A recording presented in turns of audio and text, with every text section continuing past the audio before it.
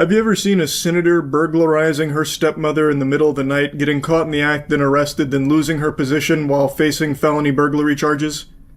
Well, you're about to. On April 22, 2024, Becker County Police Department in Minnesota received a 911 call reporting an active break-in. Little did they know, they would soon find out the suspect is an elected senator for the state of Minnesota. When I read the title from Midwest Safety, I immediately pictured Senator Armstrong from Metal Gear Rising. Half expected to click into this video and get the monologue, "Nanomachine's son. Played college ball, you know. Could've gone pro if I didn't burglarize my stepmother." But it turns out that's not the case. Becker County 911. Somebody just broke into my house. Oh, They just ran down into my basement. Did you get a look at him at all? No, it was completely dark. I tripped over him. He was on the floor next to my bed. He ran downstairs into my basement. Okay. Spoiler alert, the burglar is a senator named Nicole Mitchell. Well, now former Senator Nicole Mitchell. And she, I think, holds the title of the most incompetent burglar in human history. This is some shit out of Home Alone. This is the not-so-wet bandit here. I don't know what the thought process was. So apparently she was, like, hiding under or near her stepmother's bed, and her stepmother tripped over her, which is how she was alerted to her presence. And then she just, like, fucking pitter-patters her way to the basement to try and flee. So then the stepmother's like, what the fuck? What in tarnation? Calls the police, and she's like more confused than anything. Like, yeah, there's a burglar here. I tripped over him. He was like under my bed. I don't know if it was like a panty raid or what, but like they were under my bed, so I tripped over him. Would really love if you came and arrested them. They ran into my basement, I think. I have a little steak knife in my hand right now. Steak knife? Okay. All right. I don't know where they could have. I don't see any, She's clearly very frightened, like anyone would be in this situation. She's grabbed a steak knife to protect herself if things go south. I imagine she'd bust out some fucking Leon S. Kennedy level moves if, you know, the situation called for it. But luckily the police got there in a pretty timely fashion, it seems, because when they arrive, the burglar is still there. Police department! Make yourself known! 37 Becker got a little motion underneath the stairs in the house. Sounds like he's trying to get outside of the back to the north of the house.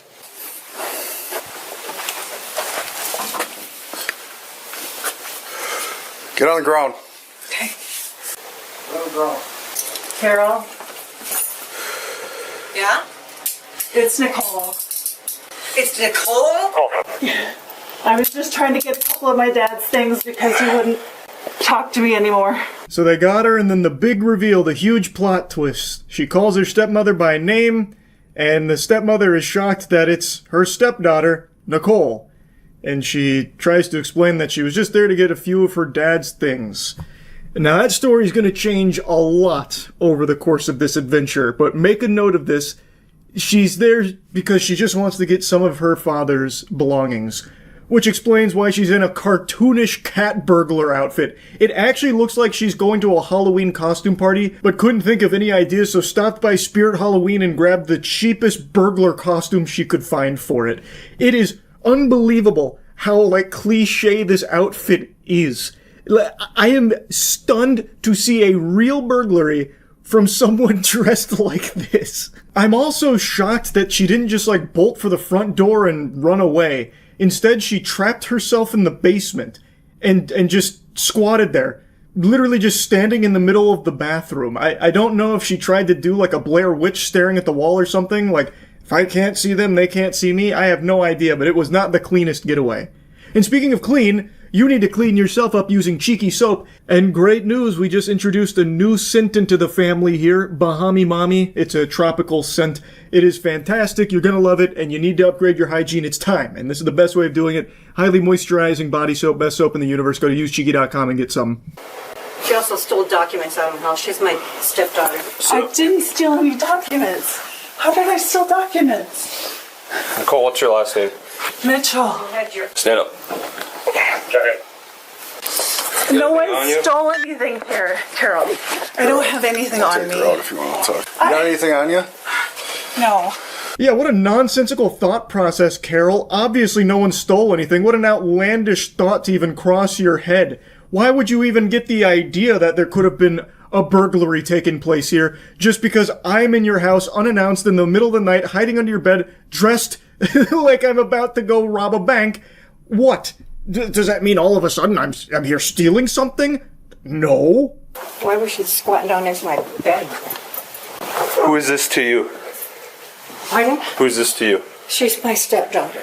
Stepdaughter. She's also a Minnesota senator. A great question, Carol. Why was she squatting down next to your bed? The world may never know. The Lord has no idea. She lives in the Twin Cities. Unknown to the officer at the time, the suspect previously was a meteorologist for the Weather Channel and a local news anchor before being elected a senator. She's a senator? Yeah. Yeah. Was.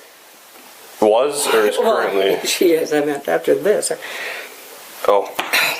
Her stepdaughter may have been a meteorologist predicting the weather, but Carol predicted the future here with this one, and she was right on the money.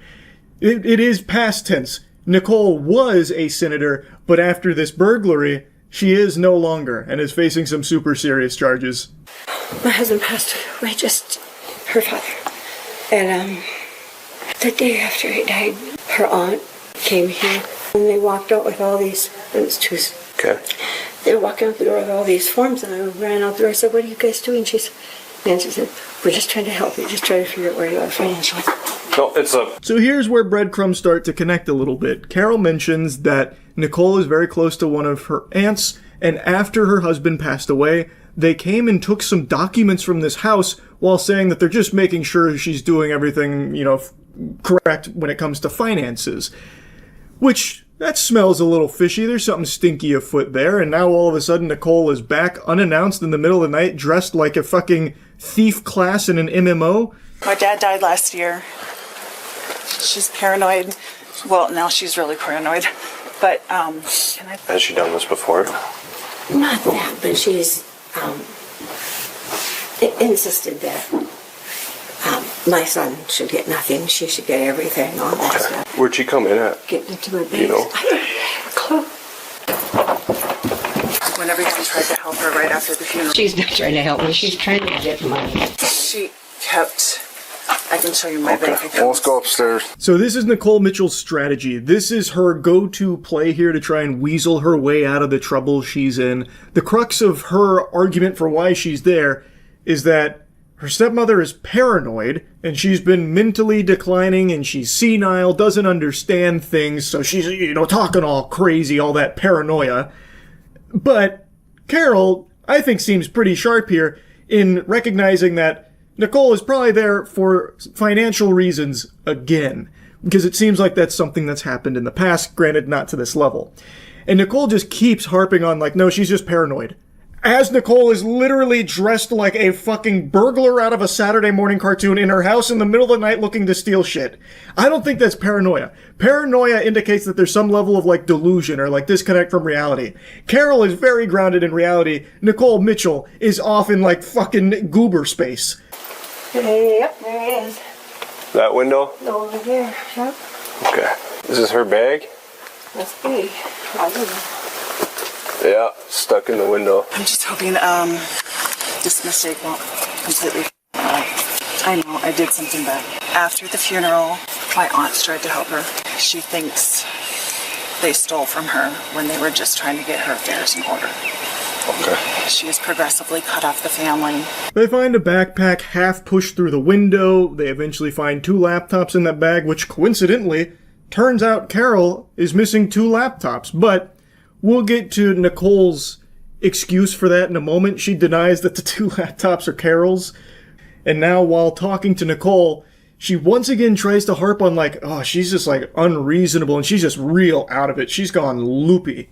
She thinks everyone's out to get her, and so she's progressively cut off the family.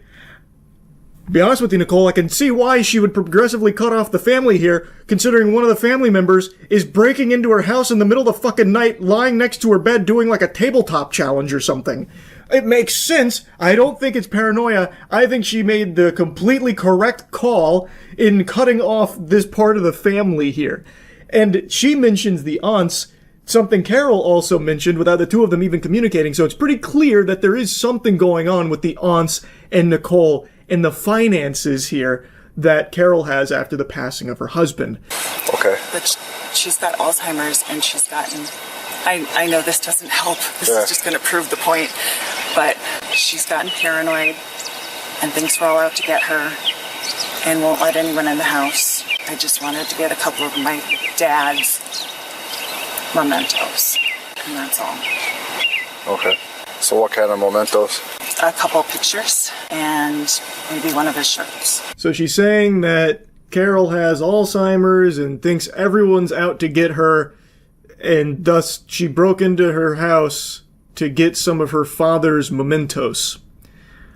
Nicole, it does seem like you're out to get her, and I'm inclined to believe other members of the family are too, considering you've conspired with them to take some documents from her house. It does seem like she's 100% in the right to think that there are some members of the family out to get her. Hi. What's your name? Nicole. Are those laptops in your backpack yours? Yes? Okay. She's saying she's missing 2 laptops. I mean, I can show you one. It's got my kid's Minecraft game on it. Okay. What's the other one for? I have one for work. Okay. She has Alzheimer's. She's been misplacing things. I can show you texts going back months saying, you know, things are missing, this and that. Okay. I'm just asking, so it's not a reason to break anybody's house. No, that wasn't my intention. Already. She decided to bring 2 laptops with her in the backpack to a burglary? It's an interesting plan. Her strategy, it escapes me, but I'm not a galaxy brain, mega mind level intellect like Nicole Mitchell, clearly. But they then talk more to Carol, and they're asking about, what did she take previously, and she mentions that what her and her aunts took last time were a bunch of bank papers. The officers are asking, well, why would she be taking these things? How does this help her? And then she mentions that her husband didn't have an actual will. So the bank papers and all that she believes is for, inheritance stuff, financial kind of gain. Which makes a lot of sense. Significantly more sense than Nicole's story. Okay, how come it has Carol's name on it? It was one that she had given me Okay. way back when to use for the kids. Well, she's missing 2 laptops. That's what she said. So I'm taking this laptop. How about this one? Okay, that one's got your name on it. Okay. That one will stay with your property, but I am taking this one. That's fine. Did you try shoving that backpack out and it didn't go out?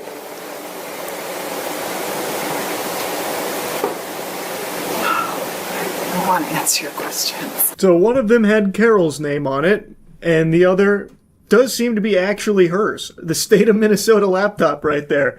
So she did, I guess, bring a laptop to this. My guess being she wanted to take Carol's laptop and upload things from it to hers, perhaps? I don't know. I'm just spitballing here.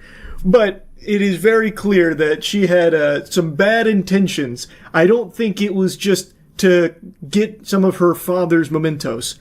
And in fact, she completely drops that narrative, by the way. After this arrest, this is the only time she tries making that claim. She then must have consulted with a lawyer or something, fucking called Saul, but Saul was too busy on Fent or something, because then she completely changes this story and goes with the narrative that she was actually only there to check on her stepmother's well-being because she cared so much. She just loves her so much and wanted to make sure she was okay.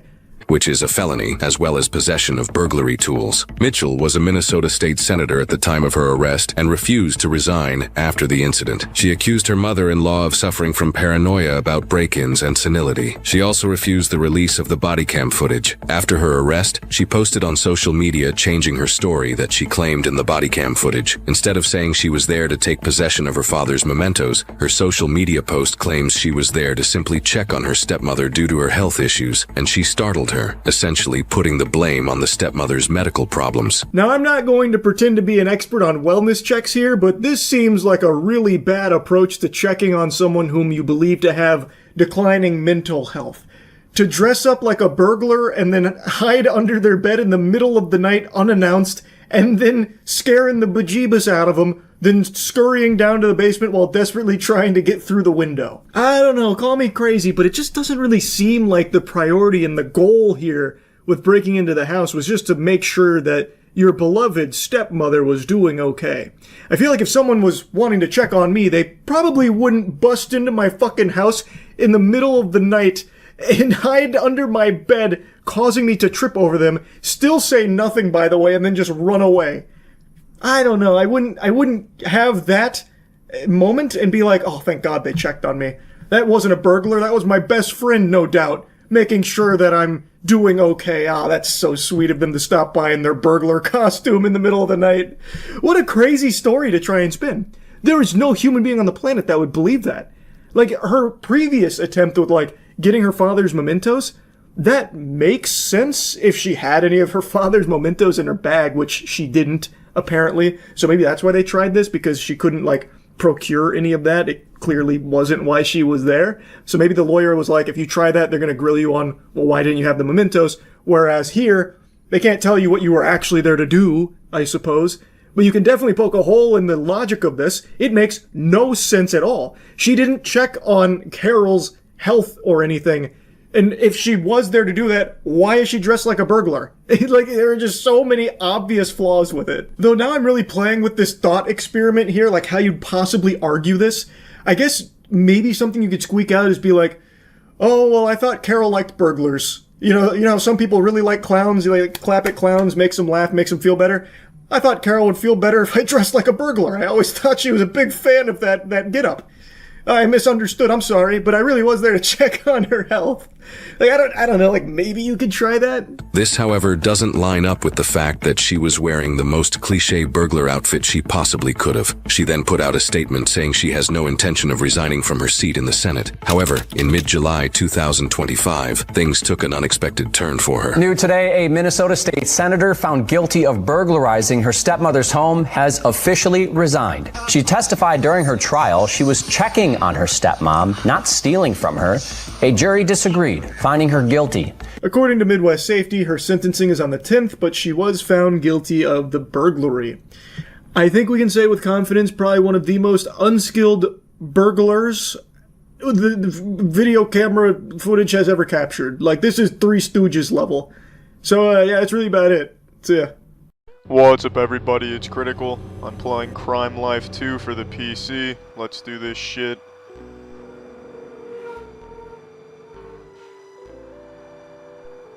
There we go. Am I James Bond? What is this? Who am I? It appears I'm some abomination from the remote, rancid swamps of Anus County. What are the controls here? Alright, what's this? Q? I'm assuming this is the sprinting animation. This looks pretty realistic. That's how I run around when I want gravity to pull shit out of my asshole. I have no fucking clue what's going on with that billboard. It's like a damn kaleidoscope up there. How do I ride this? It's got a pair of those ape hanger handlebars on it. Is it E? No, I guess not. This looks like the sneaking animation, I suppose. Oh, it's effective too. Look at this. She doesn't even see me. She's pushing me along and she had no clue I was there. I was fucking invisible. The epitome of camouflage. Who would have guessed the secret to achieving invisibility looked that ridiculous? I'm taking this orange car down. Here we go. Let me get in. What is... Oh, nice work, officer. I still don't know what the fucking key for getting in a car is. Alright. That was impolite. Alright, is that the game we're gonna play? Okay. Wait for me to get close and then drive away so I can't get in the car? Bastard. What the fuck just happened? No one was stopping this officer from getting to where he needed to be, not even a fellow deputy, damn. Better luck next time, pal. Now you've given your gun to the villain from the Rocketeer here. This is simply terrifying. Give me your car, please. Well, I should have guessed. That's just a static picture there on the windshield. But it doesn't detract from the realism present here. This is absolutely incredible. I'm playing the fucking GTA 6 pre-Columbian build. What pants will go well with ZD arms? Now, these look pretty good. What else do we have here, though? Alright. None of these are really screaming sauce to me. I'll settle for these. These don't look too bad. His damn feet look like those old-ass hopper poppers. We'll go barefoot. His ankles aren't even connected, but I mean, who needs ankles these days? And his hair is merged with his jacket. What the fuck is with this camera angle they're giving me right now? Am I looking for seashells while I'm writing this? What is this nonsense? I didn't even see that guy. That's not my fault.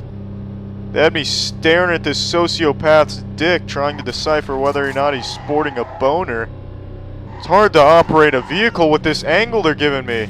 Damn. The bullet to my back is not worth the 10 bullets to your titties. Come here. You think your elite officers can stop me? I'm not fooled by this advanced tactic. I know all about this bouncing shit. I've seen it in the action movies. Yeah, get out of here. Oh, you want some of this too? Yeah, take some of this. Just having a little old squirt gun match with this bitch. Now I'm having fun. Driving my favorite automobile through a barren wasteland of a world once forgotten. This is incredible. Well, that figures. How is this considered swimming?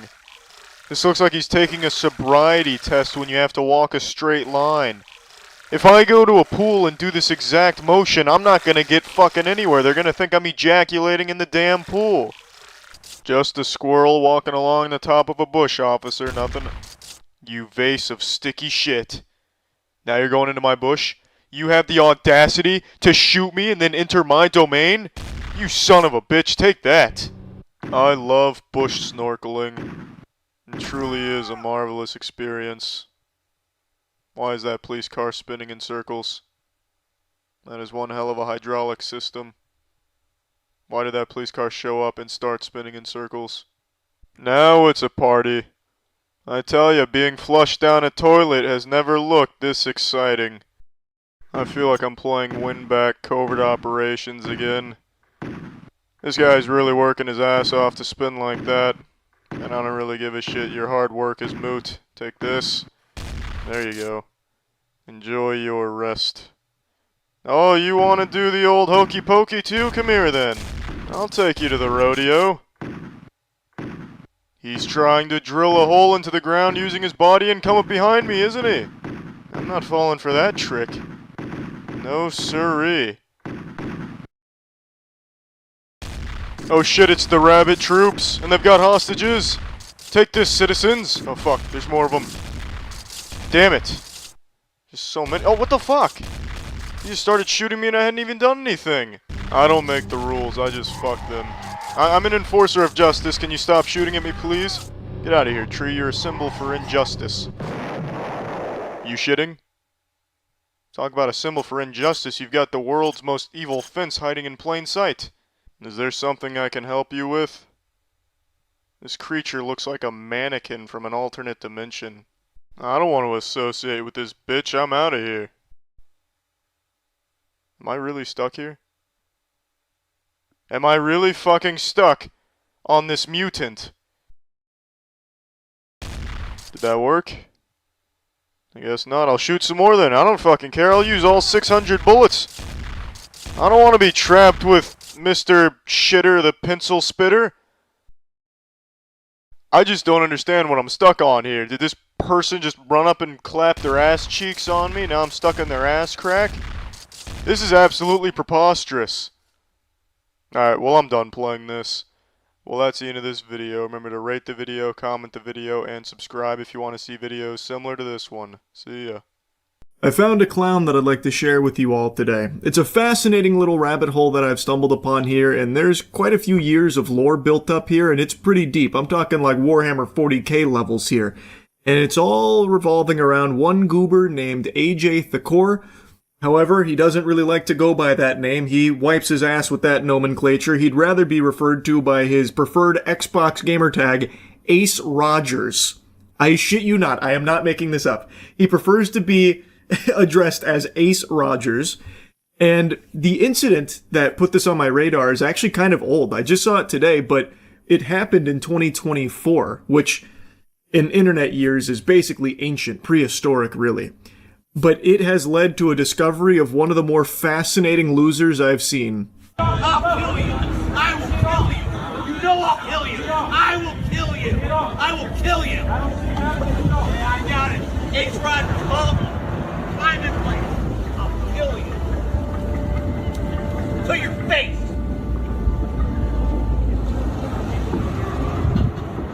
There he is in all his glory. So he cruised up here on his Lamborghini yacht, this is more important to them than his own life. This boat means more to him than oxygen, really. And he was denied access to this private dock. A worker had turned him away, letting him know that he didn't have permission to dock there. And he just immediately had a fucking freak out. He blew a gasket right away. So he starts seeing red, and he starts threatening to kill this guy. And the worker doesn't even really seem to take him seriously. He just hits him with one of these and just lets it sit and linger there, and it just makes him even more upset. So as he is driving away, he gets so upset, the rage bubbles over so much that he takes his pants off and starts wiggling his wiener at him. He starts shaking his cock. He goes whole hog and just starts like helicopter dicking his flaccid cock around.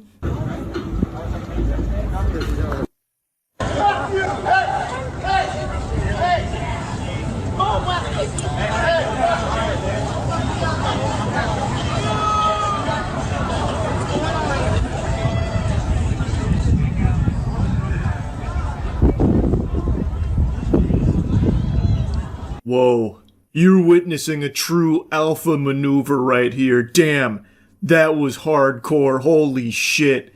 According to the worker, by the way, there were like women and children around here. They are just in public. You can see people walking around behind him. Like, it is just out in public. Then he has now just exposed his genitals in front of everyone there. I'm always so shocked to see that being like a common tactic used in like a heated argument where you just get naked. Like, checkmate! Look at this! This is my dick! I win! Like, I don't really understand, but, you know, maybe I'm just not, grandmaster level here like he is of being a top-tier yacht owner. But what I will tell you is, I went through and censored that myself, which is why I can see my handiwork there with the black bar. I had to go through and, like, frame by frame, try and censor his penis. And I truly think that I was wrong and was way too charitable saying he was helicopter dicking, because I don't think his penis even makes it into his hands. It was a very unimpressive size there. There were times where it didn't even look phallic. I thought for a second there I was watching him play with his clitoris like he was DJing himself.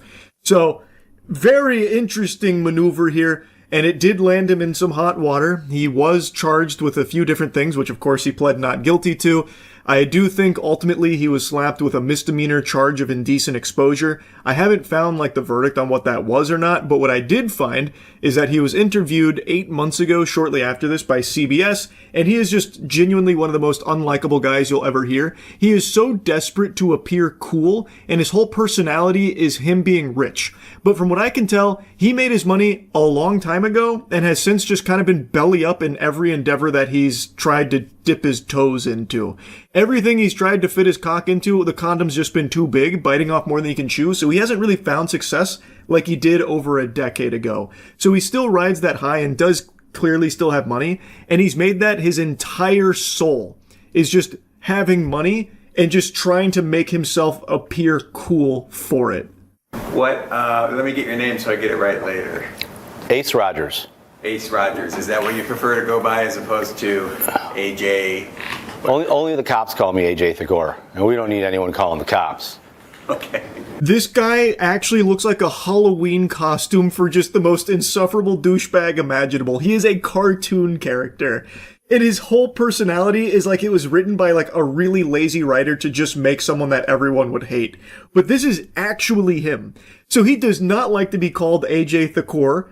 He just wants to be known as Ace Rogers. It's like a name I'd see on Summoner's Rift or something. What the fuck? He is not a very young guy, by the way. And he is actually going around with this mentality. By the way, that briefcase of money that he puts there, that's his own prop that he brought. He wanted to make sure he could flex some money in this interview because he can't be seen without it. It's like makeup for this guy. It is all that he has. Without it, he is nothing. He is just a shell, a husk. So he brought this briefcase of money. I don't even know if the money's real, by the way. It could very well just be like fake prop bills, but he claims it was from Super Bowl betting. So he won $500K. He said it's $500K in the briefcase and called it poor people amount of money, but that he wanted to spend it anyway. It's so unbelievably embarrassing. It is so comical. And I'm honestly surprised he didn't put like a cigar in his mouth and light it when he said, "Only cops call me AJ Thakor, and we don't need cops being called here now, do we?" I bet he thought that line went so hard. All right. Well, what's going on with the yacht? Well, I'm selling my Lamborghini 63 yacht. It's definitely a prized possession of mine that I love more than anything, but circumstances have evolved where I want to sell my yacht. So I mean, do you need the money, or why are you selling it? I obviously don't need the money. I'm fucking rich. I'm not like all the common folk. This is something the extremely wealthy like to do. Sell their most prized possession they love more than anything in the world in an urgent sale.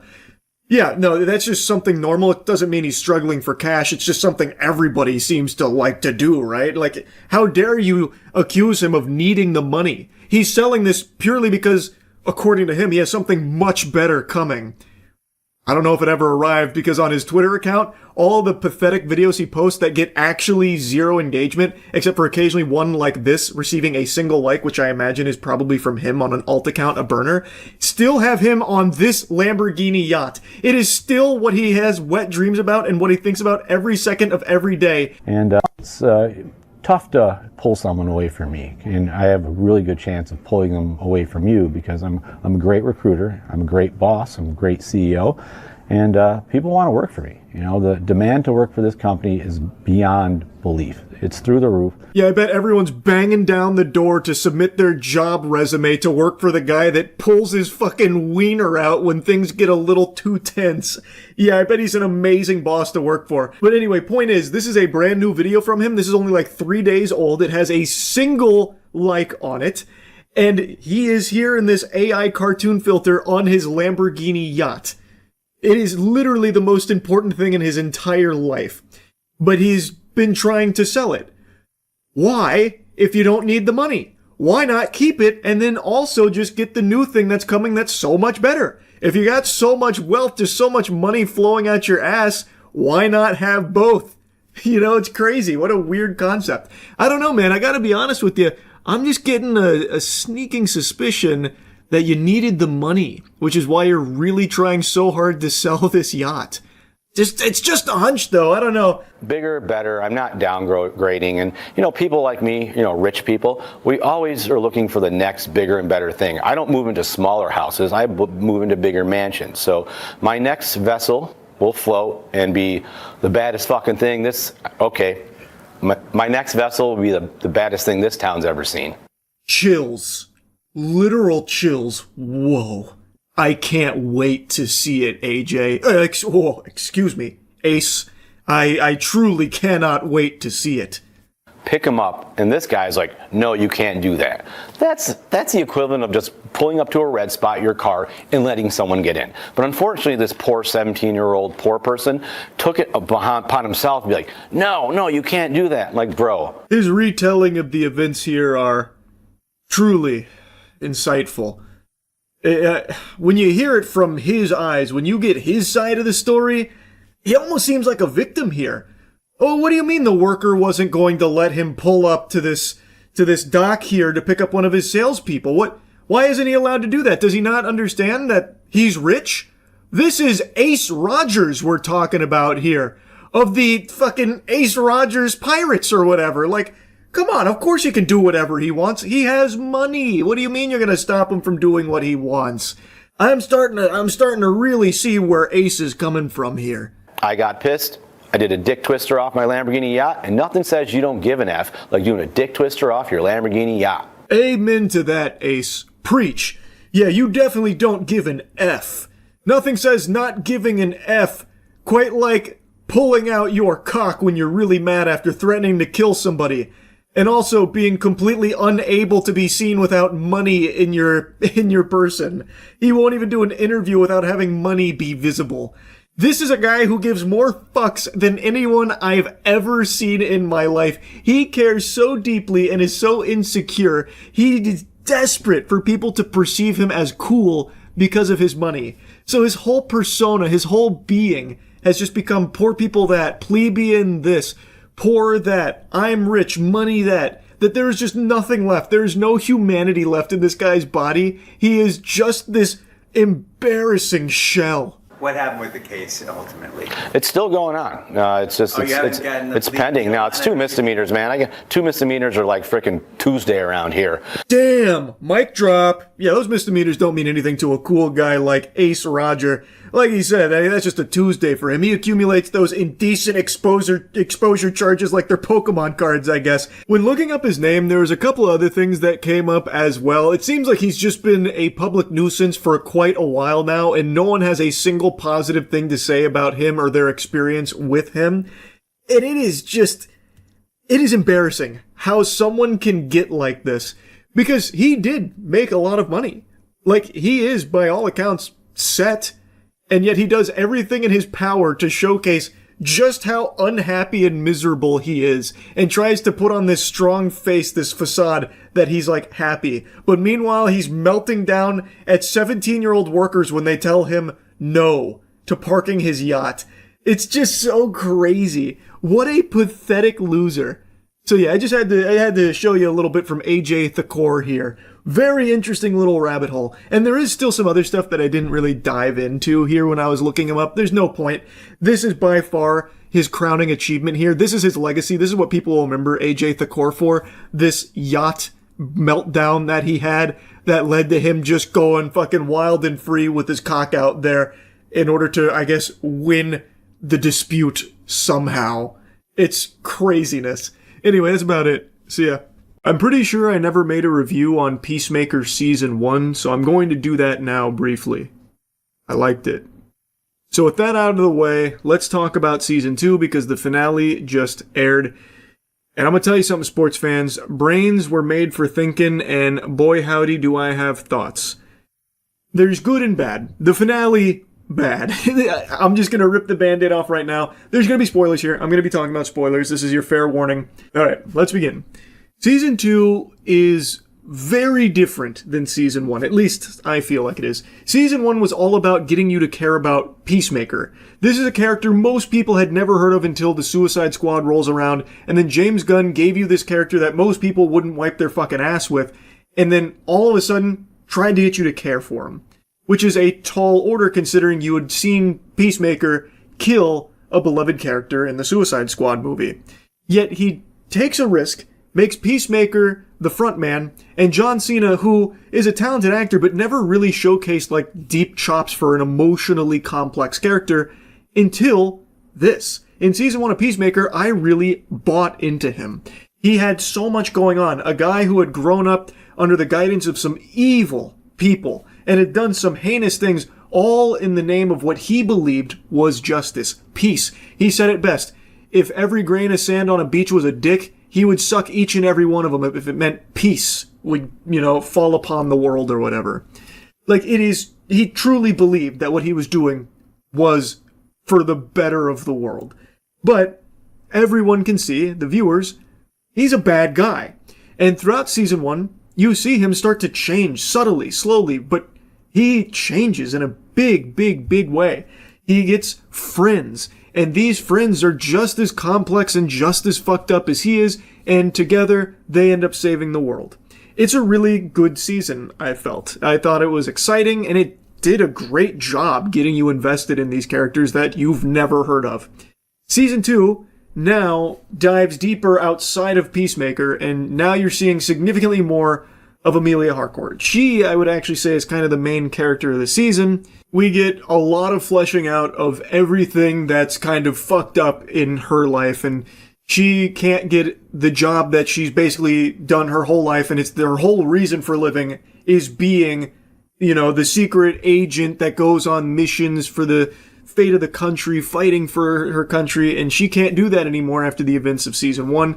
So now she's just fucking cruising bars, getting into fights. And we see a lot of what happens in Season 2 through Amelia Harcourt's eyes. It's not like POV, I'm not talking like fucking Cloverfield or anything here, but like, we are following it through Amelia Harcourt going through it. But that's not to say that Peacemaker fully takes a back seat or anything, like he is still very present. He's going through a lot. So Season 2, he is now really exploring the dimension access that he has.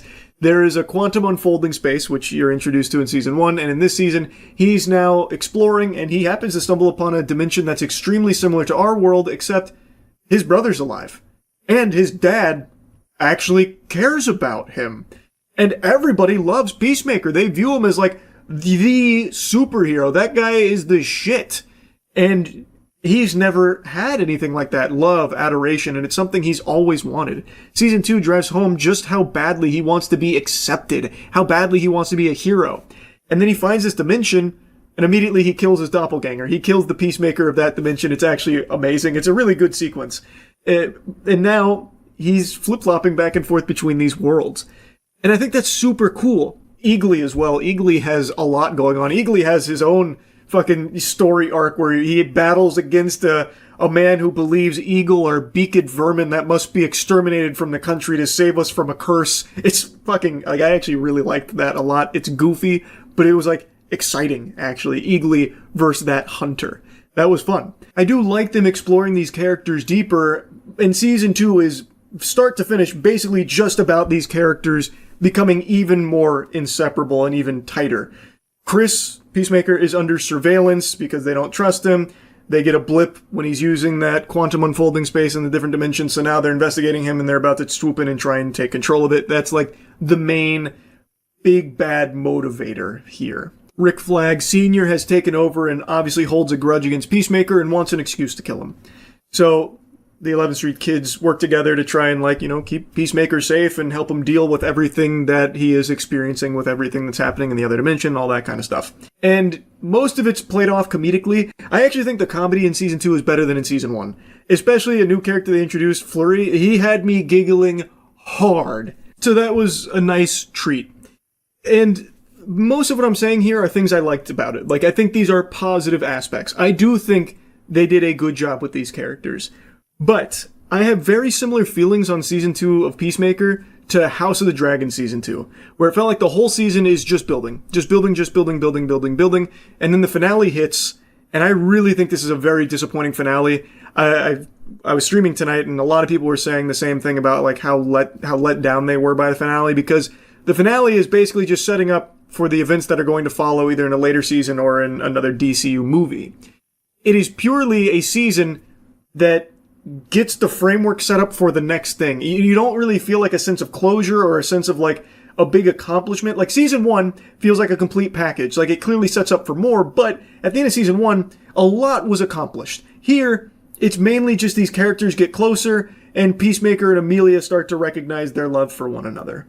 Like, things happen, but there's no real sense of, like, anything, you know, huge or any kind of, like, big resolution. It ends with Chris getting trapped on another world. And that's it. And the finale is mainly just a music video. You spend more time listening to bands in the finale than you do watching a show, really. So, like, it is disappointing. And it feels like the journey here didn't really have a conclusion. And that the journey was really the friends we made along the way. Like, full stop. Like, that is unironically kind of the experience of season 2. So it's just underwhelming that it builds to things that don't even get concluded in the show. Like, it just sets up the pieces on the board and nothing else. Like, and I understand, like, getting ready for the next phase and moving down the line with more DC projects and needing to make this fit in and getting it rolling. But, like I said, with season 1, it still felt like it accomplished that while giving you a complete experience in the season, where it felt like things were happening. Season 2 also, like, it doesn't have a whole lot of action, which is fine because it does good character work. I think the writing is solid around the characters for the most part. But, like, there isn't a whole lot of Peacemaker doing things. Actually, I'm pretty sure Peacemaker only has 2 scenes in the entire season of him actually, like, fighting.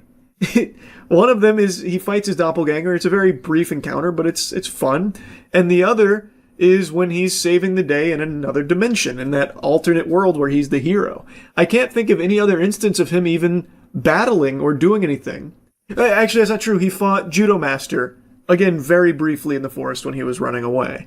It's like he just didn't get a whole lot to do, and that's kind of the same song and dance for every other character. Outside of, like, developing them further as, like, friends and, you know, all the fucked up baggage that they're carrying and learning to come to terms with it and move forward and be stronger from it, outside of like those character struggles, there's not a whole lot of things the characters get to do, like actively do. So overall, it's just a little disappointing, especially considering the note that season 2 leaves off on with the finale. The finale is like shockingly weak. So I didn't dislike season 2, like I still did enjoy it. It's not bad, but it is, I don't know, it feels a little undercooked. Like there was definitely a better meal that could have been served with all of the things that they had, like all of the ingredients. I think they were too focused on like setting things up for the next, you know, either season of Peacemaker or the next like Superman movie or something like that. I think it was a little too thinking about the future that it kind of neglected what would make a season successful, like Peacemaker season 1. So I think it was a bit of a step back overall, but I didn't hate it. Anyway, though, that's just kind of how I feel about Peacemaker Season 2. That's about it. See ya. I come before you as an evolved specimen, a new man, recently freed from all witchcraft and curses. Well, all but one, I guess. The short spell is still largely in effect on my body, but even that I feel like is starting to wither. I think it's finally starting to show signs of weakening. I think I'm overdue for a growth spurt any day now. But aside from that, the curses I once carried are gone. And I ask you, what is the best feeling in the world? Big boobies in the palm of your hand?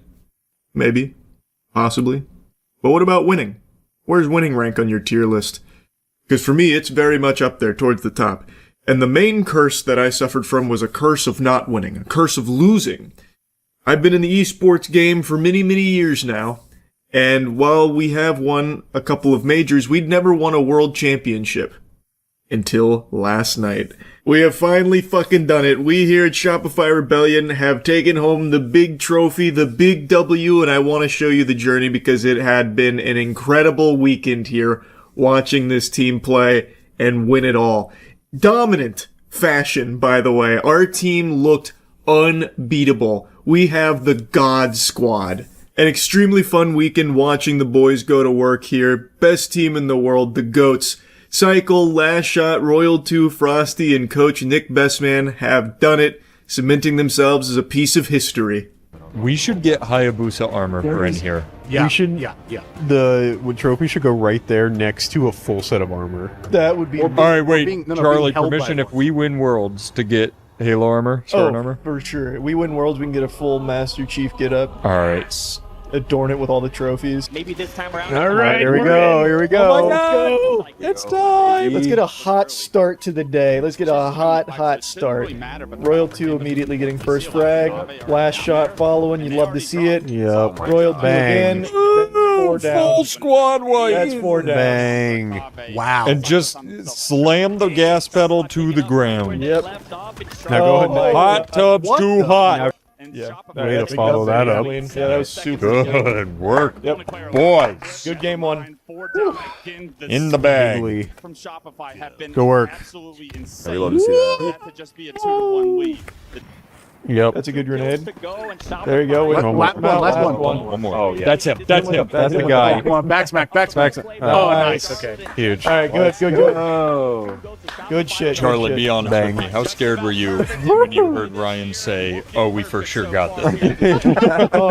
I'm not that superstitious anymore. It's okay. Oh, I still am. That's okay.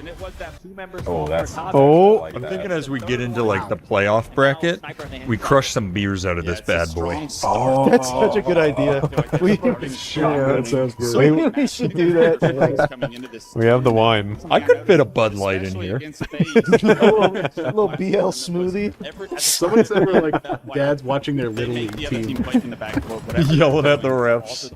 That's probably GG. That's probably GG. All right, good work. A clean 3-0 and a handshake. Give them right now, but this game's gonna be There nice. Nice. boys. Everybody's been saying I could probably beat Connor in a fight. to try and take some bodies here. That's the big talk. I think everybody has been saying that. I don't know about a fight, but I know you could beat him in like a name spelling competition. Three-man advantage. SLG last player alive. Glory spawns up as well. Keeping my cool in situations. Not allowing that flag to get moved. Not being a shit person. Trying to connect onto Glory, who just slid under that sniper rifle bullet to get out towards the tower. Everyone walked by. Does not check both ways when he crosses the road. Whoa, baby. Oh, and he's still clapping. Incredible. Somebody find the kill. Come on. Okay, way to clean him up. Let's make like my ass and wipe him. Defensively superb. Make my ass and split. Lose an opportunity here and now have to deal with the flood from Shopify. Lot to talk about there. How about Lashot going towers? Make like my ass and him roll. Frosty off the spawn. And just like that was they immediately turned the tide. They fly right out of their base with ease. We all got real stuck there. That's All right.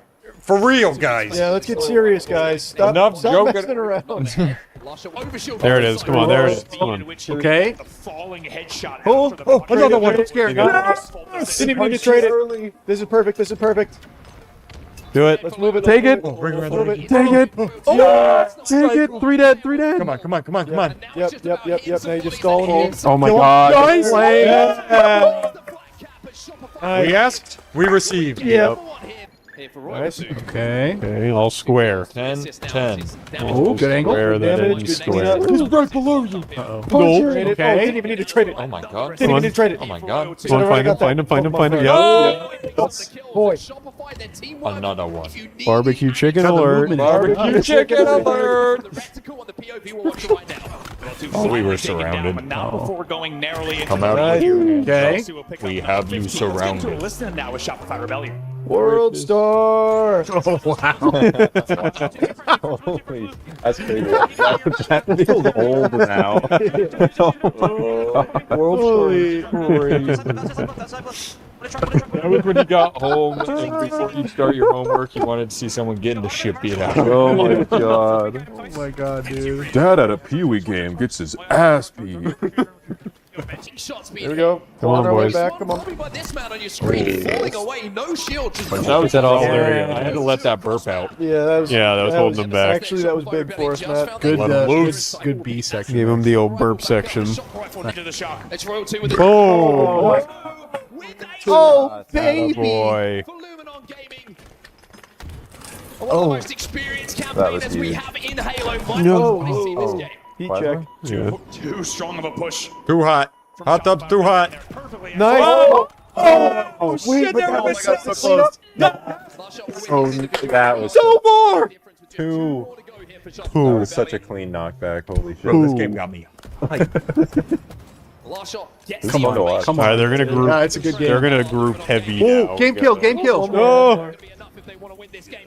Nice. All right. Yeah. All right, one more. Nice. Attaboy. Yes. Good grenade. That's a great grenade. Nice. Even though SLG goes to the remote detonation, it will not be enough. Attaboy. Got your teeth out on him. No, shark doesn't fall out. Oh! Royal 2's going nuts. Oh! May I get another one? Oh! Come on. Sorry, I asked for too much. Need to clean up? Yep, cleaned it. It's good clean. Triple clap. There it is. They call that the triple clap. Triple clap. Clap in your cheeks. Triple clappy. God damn it. With everybody else from Shopify flooding towards C. Wait. No, wait, hang on. Hey, get off. Get off, Hey, guys. boy. Hey, guys. I think they got it. Go on, get. All eyes on A here with the All right, Shitter, get off the point. We did it. Nice. Nice. Good game. Another Good clean game. 3-0. And you know what? They're done for the day now. There's definitely not more games. Us, they're It's done. a scheduled permanence thing. We can't see it. If we're not here, they won't play. That was fucking great. Yeah, they killed it. Yeah, they have one more game, but it literally won't start till 11:30. So I think that's probably where the watch party for today will be called. And then tomorrow we're running it back bigger and better. Damn right. We're at it in YouTube stream. Whoa. We're adding in double the chicken. Whoa. Talking about That's our the butts 120 pieces More of chicken. butts. So many farts, guys. This room will smell horrible. So many much butts. shit. And magic pussy. There's gonna be flying Magic everywhere. pussy. Specifically, what they had worked on. Good grenade. There we go. Come on. Flush them out. Come on. Look like my poop in my toilet and flush them. When we talk about FaZe, the way that they dealt with their jet. Oh, yeah, we're back. We're alive. Oh, here we go. Yep. Yep. Oh, They're Fucking throw! That cycle, he's built differently. Oh, my God. Now you get the bomb and you put it in him. You put it in him. He's coming. Put it in. No way. Put it in. Good. Nice. Oh, wow. Did he get it? He got it. He got it. He got it. That was huge. That was Nice really job. cool. Were you talking like a pirate yesterday? I don't remember if you were. I was listening through a water. Through what? Through a water. One more time, matey.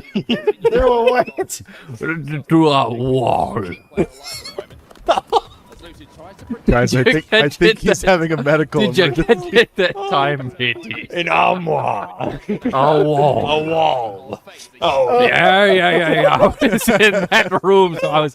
A door maybe would have been a better way to I actually phrase thought you it. were trying to say door, yeah. I thought you were, I think I said like a.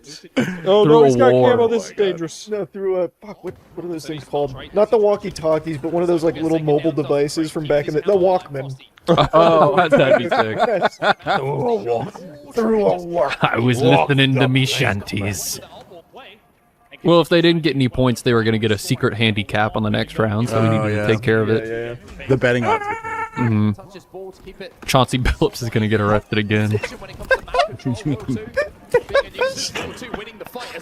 As most pirates do. Yarr. We hate gambling. We're not gambling. X marks the spot. If it's not in there, somebody's already been there, matey.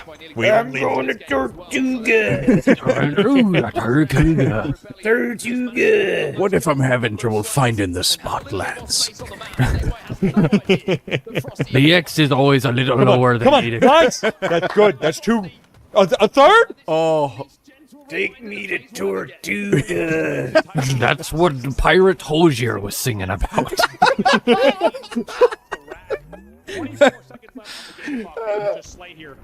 I know we're trying to let time run down.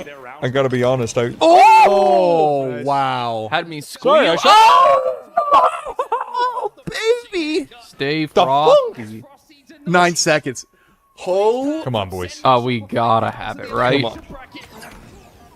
Come on. And this would go to game, or this like would game. go to the last game, and the last game is definitely in our favor. That's That's so huge. big. What a big. We gotta clutch this up now. What did I say? They were waiting. That what I said to him.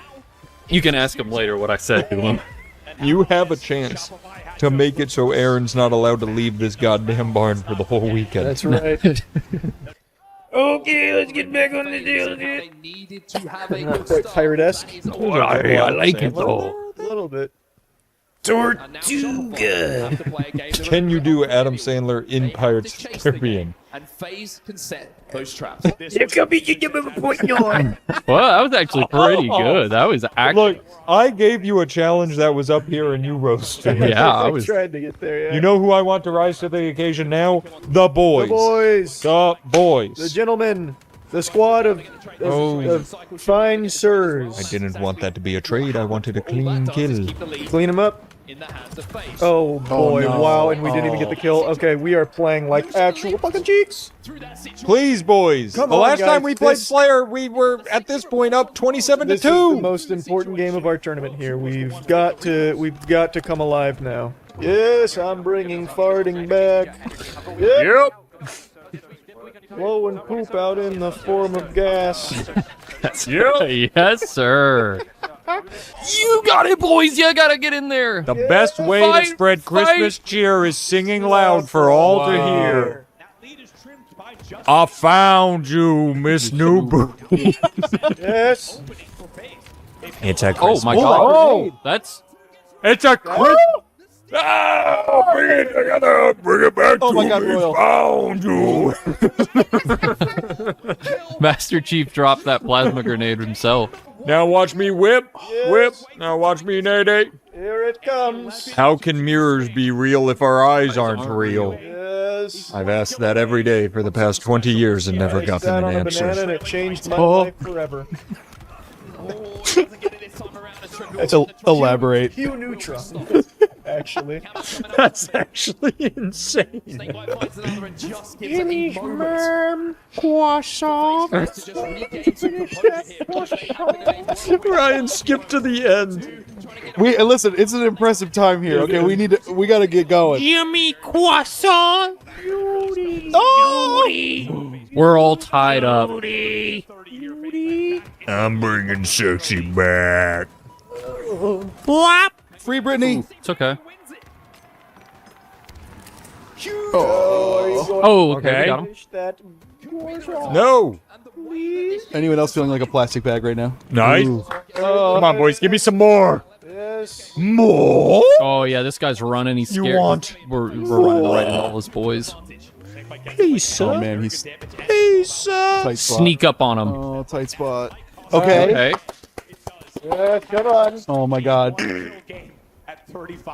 Oh, yes. I love thinking about the SR fucking social team trying to pull clips from our watch parties. Ooh! Promiscuous girl. Promiscuous girl. Teasing me. More like Oh, the Nelly boys are back in Barkbottom. town, dude. Nelly fart time. Oh! Get that fart on him. Hold on him a Come little. on. Ooh.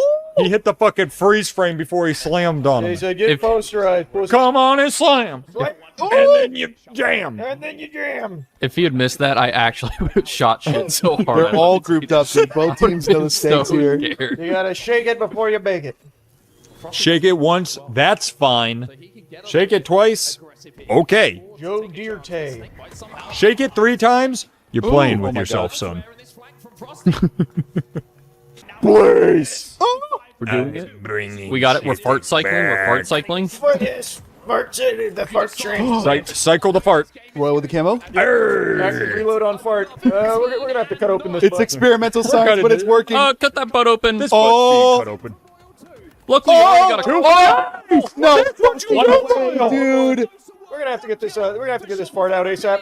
Yeah, let's get That's what Royal does. End it with a fartsarian. that. Sir, I'm sorry. Your colon has. Oh, then.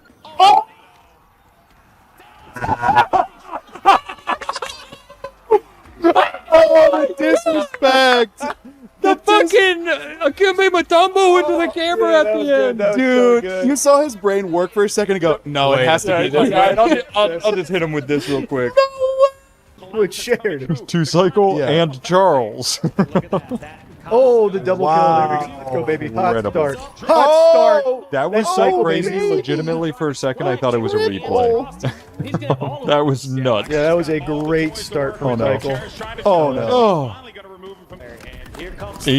Oh, I thought he took 2. That's okay though. That's still good. 2 would have been So insane. good. That would have been insane.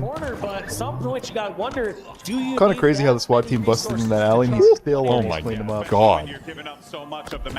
Oh my god, dude. Disgusting. Oh, he's doing the happy wiggle. an absolute shellacking that we're seeing from Shopify? Wow, they gas just Shellacking. Camera A back. Oh no. Oh, okay. Good. Nice. There we go. Well, he does actually stop. Oh! That was disgusting. That was beautiful. Slid in like a stick of butter. And now they're going to continue to march their way forward. Just a... Yep. Look at this. World 2 realizing this sweep. Just need a little bit more. God, 8 points. A little bit more gas. Where do they even below go? you. Here? They're all over A. They're right underneath Royal right now. They're coming up. Oh, you didn't see Very him. possible for complexity. Oh no, Royal. Don't have any Wait, okay, wait. He gets a kill. Oh. That guy not see him up there? It's 2 for 1. We need this. We need this. Nice. Oh my god, I can't believe that guy didn't see Royal. big. That's big. That's full wipe. And we got A. Whoa. Come on. More kills to secure this game and the series. That's definitely.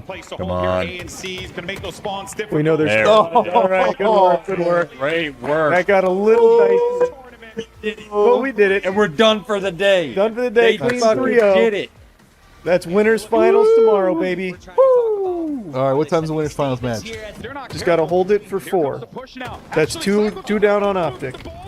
There we go. Nice. Wait, he See? snuck it That's in. how you do He it. snuck it in. Snuck it in. It's just like Chuckles said. It's just like the pirate Jack Sparrow once said. Yes.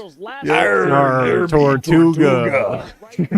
You'll always remember this is the day Charles went to Tortuga. You best start believing in Tortugas. You best start believing in butt. Danny, I have a jersey for you, but Oh! 2 down. All right. You best start believing in boobs, Miss Swan. You're wearing You got 2 of them. Very efficient this time about. Matt, do you think that women wear boobs? Yeah. Yeah, it's like an accessory. Oh, okay. We used to have some, remember? Oh, yeah, that's right, we did. We had our I own know how pair they of work. titties. We might still have Honkers, those. if you will. I will, thank you. It's crazy to think they serve like a practical purpose beyond fun. Right? Fun isn't practical. I was going Is to say, there- fun is enough for me. I'm Is gonna there be honest. anything else in this world that serves such a practical purpose that is also so much fun? Video games. I would argue the practical part. Yeah, that's true. That's a good question. more What, practical. what else is so fun and so practical? Eating. Eating. Eating like some good food. That's where my brain goes first. Tortuga, maybe? Yeah, so I Yeah, guess the Tortuga. original purpose is the practical, and the new purpose is the fun. Well, it's not new. I think it hasn't been Well, like no, that. I should say it's transformed Okay. in a way that, like, we don't only eat the practical food, we eat yummy food because it's fun. When boobs first were there, practical purpose. And then we figured out And then we fun were like, wait a uses. second, we can have fun with these. Yeah, there's more to this than just milk. Oh, there actually is a good answer. It's Viagra. It was supposed to be for heart medicine, and they were like, wait a minute. Oh, It's that's also true, fun. actually. Huh, that's a good I would one. argue the current use of it is also practical, would argue not that just the too. heart related. I use it for fun to see how much willpower I have. Stay down. Don't disobey me. Matt in the bathroom in the mirror. I am in control of my domain. Oh, come on, Royal. Come on, Royal. Ooh. Buy some time. Hey, put No. that. Oh, my Back, God. Mac. Attaboy, Roy. Back, smack. Oh, that was actually... Almost got it. That's right. Yep. Do you think the first ever poop freaked that person the fuck out? What's happening? Guys, I'm okay, and I actually feel better. All right, good Good game. game, Good way to boy. open the Boy, day. that's an awesome Way to open the win. day. Nice. Nice kill. That's a great kill. Yep. That's Yeah, another there great it is. kill. Coffee pot. Double kill. Royal 2 is on the hunt. Nice. If you think, oh, I'm going to be able to get away with this, nope, you're going to be dead immediately. And that goes Watch to your what left. you're talking about, Dave. Watch your 6. She's got shock rifle. Now watch behind. Oh, no, there's another guy. Nope. Trade. Oh, you got the trade. Oh, wow, he That's got that. crazy. Yeah, you got the trade. Let's One more. rock. Let's rock today. One more. Let's rock. Let's Oh, rock. oh, man, he- today. All right, we're grouping. We're Oh, grouping he's up. got... Oh, Careful. God, he's so close to being the... Oh, he fucking put that in his teeth. He's shaking. Oh, Oh, that bitch. he's screen cheating. Nice, Royal 2. Come on. Boys are grouping. Whoa. The movement. The G slide. The G slide. Oh, that's what. I've never been able to find the G-slide, yeah. You guys found that? No. Oh, okay. I read about it once. It's a myth. Saw it in a magazine. Yeah, I don't think it's. I read something once. The Sears catalog. Too personal. Ball game, right? When Cycle just kind of swooped in, he could have. All right, come on, guys. Let's lock in. Close it out. 4 more. We're also definitely not old enough for the Sears catalog. That's a fucking lie if How I've dare ever heard you. one. I remember when I was a kid, my parents subscribed to like a bunch of magazines, Sears catalog being one of them. I would constantly look at that. Oh, he's probably just trying to deflect. And by constantly, I mean Oh, like once or 49. twice. Like, okay, I guess. But I'm saying, you masturbated to the Sears No, catalog. no, That's what I'm saying. I We're looked not at old it, I enough for looked at that. it. Good, hey, good game. Hey, good job. That was good. Good game too. That was good. Oh, there it is. If you could have lived, I would have shit my pants. Still good. I've shit me britches. Oh, we have a long day.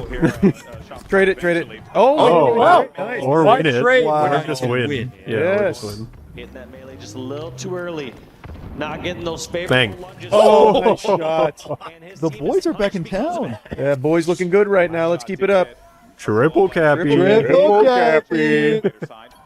Aha! I'm working on my plankton. Oh, is that what that was? What? It's just an ordinary crab. Oh my goodness. I like when Chase does that. Chase is so good at Yeah, plankton. he is so good at plankton. Wait, do you not like when I do it? No, we Can like you when do it Chase- again so no, I we can said judge? Chase, man. Sorry, No, I haven't been working on talking like plankton. I've been working on singing like plankton. Oh, you gotta It's sing right inspired by- You're singing your Pink Pony Club? Yep, that's how it Bendiction. started. Oh, okay. There we go. Scary. Nice. That's 4 down. Nice work. I hate that they have So they're just continuing. Grr, Do you know what's happening right now? Triple Cappy. Triple Triple Cappy. Cappy. And that is a certified Chick-fil-A free sandwich Triple for all Cap of moment. you. Check under your seat. All you have to do is buy your own sandwich. What was the 2024 Toyota moment. what was the Shaq thing? Is it barbecue chicken yeah, time? barbecue chicken alert. Barbecue chicken I want alert. to see why he said that. Why Because did he whatever say that? restaurant he said it about, we're getting for dinner. It's got to be Oh, big that's chicken. funny. It has to be big chicken. It was. I think it was a fucking radio show. I don't know.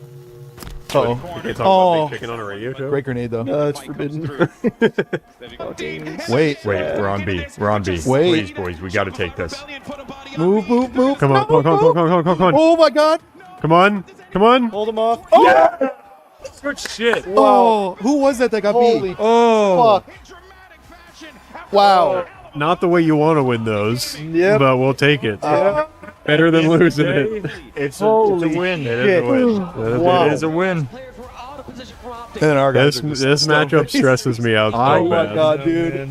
I love and hate. Yeah, that's obviously it's so good for sport, but also I just win. Yeah, it's like the Exactly. best esports has to offer is this fucking matchup. Who's going to go and grab that one and use it? They didn't get a hit with that grenade, so I think he's going to sneak on by. Nice. Great reads from World 2 getting behind enemy lines here. Nice. Oh, There we go. Hey, God, his positioning is so good. Thank you, Royal World 2 2. is unreal. Yeah. He is- Triple! Let's keep it going. Quadra kill. Capitalizing on that chaos, giving his team now. Oh, yeah, the patience was Yeah, that was how Plankton would say quadra kill. And he's not stopping just yet. pretty impressive that you're able to pull that out. Thanks. Charlie said he loves when I say that. Yeah. I like it. Especially because it's That's, overkill. Pretty sure. It's, yeah. It depends which one. Plankton's version of Halo is different. 'Cause it's underwater. It's underwater. That's It's a fair. completely They don't different have- system. Yeah, you wouldn't understand. Yeah.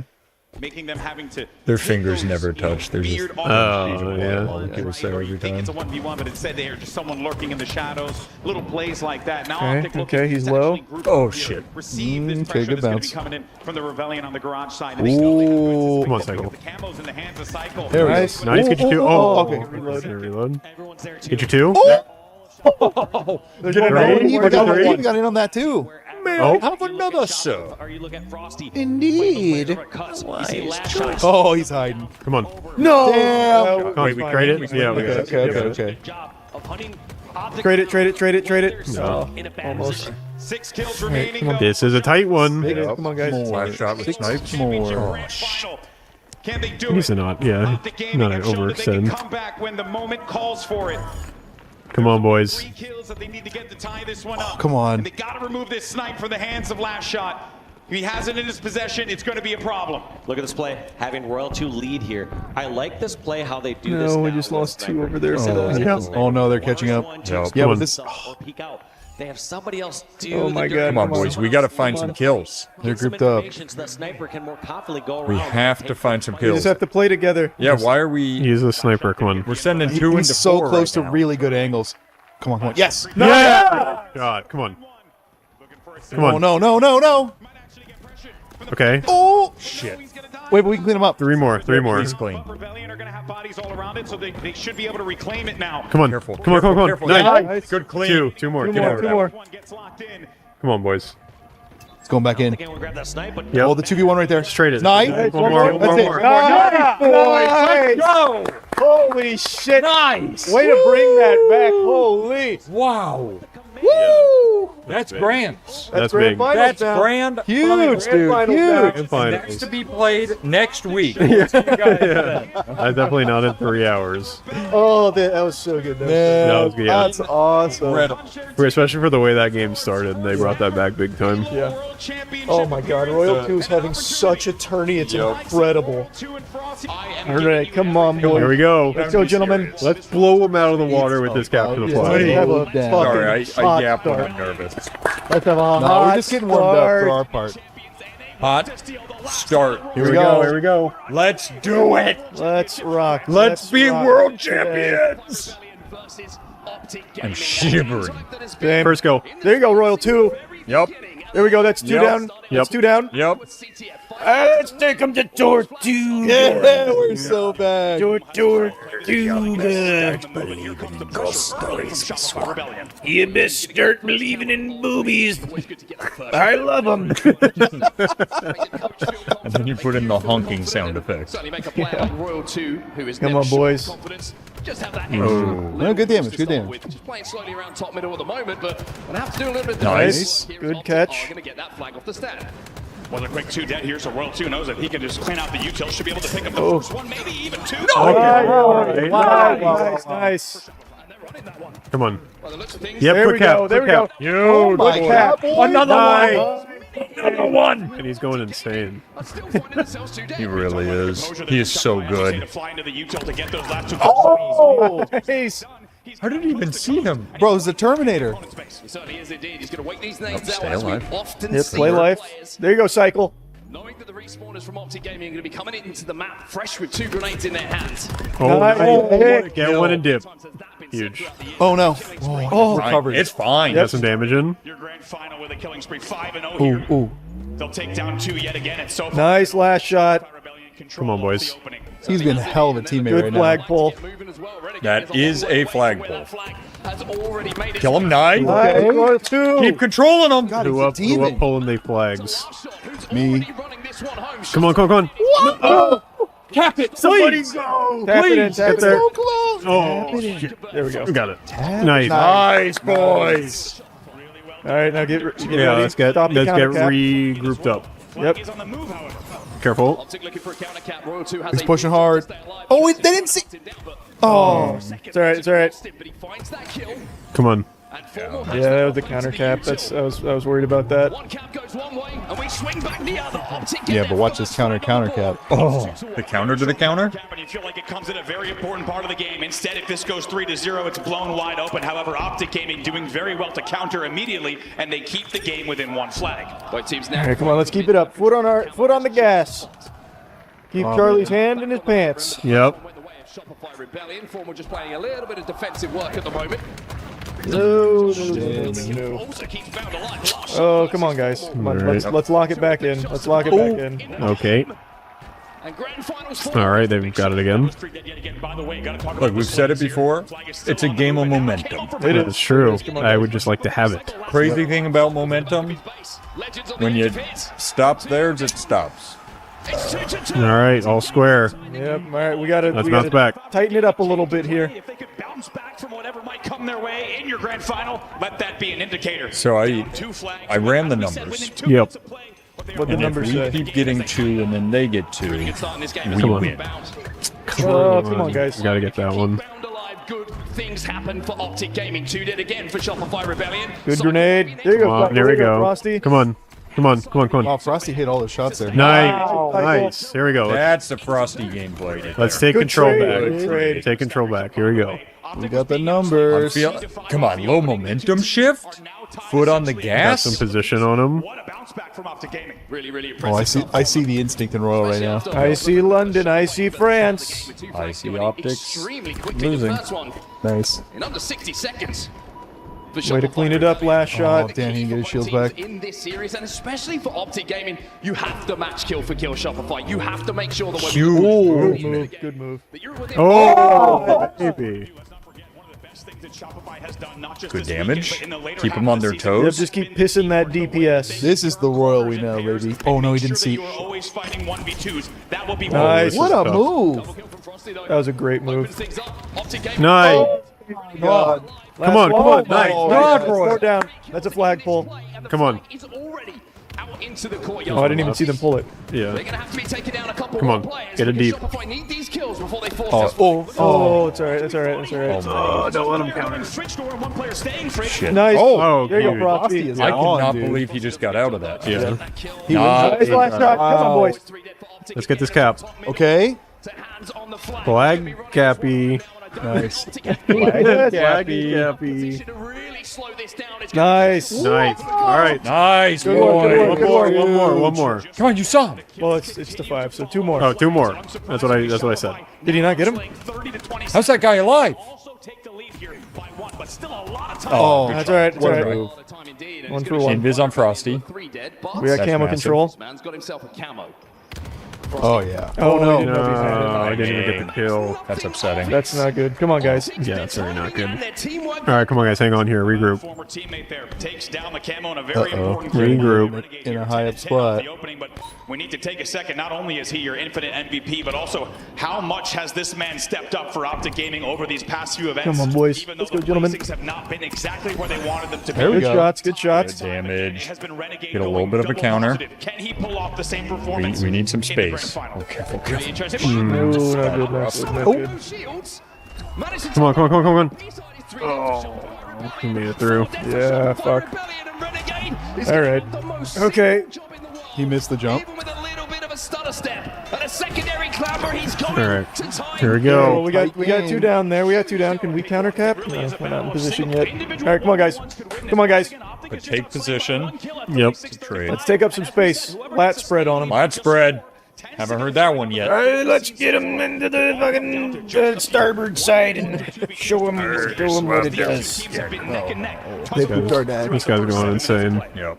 2v2 on the map right now. Come on. Enemy lines.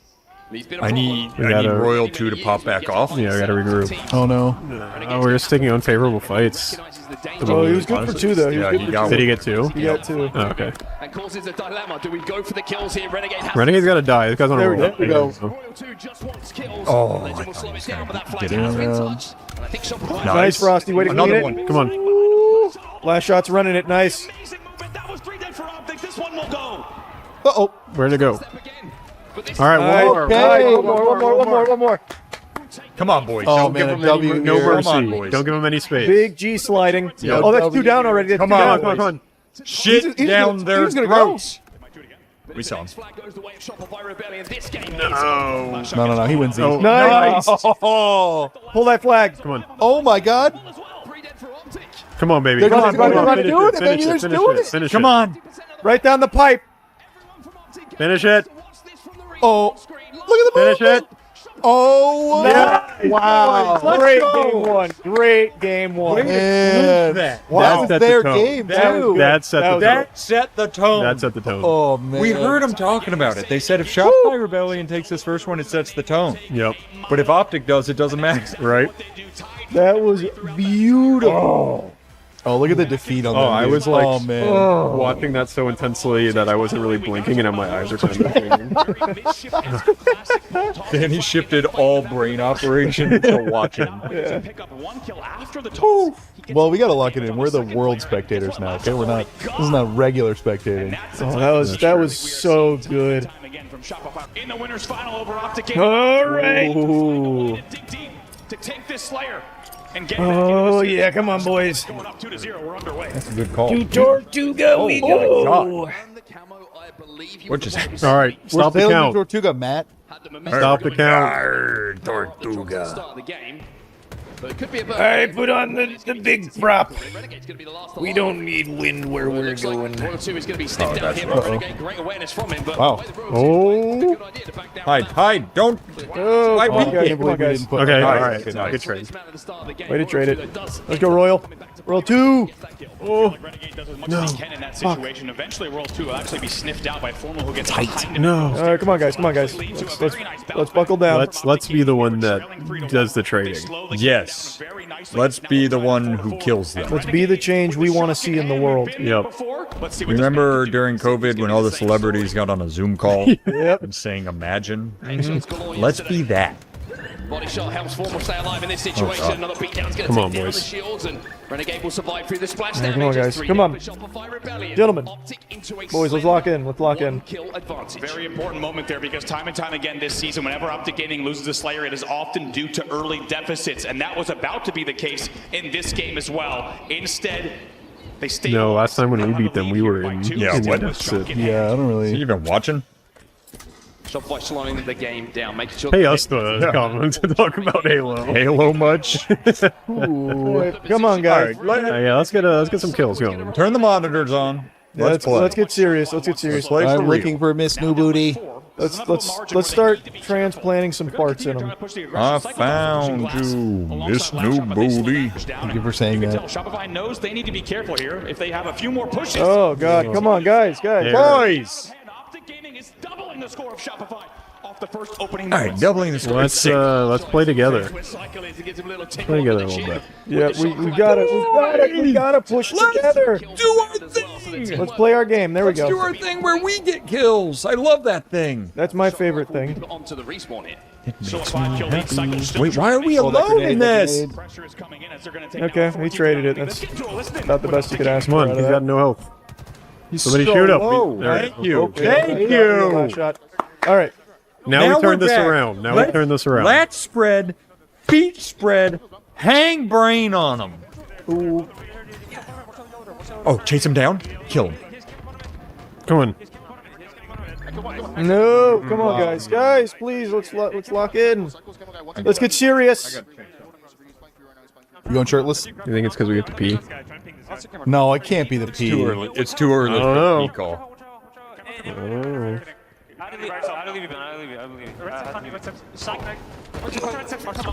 Get one up there. Nice. All right, come on. Okay. I just don't know. Nice. Okay. Come on. Yeah, way to hunt them down. Okay. Good trade's good. Nah. Oh, come on, guys. Not good. I don't know. I'm gonna shut up. I'm yapping too much. Oh, I think No, it's not yapping enough. Yeah. I'm not. All right. Tell us more, Matt. Dig deep. You remember when we went Turtle 2? I remember Tortuga well. Why is the rum always gone? Come on, there we go. That's a couple back. Yep, that's a couple back. Come on. We love Tortuga. With the rum and the women. The Elizabeth women. Swans. Yes. Multiple Elizabeth Swans. She cloned herself that night. Ah, pirates and cloning. Yes. A tale as old as time. stories, Miss Swan. And we sailed on the back of the giant turtle that we thought was an island. That's from the last Airbender. His name, Master Oogway. I remember that night very well. I thought it was Master Chief. We grabbed his pinky and we said, Good. "Fist of Timiga." I'm jumping IPs like nobody's business. Oh. I think it was working though. It was. Get back in there. No, Matt, you stop. Oh, sorry. Matt, you The can't gears do of war return. Yes. And I'm trying to catch them all. The gears. And he's back at the truck. Corner has no interest in the pipes battle whatsoever, and I love. Oh, come on, guys. Come on, guys. Come on, lady. Didn't you hear Matt's stories? Guys, I've been spinning Royal. webs for you. Spinning tails. We brought it back a Come little on, bit. Royal. Oh, We just can't. We can't take our foot off the gas. Yeah. We got to get this guy out We of the got to corner bring with it the back shock rifle. and then bring it ahead. We're taking some weird fights.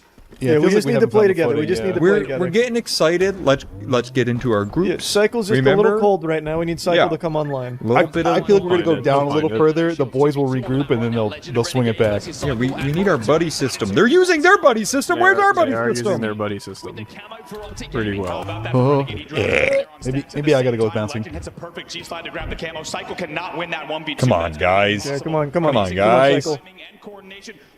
Please. Okay, Cycle got 2. There we Good go. job, He's Cycle. online. He heard what you said. Cycle, you're MVP of the season. That's right. Now let's Now show show him. Let's show him. Show him. Not afraid to show it. Show it. Show it. I'm horny. Show it. tried to remix, but it was very uninspired. No, I like it. No, it was right for the moment. Oh, man. Cycle got 2 though. Cycle did take down 2. Cycle got 2. Cycle is showing it. Yep. Show, He's don't coming tell. online. Coming online. Come on. Oh, the boys are together. He's up there. Oh, careful. Come on, Nade's come on, come on, everywhere. come on, come on. Oh, No. All right. Nice. All right. Oh, All right. nice, Wow. He nice. said he couldn't live, and he said, I'm the boy. You're only 2 back now. Only 2 kills back. I'm Harry Potter. Come on, come on. I went to Tortuga. Okay, good disengage. Whoa. You get the feeling they needed to time that camo a little bit better on the actual. Come on, come on, come on. Come on. Do it for Albus Buttle. No, No, terrible reload reload. timing. Oh boy, come on, guys. All right, we brought it back. No, we gotta stay cooking like that. We gotta stay in the kitchen. We gotta really keep whipping up a good dish. Yep. I don't like when Renegade has the strong Shock rifle on the... Yeah, because his body's he always kind of in picks his spot and then kills like 40 people. Yep. And you're not even going to get the chance to pull the trigger again. Except for this time when we kill him. Oh, we're charging? Not. No. Oh my god. Oh, he had help. Yeah, they need to turn it on right this second or it's over. Yeah, it's gotta be now. It's gotta be now. I believe. Double G side of the pipes into Whirlpool to help the other 2 players on Optic Gaming. They absolutely clean wipe Shopify to now lead by 6. Amazing timing. Oh god, come on, I've guys. seen you do crazier shit. Yeah, this is doable. It's doable. We just gotta. Oh boy, we're getting picked too much. Finds another one. Yeah, all right. This one's Yeah, this is one's going done. next. No, no, no. 50-49 us. Oh fuck. Yeah, no, they're just not. They're not doing it. It's all right. Next one. On a killing spree, grab yourself the camo, Renegade. You deserve it. And what did we say? It was always going to be Renegade. They have depended on this man to go into Renegade mode. He's doing it yet again. He's 11, 9, and 6. They're bringing it back too. Yeah, we had a couple minutes there, but I really thought we were pulling it back. Unbelievable run, and only 4 kills to go for Optic Gaming to close it out. Last shot finds a kill though, and I gotta All say, right, well, let's try and get some momentum back on our side here. We go into the next one. Nice. Yeah, just some Okay. momentum. All right. Okay. Just feel good about it. All right, it's not over. Boys. Do I dare to dream? 50-49. Do I just dare to dream? I'm not scare dreaming. me. I'm not dreaming. Dreams scare I don't think they're gonna do it. Prove me The wrong. last Oh, dream, they do like that. last dream stuff I remember was that guy on the all right. skateboard with the cranberry juice. We just took 2 really bad fights Yeah, that there. was. We got a little excited. That's okay. It happened. Well, there was some momentum swinging back our way there at the end. 1v1 here on the sneaky. That might be it. That's it. Yeah. Damn. All right. There was potential there if they didn't take those. Maybe it is bad Made for it you better. guys. Yeah, I'd say go pee. I'd say Go pee? if you have to pee, I'd say just do it now. All right. Just rip it. We need to change something up and bring it back. You know what? I'll help. I'll do my part. Yeah, everyone go do your part. No, but the boys are on fire, dude. That was a great game from them. Yeah, just We carry need that to keep over. that up. Just carry that over. There we go. That's already a good start. That's already a good start. Look at him pushing. I'm gonna make sure I got a lot of flu. Nice. That's already 3 down. Yep. Oh, yeah. Sniper. Frosty gets the early snipe, and we'll see what Shopify can do with your first hold. Of the Frosty Oh, come on, come on. Sniper. Get back in. Oh, he saw it. He saw it. Oh. Frosty gonna let him know that he's Okay. Good shot. Uh-oh. No scope. Ooh. Nice. Nice. Nice. Good cleanup. Good help. That's Good help. why you have a team. Yep. Good Damn help. right. Pick up that skull. Oh, no. Careful, you careful, didn't see careful, it. careful. Didn't see him. Oh no. No. Come Oh. on. Okay. All right. Okay. All right. Okay. All right. That's all that matters. And we got it back. Last shot got it. One shot left. Wait, The last it's shot. the last It's the shot. last shot. Oh my god. Live up to your name. It's him. and it's Royal too. He's doing a little heavy lifting. Oh. Good shot. He Though. made Good contact. shot. He made contact. Yeah, pop shields. That's always good. Survivability is there, and you just know Uh-oh. what the damage output. He's coming in from last shot. It's not usually. Oh, he didn't see him. After the same. Come on, Royal 2. Let's go, baby. Numbers into kills. Shopify Rebellion. Formal versus Royal 2. Ooh. Oh, there's two He of them. traded it. He did traded trade. it.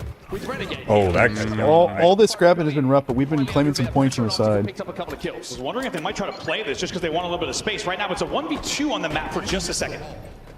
Bound's going to grab that hardball, knowing that last shot is last alive. But look at the pressure.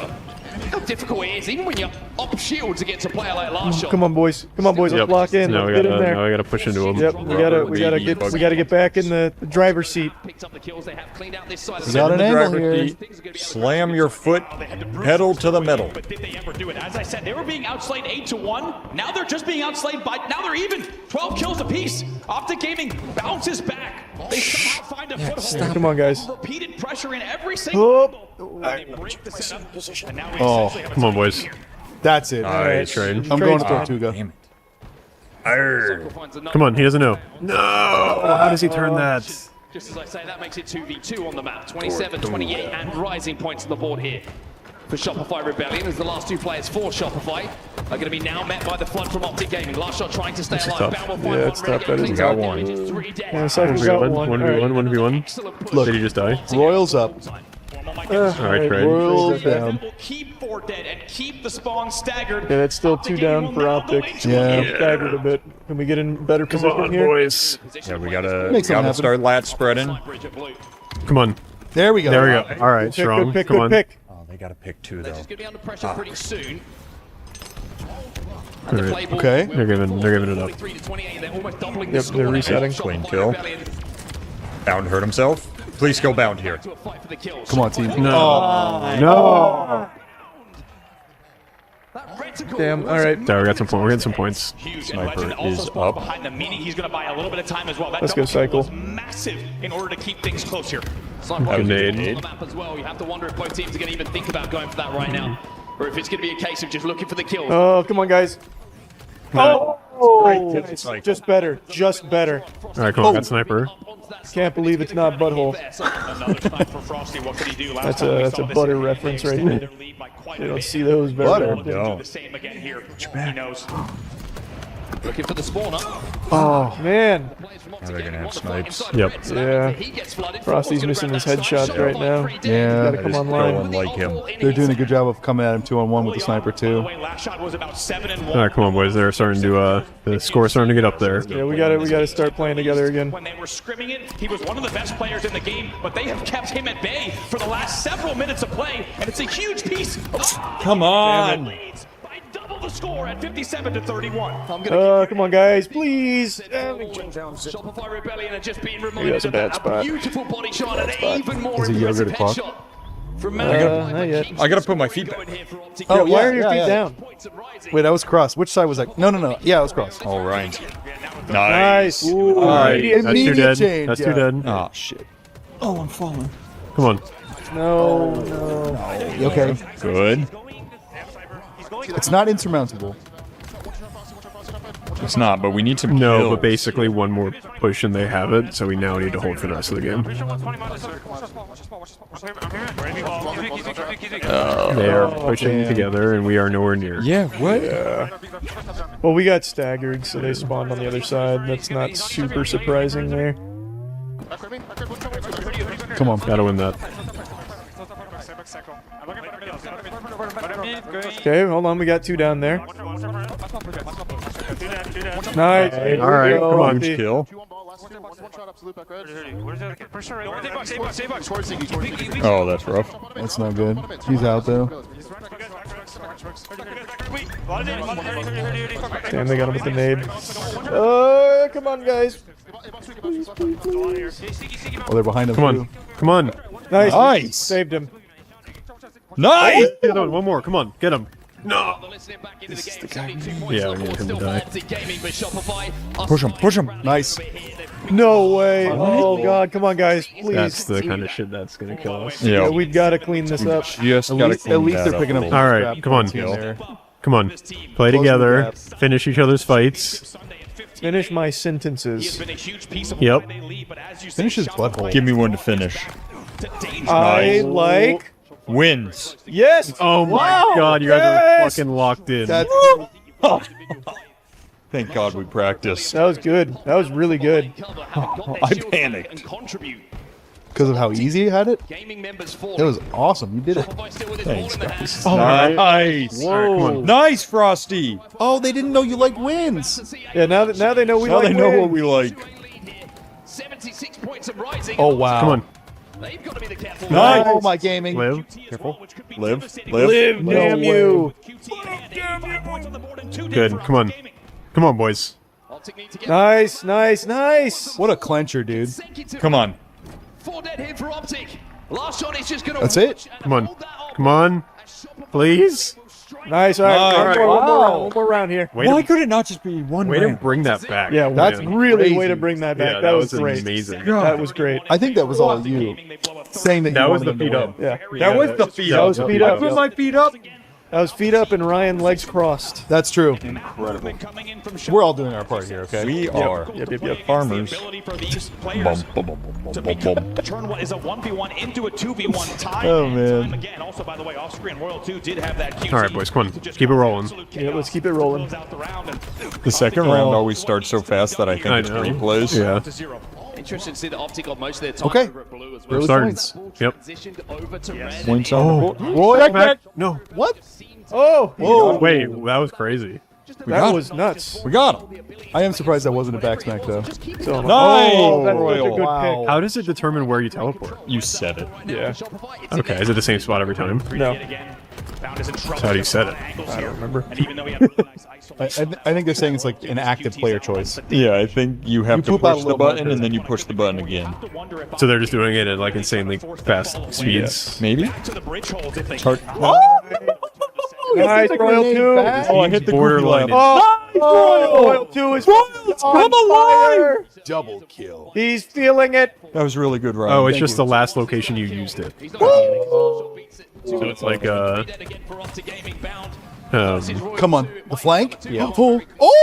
Oh! Wait, he's going crazy. He is actually ballistic. That was really, really, really good. God. Nice, good Nice. kill. Come on, Good boys. triple killy. Sorry, I'm feeling it. That was good. Get you another one. Or should I say first spawner? And almost first victim here. God, Killing killing see frenzy. that picture. Oh, just unlucky. That was Why were great. you there? That was Nobody great knows. stuff. Great Nobody stuff. really That knows. really was great. Let's keep it up. Let's keep it up. They're all saying it's cringe. Oh, Come my on, God. come on, yes. boys. 75. Keep going, boys. Keep going, Wow. boys. What a charge, dude. I need more kills. We're going to have to rewrite the record books in a few moments' time. Because Come on. Nice. Get the other. Get the Come on, other. 15 points. 15 Get points. the other. Rebellion have come to No. play. 85 points on the board. Nice. Let's go. And finally, Dang, they just grabbed Yeah, ball. they got it. They got it. 8 point on the board in this round number 2. But boy, have they got some work. Let's Nice. go. Come on. Huge. Do something crazy. Finish him. Finish him. Oh, my God. He's having an absolute field day here. It's I wanted Good that try, one. good try, good try. I really wanted that one. Yeah. the safety for Optic in that moment. All right, now we're going to push into them. They're going to set up. Yep. Let's do it. Let's break their defense here. We just need to squeak one little fart out. A 15-point part. Oh, come on. Please. Start a round of oddball. Don't know if we've even seen that all There season. you go. Last shot. Let's see what Formula 1 team can do to stay in this one. They're scoring yet again, and they've got 24 points on the board. There you go. Last shot. Last shot's having such a game right He now. really is. So is Royal, honestly. Yeah. Yeah. Found a legend, ain't doing that. Oh. All right, all right. They traded it. They traded it. 10 and 21. Oh, that's so No. unlucky. Oh, please, please, You're please. not going to have the space required to have success. If those are the kind of We have to kill No him here. shields, Yeah, no come on. shields. Come on, come on, come on. Nice. Nice. All right, everybody on ball. Yep. Push in. That's 2 down. Come on. Oh, yes, the flank. Come on. Trade it. Trade it. Nice. Nice. Didn't All right. even trade it. Oh, we Come got on. the ball. And this is going to be Oh, they have no angle here. Nice. for Optic. Unless a couple of god Come on. Oh, come on, baby. Protect him. Protect him. Yeah, they Come can't. on. This Come spacing's on. too big. It's over. Yeah. Nice, one more. boys. One Come more. on. One more. Please. One more game. One more game. One more W, boys. That man beanbagged. Oh God, just one more. One more. Come on. Come on. Ooh. I've got the wine ready. Oh, baby. Please. Oh. One more W. Come Boys on, are boys. looking good. Just carry it through. Yep. Let's just Carry keep it that through. going. Let's keep that going. Man. assembled for one reason. Oh. Just like the team on the other side of the stage, it was all about taking home the final Who is that Infinite World Championship Who trophy. let him on stage? What's next? Is it Slayer? Yep. Slayer. Oh, man. Slayer, then King of the Hill, then Slayer. To end it out. the stats speak. Man, what a send-off that would be. I got a burp stuck. 25. Hit me on the back. Yeah, get it out. Get it. Burp him. Burp him. I burped before you. You scared it out of him. Good work. Oh, man. That was a hard hit. Oh man, that's I'm trying to get the burp out. Yeah, the burp was stuck in there, Matt. What do you Just choke understand? on your burp. I really appreciate that. Just like we've said, anyone who's Then it goes the other way, and that's dangerous. Yeah. You don't want it to explore. No, you don't want to burp out your ass. Do they have a name for that? Not yet. Okay. It's never been documented. It doesn't sound very practical or fun. No, it's really not. Why do people laugh at that concept? That's weird. Early on, last shot, as we said, was 8-1. When he got slowed down, Optic Gaming was winning. As soon as he comes back in, and obviously when he gets a frenzy, They are really good at giving us a little bit of a spook and then just going, all right, and they do stuff. Yeah, I want us to just keep that momentum going there because we played so fucking well in that. Please, boys! Yeah, Look at the scoreboard there. Come on. This is a big Slayer. This is a huge This is Slayer, a huge please. Slayer. We're like the Slayer guys. We got this. Slayer scares me. Slayer scares me too. Slayer's Yeah. such a fucking crapshoot. Yeah, Slayer is. Please, All right, yeah. boys, here we go. All right, one more win, please, please, please, Beat up, please. Matt. Beat up. Beat up. Get your feet up. Get your feet up. Ryan, cross those legs. All right. All right, come on. I'm locked in. Beat her up. I am ready to watch. Oh, our last game on this, didn't we rip a double kill rocket? We did a lot. We did some gaming here. We did do a lot. We did do a lot of good I work. love, you can tell, because I'm right there with you, Chuck. You're still not quite comfortable with Ryan's positivity. No, the boys are gaming out of their They minds, are, dude. they are, Respect they are them. gaming. They are gaming. We're not quite sure how to handle it. Yep. That's not our way. Let's get one more win here, boys. We win this, and we're so happy. Oh, kisses are all around. They're All right, flying. let's go. All right, here we go. Let's start strong. Come on. Yep. Let's rock. Let's rock today. Let's get that sniper and let's own it for the entire Oh game. my god. Write our Oh, name oh, on the the angle. side. It's all right. All right. Good trade. Yep. Careful. We got rockets. Okay. Okay, got one. Got one. gets a trade in that situation. Careful. Versus Royal 2. The teamwork's going to clean that up in just 2 seconds here. Like right now? Maybe not.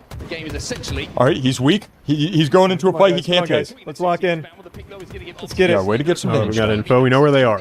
Info and damage. Two of the most important things They in got this the world. sniper. Oh, no. I don't like Come that. on, come on, guys. on G side across grass. He walks in and gets a single-handed double Come on, kill. Frosty. Let's buckle. Let's buckle. He's Let's got buckle it now. down. Let's buckle down. In that game number 4. Buckle up. Oh, Bound had a flat game, so did Legend, but it's those two players who have stepped up here at the start of this. all right, come on, guys. Guys, come on. Let's get back. Let's not get into another early hole. Yeah, let's get back in You the know what? driver's seat. I Let's get take in back the driver's Let's Rock today. We hate it. It's Yeah. gone. seat. It's gone. Yeah. I'm gonna It's change gone. my You'll seat. never hear it again. There we go. Last shot. There we go. Last shot. I got rid of Come it. on. we go, I got Michael. rid of it. Boys, come on. What you gotta do about it? What? No needing? Can that sniper be out of ammo already? It's out. It's out. It's out of We got it ammo out. We got it because out. he's out of breath. Yep. Nice. No. Come on. Nice. Nice. Oh. Let's go, Frosty. Come on. Nice. Oh, Good trade. wow. That is gaming. Come on. Yep. Oh, Way to wow. clean it up. Way to clean it up. Clean up crew. Clean plate club. You see him. You see him. Nice. Barbecue chicken alert. Barbecue chicken alert. That's so goofy. Really nicely done as well, and doesn't trade in the end. Even Yeah. Nice. There you go, Royal 2. Oh. Yes, Cycles. Come on, boys. Oh, mon ami. coming in as well, and what was just an Man, Frosty's all over. Kill him. Come on. Kill him now. Somebody else kill him now. Ooh, I can't believe. Oh, no. Oh, I can't believe it's not, but Sorry, we got traded. We traded that. Yeah, we traded. Nice, Royal 2. oh, Come on, boys. He's in no man's. Nice. All right. There you go, That Royal was some 2. good teamwork. That is very good we teamwork. play together. Come on, boys. Teams who fucking win world championships stay together. Yep. Yeah, He's right. And Yes, they Matt is get right. kisses. Come on, boys. Keep it rolling. Yeah, let's keep it rolling. Nice. Another one. Another one. Okay, Renegade on the launcher. maybe that's going to be a way back into the Oh, game. come on, come on. Here's the thing with the launcher. Sorry, let's just trade it for. outside. We'll trade Oh it my for God. sniper. We'll trade it for sniper. Yes! We That take was those, We huge. take those. We take those. That's a great trade for us. Imagine Renegade just turned and shot his own team with the launcher. Nice, good pick. Nice. Come on. Huge pick. Get you in boys. here. Yeah. Oh, that's fine. You got this That's one. Nice. fine. All right, We'll there kill you him go. anyways. There you go. We'll kill him anyways. Who needs rockets? Sniper up. Sniper what an is angle. up. Good kill. Oh, There you go, Frosty. See him. He's right there. That's him. That's Bound. 26-16. That's the guy from the movies. Come on. Nice! Punched him in his head. Oh, what a grenade. Huge nade. Yep, just wasted. Yeah, That's a there really we good go. idea. Oh! Can you imagine? He's just spamming the wall. He walks into it. Kind of funny, honestly. The comms are going nuts. Good try, Frosty. I'm sorry. He's just emptying the chamber. Nice. Nice. Nice. In a world Nice. with no super weapons, we easily got this. Come on. Nice. Nice. That a boy cycle. That a boy cycle. Let's go, Cycle. Come on. I'm losing my voice. Nice. on, boy. Last Another shot. one. You got him cornered. Yep, you see him. He's in the South Cave. Trust me. Nice. Nice. I know where the bottom mid.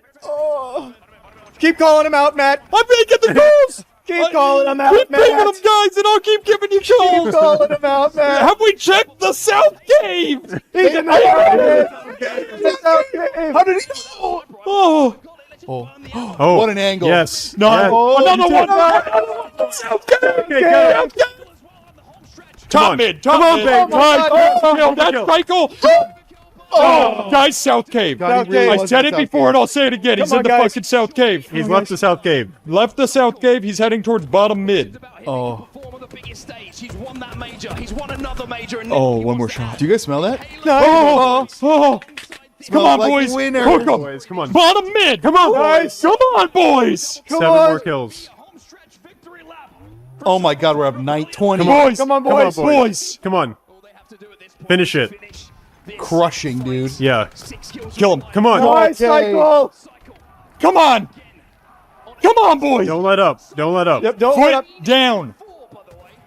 Your foot's on their throat. I want you to stomp it on. Come on, boys. Matt, call him out. Put him in the dirt. He's not in the South Cave. Not in South And Cave. he's not bottom mid. So I'm sorry. Here, I'll scoot it away. I'll scoot it away from my mouth. Yeah, that's better.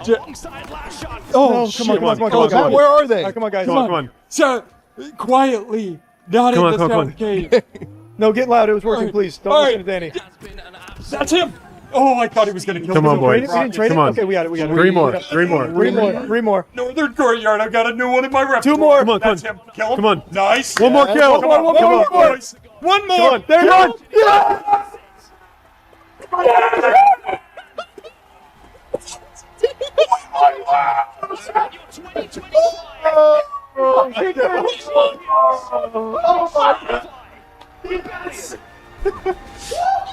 I'm coming home, dude. They smashed. They smashed that game. They absolutely wrecked that game. Crazy! Oh my god!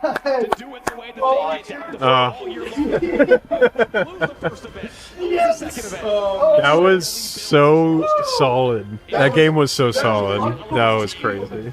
Holy shit! The final Halo World Championship. Yep. Yep. Nobody else can ever take it. We had the last Halo World We're ever. shutting this Look at shit it. Look at it. down. Shut. God. Oh! Years. Oh my god. We've waited years. We did it. That is the goats. The goats. We've wanted a world championship for 6 goddamn years. That was incredible. That is now the 4th world championship for Frosty and Royal 2, by the way. First for last shot in cycle. And the first one that matters. Oh my god. Oh god. Oh my I can finally message them. Yes, I can't. that's Oh, I exactly what love I'm doing. What are you telling him in this moment, Charlie? Well, right now I'm saying, Jeremy, you did it because he's the one that put together the team, and now I'm going to each player individually. That was unbelievable. What are your words of victory? Oh, I don't know yet. Maybe dick pic, you think? Too aggressive? Depends on the angle. If it's tasteful, I think they'd respect that. Hey Matt, you know you promised a lot of smooches that game. Oh my god. They they're earned gonna it. Come claim them. They earned it. Yeah, they really did. That was crazy. I can't believe. I can't believe we just won a world championship. We just won a world championship. Shut it down. World champions! Man, that was What a way to That go was out, dude. dominant. Oh my whole God, tournament, we won that start by to finish. 25 fucking kills. I can't believe that. I'm using so many adjectives in every message I'm sending to them right now. I just all caps used a whole bunch of letters. Oh, otherwise known as English. I mean, it feels great. This is everything that we set out to do this year. And, I'm so fucking happy. He knew. He knew. Let me get him on the horn. We're getting a Master Chief. Yeah. Go through so much adversity and to be able to end the season in the way that you did. Yeah, I mean, I love these guys. I'm super proud of them. He's a I horse. feel like we just grinded the whole year, and that's why we were able to like close out these last 3 events. So I'm just super happy for these guys. There you go, man. Make some noise for Frosty, everybody. Now, hand the mic on over to Last Shot. Can we get loud for Last Shot? Last Shot went absolutely Last Shot style. and Royal 2. Yep. Absolutely insane. You know the crazy thing though is there was no weak point either. No, everyone played so well. God, and look, they look so good in the jerseys. Yep. That was one of our goals, and we achieved it. You guys definitely did achieve it, man. They're so chill. Yeah, no. They're like, yeah, this was coming. These guys are fucking awesome, by the way. Yeah. Like, actually just super good guys. All right, now for the real challenge. They've got to beat the 4 of us. Yeah. Oh. Well, they need another year, Matt. There's no way. They go, let's check in on the moist watch party. We're all just fucking naked, screaming. Just fucking goof juice wine out of the cup. We're dumping wine on each other out of the trophy. God. He kept saying things like, my butt's wide open. Oh my. It just feels like every other one, honestly. Congrats, man. Oh man, I mean, I don't know why you're congratulating us, but they did it. What do you mean? We did the hard work. That's true. Matt's He called. was I'm called actually for pretty sure crazy. that was mostly us. That South Cave, they had no fucking No, idea. Matt on the horn there was big. Yeah, no, that was huge. Piping them into the IEMs there was huge call. Oh, look at that trophy. Yep.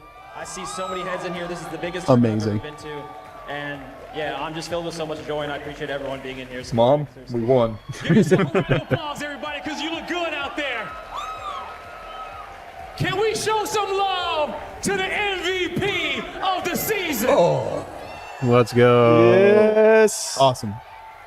Yes. has he been in the gym? Looks like he's been working out. No, Cycle's in good shape. Yeah, he looks like he could. I'd say world shape. I would Peak agree. form, dude. I would agree. You used to dream of times like this, and now you are a Halo World Champion. Oh. I know that feels amazing. What's going on through your head right now?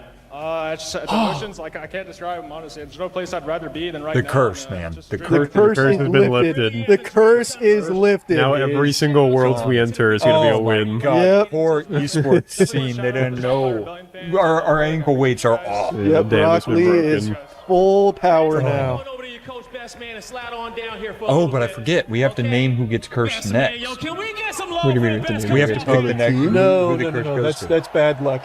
You let the curse dissipate. Yeah, the curse it dissipates. chooses the next. Like the bad pee, it's gone. Yeah. Don't have to think about it. Here's the best part about this win. Charlie can now never blame himself for him being the reason that our teams lose by watching them. true, because we've won. Yeah. While watching. We've now proven it's not you. Yep. I can't fucking believe it. It took us 6 years. This building, man. This building. This building. Yeah, that's Well, good luck. look, everyone had their part. The triple cappy from Chase, huge. Yeah, yeah. Aaron coming in and changing the Aaron luck clutched it out for yesterday. us yesterday. Where Big is moves. our highlight reel for the weekend? Yeah, about? yeah, yeah. Yeah, where's our highlight reel?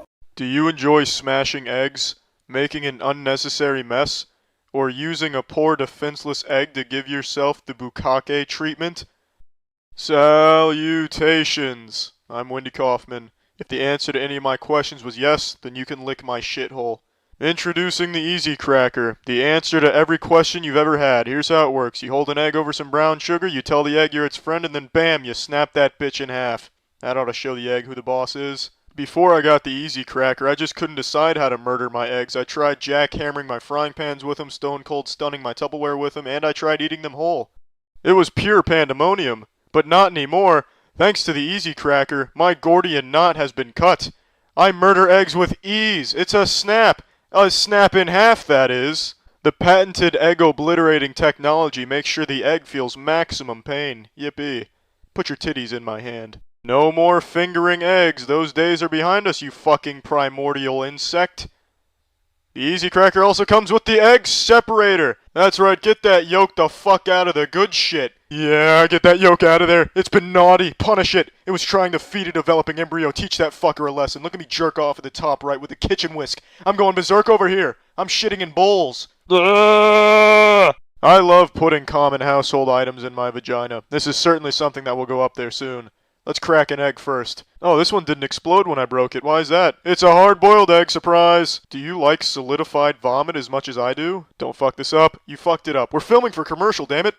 Oopsie, I farted. I have eggs all up and down my kitchen. I destroy them, obliterate them, annihilate them. I use 2 of these Easy Crackers as nunchucks, bitch! Easy Cracker.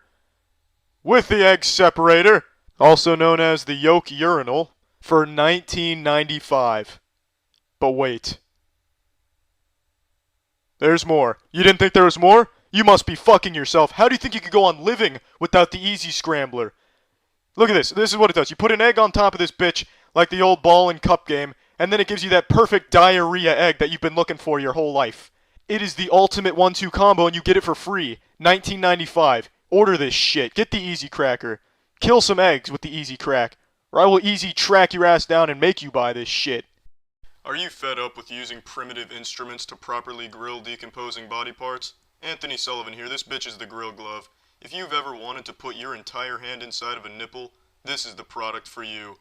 Designed by the Wright brothers, this technological breakthrough is 100% food-grade silicone, meaning you can now put your meals on some fucking square plates. You can make hamburgers, hot dogs, steaks, yourself, throw yourself on the good old George Foreman, serve your rotting corpse at a family barbecue. Perfect grip, every flip, you piece of shit. You fumbling that shriveled voodoo head? Peekaboo, it's Anthony Sullivan, son of a bitch. With the grill glove, I can now grab the sun by the titties. Who wants to see how far I can throw this? You can flip some ribs. Try and get Bill Nye to explain that shit. Now the secret to the grill glove is the cyanide capsules all over the glove. It helps keep the heat away from your skin so you're safe. I fucking hate my hand, but because of the grill glove, there's not shitting fuck I can do about it. I can't even scorch my skin with a damn blowtorch. Are you hiding your dildos in hydrofluoric acid? Retrieve them with the grill glove. This is boiling water. The grill glove is perfect for strangling lobsters. On the left you can see an oven mitt getting annihilated, while on the right you can see me fingering the stove without my hand melting. This is food. This is food.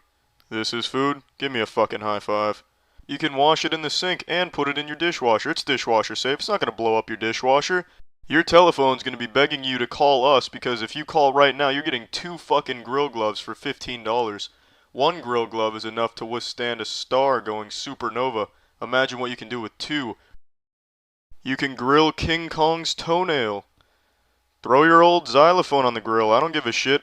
Now hold the fuck on because if you call right now, you're getting the lava mitt too. That's the next evolution of the grill glove. Get the lava mitt. Be the hero the world needs. A volcano erupts, just rush over there with your lava mitt and plug that shit up. Let's recap this shit. That's 2 grill gloves and Charizard's Arch Nemesis. A $45 value for only $15. It's time to stop being Mr. or Mrs. Use common grilling instruments and start being Mr. or Mrs. Grill Glove. A man from Kentucky won a $167.3 million Powerball jackpot and claimed his check on April 28th. On April 29th, he celebrated by coming down to my neck of the woods in Florida and got himself arrested because boy howdy he got rowdy and for some reason just wanted to fight everyone at like a hotel bar. I cannot fathom how someone can come into life-changing money and then the first thing they do is just unleash their demons. Just go fucking sicko mode on strangers. There's no audio for this section, but James Farthing, the Powerball winner, is the one that's right now grabbing a handful of that guy's shirt while another man takes him down. He said, "You can get me to the ground, but I'm gonna see that man's nipples come hell or high water, goddammit." You kidding me? No, Get on the ground! Do not fucking move, do not mistake. Put your hands down! D12, step it up. I just got kicked. So it happens pretty quick. It was actually like 2 very fast kicks from James here. He got him with the fucking black flash, honestly. But what happened is the officer separated them and he was handcuffing the guy that had James in the headlock. And while that guy is on the ground, face down, James comes back to try and soccer kick him, but he misses and gets the officer square in the noggin. He like blasts his cranium here with his taekwondo kicks. And of course, being the tough macho man that James is, he then kicks the defenseless man who is handcuffed on the ground, which is a kick, that kind of soccer kick, that can oftentimes be fatal. He is an unhinged maniac. So he hits the officer and then hits the guy who he initially instigated all this shit with. So, again, this is James Farthing, the one doing the kicks, not the one who's currently being handcuffed. And I know it's low-hanging fruit to call him James Farting, because his last name is so close to it. I'm sure he got bullied with that in school. But I still can't resist, so I gotta call him James Farting at least once. This man is getting farted on here by, like, the entire police force coming up. Back, you're not. Just stay there. No, you're not. No, you're not. Stay right fucking here. You, enough. I didn't know you were here. Doesn't fucking make a difference. I got caught in the face. You stay there. Okay, you need to calm down. Put your hands behind your back right for fuck now. Put your hands behind your back and get against the fucking wall. Against the wall. Who else? You're female. Taser deployed. Dude got wombo comboed here. That's the two-piece Whopper special. He got tased and then Goldberg speared by another officer, and he let out a primal yell. Like, that's like the voice acting for the finals when you play the heavy and use the power slam. Like, holy shit. It was really a textbook linebacker tackle. Like, I'll give it to the officer there. So James tries to run away. He is clearly hammered. This guy is sloshed. So when the officer's telling him to get against the wall, he, like, shoves him towards the wall and he loses his balance instantly. And then he tries to make the slowest getaway possible. He gets tased and then tackled. You can also hear his girlfriend is shouting in the background. Well, she was actually on the ground because she was also being rowdy and ended up getting charged with disorderly conduct or disorderly intoxicated conduct, something like that. So these two just came into an unbelievable amount of money. And the first thing they do, legitimately, the next day after getting this money, they come down here to Florida and they start causing a ruckus. They weren't like victims here. They started all of it. So that guy that you saw get him in a headlock, well, it turns out James Farthing just clobbered him with a sucker punch. The guy with the tats was trying to fight everybody. He ripped the dude's shirt over here. He don't want to do nothing. He was basically trying to fight everybody in the bar. The people who work here are saying that he was a problem. Bad line. Him? Yes. No, I don't know. Well, because like. What I was told is he got hit, and that's when he started fighting with the guy with the tats. So the guy with the tats punched him in the face. So you were instigating this as well. You were arguing with her. We were trying to split you guys up. You guys didn't stop arguing. I know you weren't the first one to throw punches or anything. Yeah, that way? No. Like yes. Yes. So. Now, the bald guy is also pretty drunk. That's clear to see. But according to the employees there, he was arguing back with the dude with the tats, and they tried to get him to stop. Neither one did, and that's when James Farthing threw the sucker punch, and that's when he threw him into the headlock. And then also when James decided to rip the other guy's shirt off. It's quite a mess. James went around, like, talking shit, also bragging about being a lottery winner and, like getting in people's faces, trying to fight them. So he called him out on it, started insulting him, calling him delusional, that kind of thing. And I guess that's when the employees were like, stop arguing, stop, just squash this. But he continued to call him out for being an asshole, and that's when James snapped and sucker punched him. Now, they did trespass the bald guy from this facility as well, due to his involvement in all of this. And the guy who gets his shirt ripped off does also give a statement that talks about how the bald guy was insulting him a lot directly to his face, saying that he was antagonizing him. But also, the James Farthing was the one who did start all of the commotion. Now, this isn't James' first run-in with the law. He's actually got a fascinating bit of lore here. So he hit Kentucky's largest jackpot the day before all of this unfolded, and opted to split the winnings with his mother as an early Mother's Day gift. That's the kind of feel-good story that makes your heart melt. It makes you go, aww. And then you read the following paragraph here. It turns out he is a career criminal who's racked up convictions across 9 counties in Kentucky for a litany of offenses, including choking a girlfriend, bribing officers while in prison, and selling cocaine to an undercover cop. Wow, what a saint. This seems like the kind of guy that deserves a $167 million Powerball jackpot.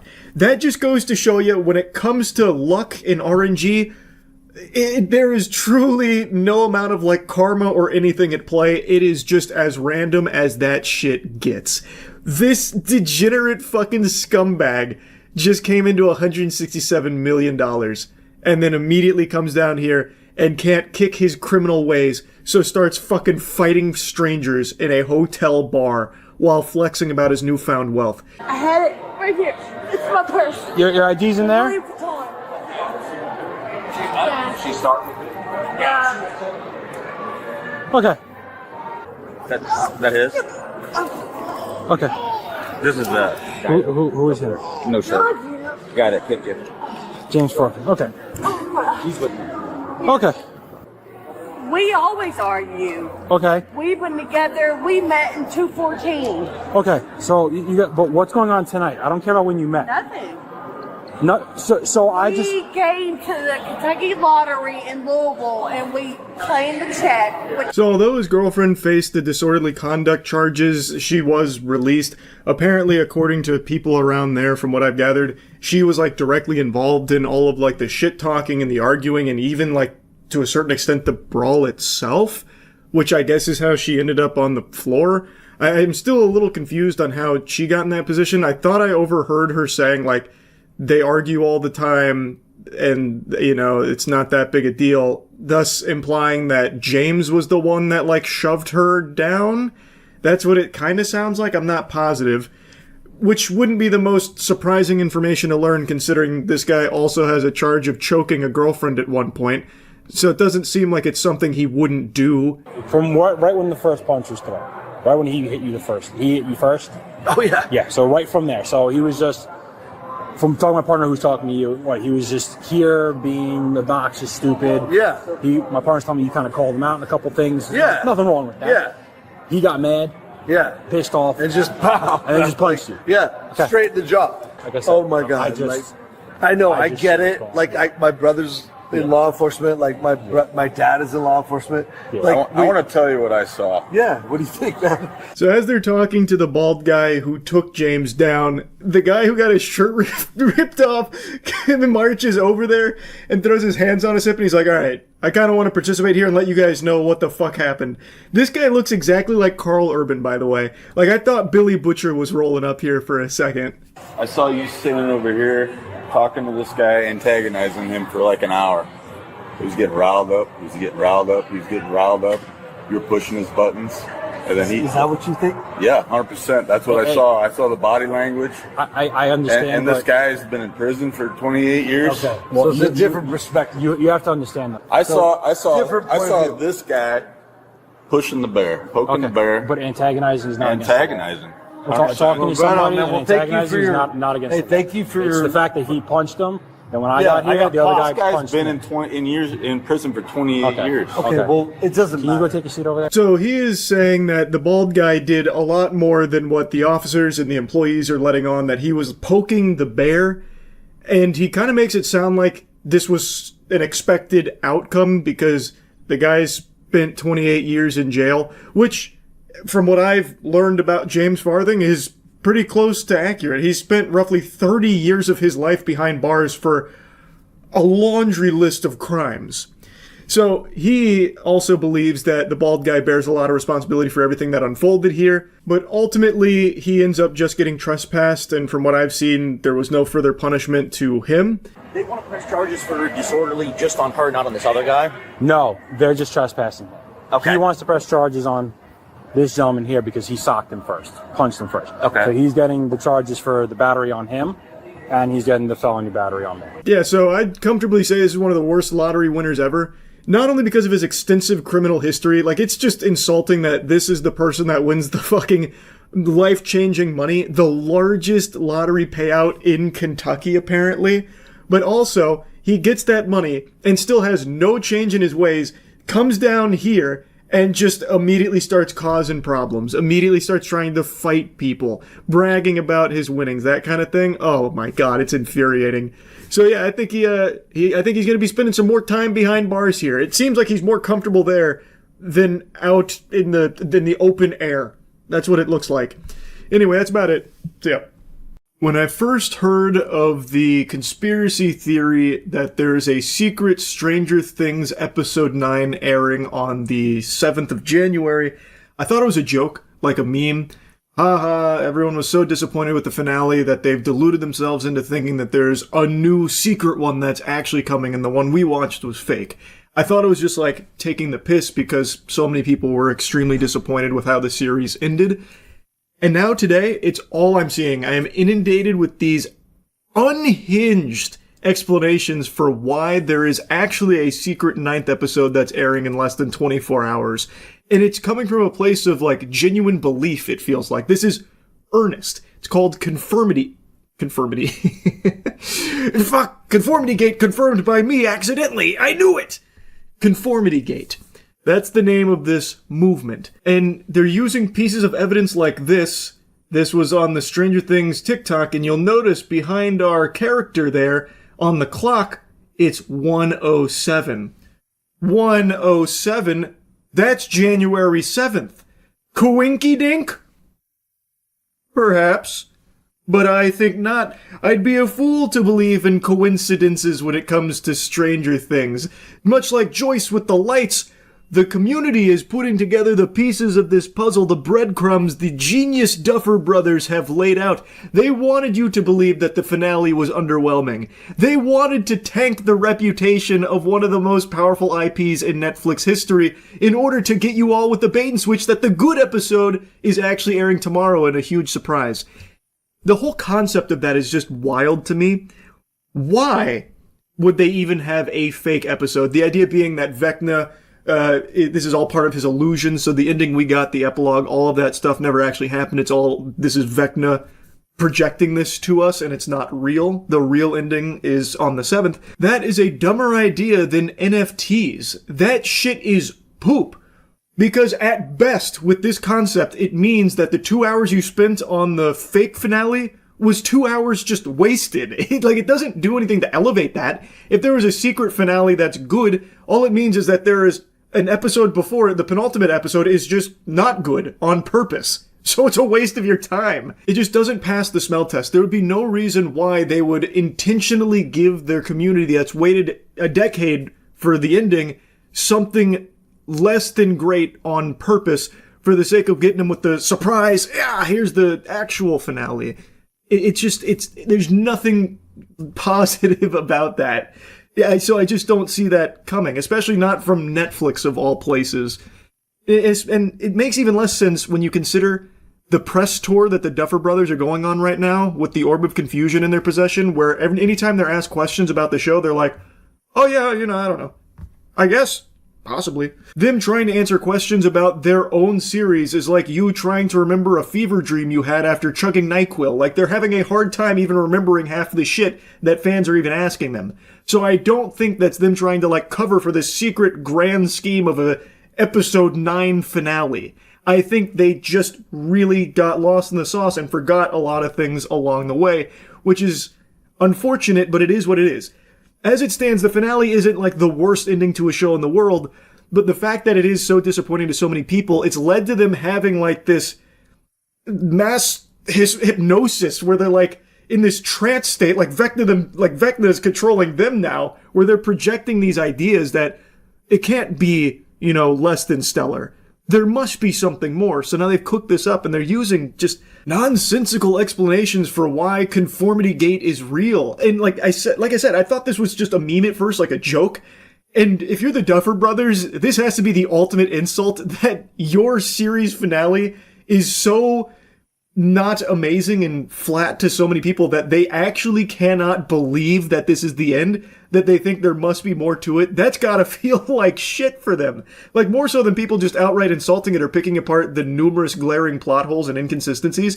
The fact that your most diehard fans and Stranger Things enthusiasts are the ones that are there must be more, this can't be actually how it ends, that has to be just the ultimate insult.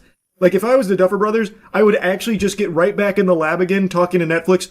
brother, we're doing another season or something, or like a special coming up, next November or something. We've got to do something. Holy shit, this is hurting our feelings a lot.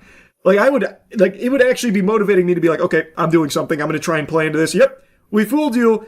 The real finale is end of 2026. But anyway, though, back to Conformity Gate. Like, the evidence they use is just grasping at straws. Like a Twitter user going on Netflix, typing in season 5, episode 9, and Stranger Things and House pops up, using that as evidence, because when you type in episode 10 for season 5, episode 10, Stranger Things and House don't pop up, but you know what does? Emily in Paris. Wow. That's awfully thought-provoking. That is an eyebrow-raising observation. If you've been hit in the head with a hammer, you can't be serious. Do you want to know why that's most likely the case? Because Netflix's search function isn't amazing. In this example here, Emily in Paris didn't show up for season 5, episode 9, but it did for episode 10. There is an episode 9 of Emily in Paris for season 5. Why wasn't it present? Because Netflix isn't great at that kind of thing. Just because Stranger Things popped up for season 5, episode 9 doesn't mean there is one. There is, however, an additional Stranger Things piece of content dropping, which is the behind-the-scenes stuff, but it is not season 5, episode 9, the secret finale, and that's not evidence of it. And I've seen other people using the search function for, like, their strong points for conformity gate, such as typing in fake ending, having Stranger Things pop up, which it does. I tried it myself. You know what else Stranger Things pops up for? Bad ending. And also, most notably, big fart. Wow. Now we're getting somewhere. I gotta be honest with you, sports fans. The longer I spend diving in this rabbit hole, the more convinced I become that there might really be something of substance here to this Conformity Gate conspiracy. You can't argue with big fart. Just like you can't argue with a complete misunderstanding of Morse code. So this user looked at the cassette tapes and came up with Morse code that spells out "did not stop me." But that only works if you have no fucking clue about Morse code, which, admittedly, I'm in that camp, but you can look it up. The unlimited information is at your fingertips, should you choose to look into it. So first of all, you can't really have Morse code work without some variations in the lines. You need short and long elements. Typically, dots that you'll see in Morse code. And if you pull up the actual Morse code here and try and somehow stretch it to fit the fucking Twitter post here for the Stranger Things message, it doesn't even come fucking close at all.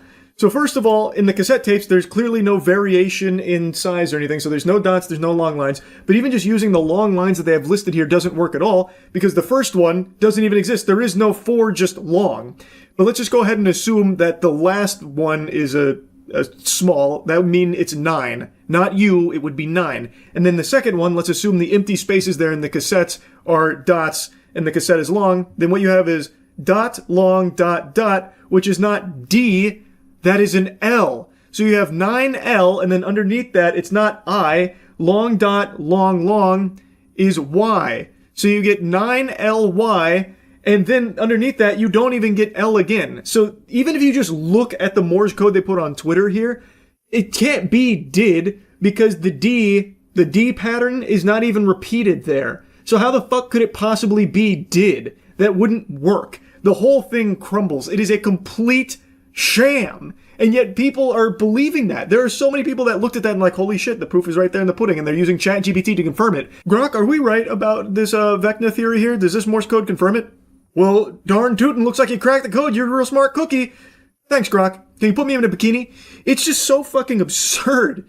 That is not even close to being anything substantial or even remotely correct, yet people are willing to run with it so they can continue to believe in Conformity Gate. Like, ultimately it's harmless, but it's just so ridiculous that I can't help but make fun of it and get, like, somewhat heated about it. Like, I actually cannot wrap my mind around people that are really believing in it. Like, it's shocking to me. And they're using things like the marketing material where they're saying it's going to be a dark Christmas as more proof that this is accurate. Since it wasn't a dark Christmas, fucking nobody dies in season 5 at all. Huge spoiler alert. Literally nobody but one character who you don't know anything about, can't care about, because she's only there for like 4 seconds of screen time across the whole season, across the whole series, really.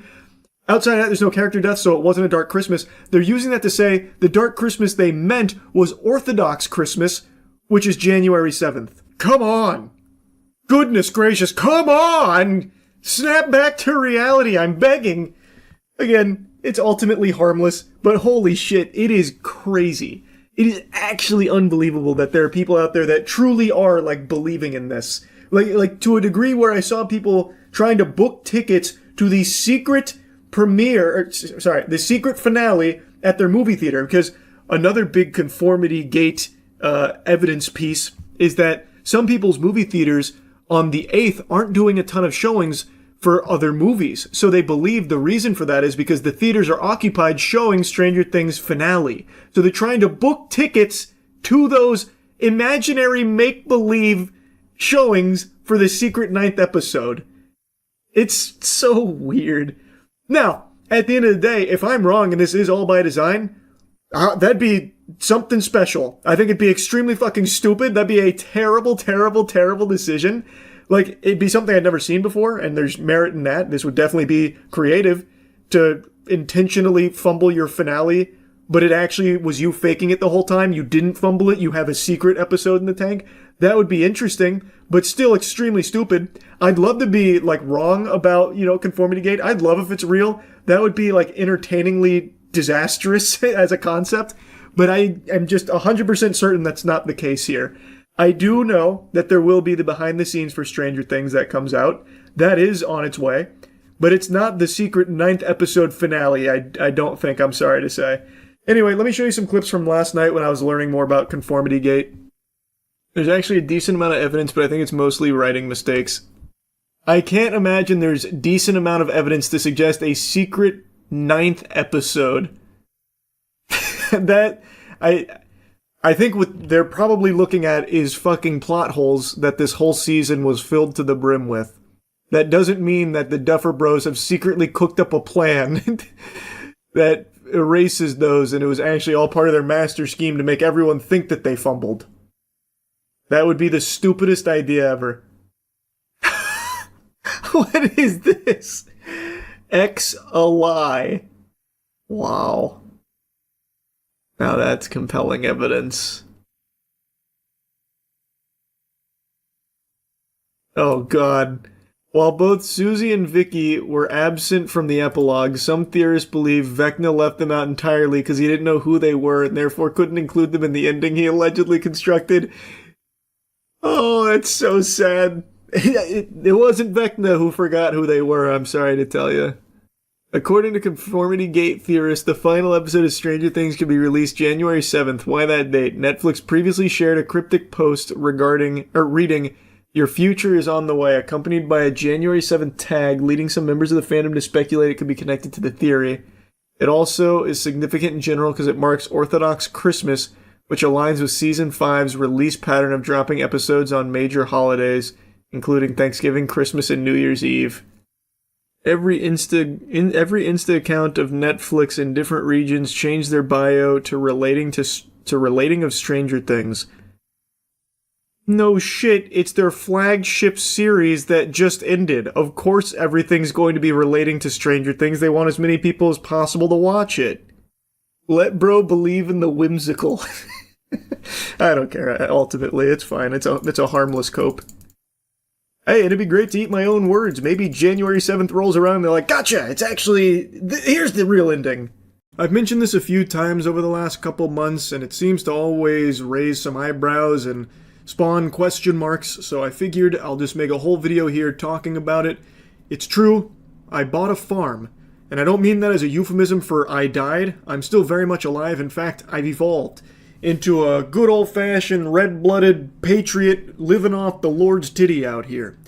So, I've now got a lot of acres under my belt. I've even got some classic overalls and everything. And trust me, when I slap that get up on, it's a whole new ball game. I look like a $10 stripper you found outside of Walmart.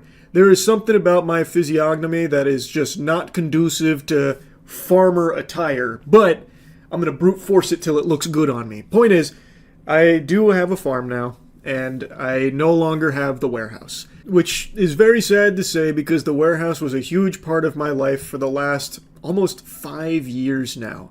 It served its purpose well. It was an amazing headquarters full of fun and whimsy. Fucking 5 years ago almost, we got that bad boy, and man, did we turn that into a special place. That was heaven on earth. All started with this video here, riding around our motorized gaming chairs. We even debuted the Moby Huge Mobile there, the apotheosis of engineering. We even had our own fucking wrestling league, a wrestling ring in there, putting on our own productions. It was amazing. I don't know how many total videos were filmed at the warehouse, but it has to be like 500 if I had to spitball a guess. And they're all bangers, turbo bangers even.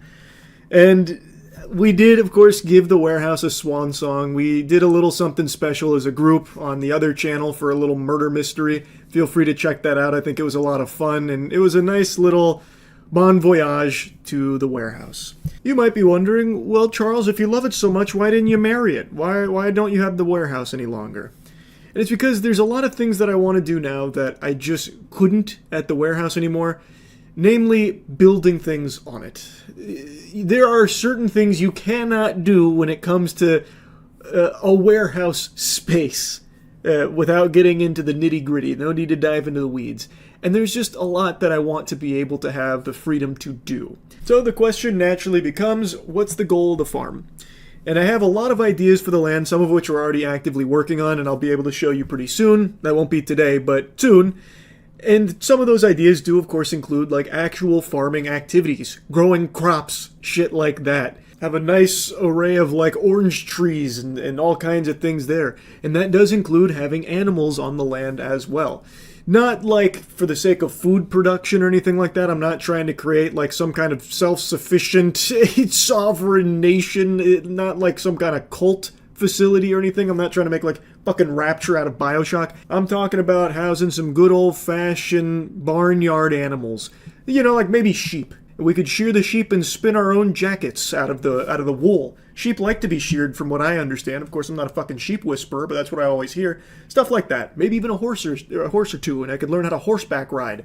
Probably really hurt myself. Hopefully, it doesn't end up kicking me in the chest and killing me instantly. But like stuff like that, it could be fun. But it's not just like general farming activities. That's not the entire goal of the land. I really want the property to serve as like the one-stop shop for all of the content that we do, where typically we have to spread out across Florida to access some of it, like gun ranges. There are gun ranges in Tampa, sure, but they are very strict on what you're allowed to shoot there. So the gun ranges that you've seen in the videos I've posted with like the wild weapons that we've used, we've had to drive like 45 minutes to an hour out of Tampa to very specific locations in order to do that. I would love to not have to do that and instead have a gun range on my property where we can use whatever weapons we want in our own privacy. And that is something that we are actively working on the land right now. Another thing that I've always wanted to be able to have access to without having to drive like hours away is a forge. Like, we all did some blacksmithing. We posted a video on that a while ago, and we all really liked it. Danny in particular. So, I'd love to just build a fucking forge on the farmland that we could all just go and forge some weapons in sometimes. Maybe even have our own forged in fire kind of show. Just wacky, fun shit that is only possible to build on this amount of land. And of course, like I said, I do want farming, like actual like farming and agricultural stuff to be like an integral part of it, but it's not the sole goal. And one thing that we've already got, which I'll be able to show you pretty soon that we've already finished, is I've been gaming a lot, as all of you know. Moist Critical Gaming Official, best fucking gaming channel on YouTube, go subscribe. I've been gaming a lot, and one of the things that I did day one on the land is build out the barn into gaming pods for me and my friends to do a lot of gaming content in. So I plan on going full chub into gaming even harder. And it's not just that, it is more than just gaming in the barn. It is also built out for our esports watch parties, which will be a lot of fun there. It is also built out for Skill Check, our nerdy paradise where it's mainly card games and D&D. So Magic the Gathering, One Piece, all of that is also there on a different floor. It's just extremely nice to be able to build out these kind of things on this kind of land. And like I said, we are going to be getting animals. In fact, we have a few on the way. I'll introduce you to them when they get there. And that's probably when I'll do like a tour of the farm, which I haven't really done yet. I filmed a few videos on the farm already, like with the Nile Red collab, that was on the farm. The car bubbles, that was also on a piece of the land. Like, we've been actively filming there, and I aim to do significantly more there. Even more there than we ever did at the warehouse. Because, hopefully, we'll be able to do pretty much anything imaginable on the land. Yeah, that's kind of the gist of it. That's kind of the nutshell summary of everything here. I'm gonna miss the warehouse, but I'm very excited for the farm arc here. So yeah, that's really about it. See ya. What's up everybody, it's Critical. I'm playing Phobia, the Fear of the Darkness, for the PC. Let's do this shit. It is now loading. That is what it is doing.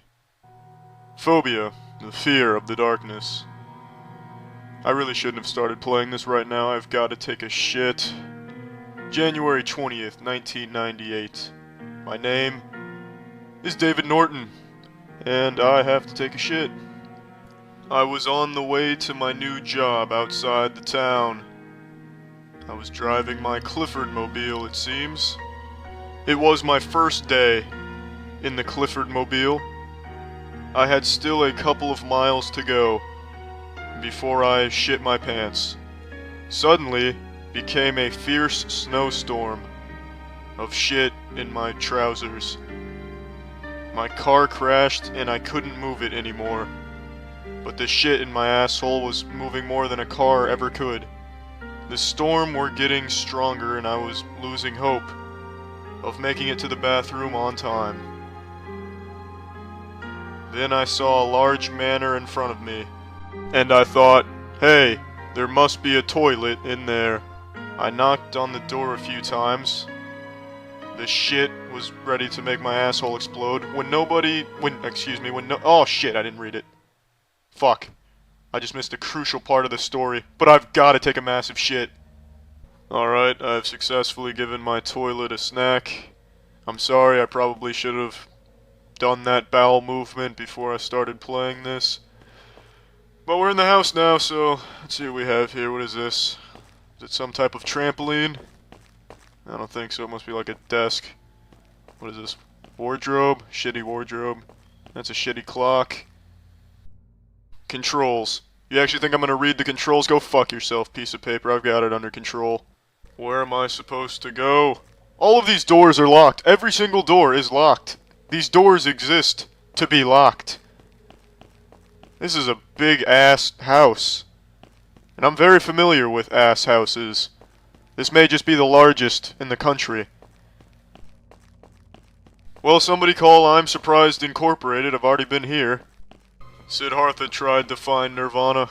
I just want to find where the fuck to go here. Can I open this chest?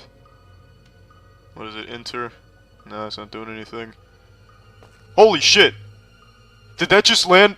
It landed perfectly on its top. Fucking goodness gracious, that is spooky. Locked. What are the odds? Oh, here we go, finally, something opened. This toilet looks like it could use a good plunging. Yeah, get in there, wine bottle, get it, fix it! That is an unclogged toilet now. There you are. What the fuck? Alright, what just happened? What the fuck? Oh shit, what the fuck is going on? I just unclogged the toilet and now I'm down here? These lights are on down here though. So I guess unclogging the toilet fixed the electricity. Yippee, that is some damn fine plumbing. I am the fucking powerful plumber. Unclogging this world, one wine bottle at a time. I got the lights on, I'm tired, I should find guest room. Alright, let's go. The fuck is going on? What am I stuck on? What am I stuck on? I can't leave. Oh shit, the frame rate is fucking itself. What is going on? I've entered into a singularity, shit! Save yourself, wine bottle, get out of here. Go, run! Felt like I was just throwing a Super Bowl winning touchdown pass. My frame rate is at a rootin' tootin' 8 frames per second. Oh, there we go. Alright, why the fuck can I not move away from this chest? There's like a wall here. It's these books, isn't it? They've put me in a cone of isolation. You son of a bitch's fuck, I will rip all the pages out of every single one of you. I have an idea. I'm gonna save the game, and I'm gonna reload it from here, and maybe this invisible force field will be gone. Come on, Papa needs a new pair of nipple sprinklers. Yes. Shit, frame rate's still fucked up, but we've escaped.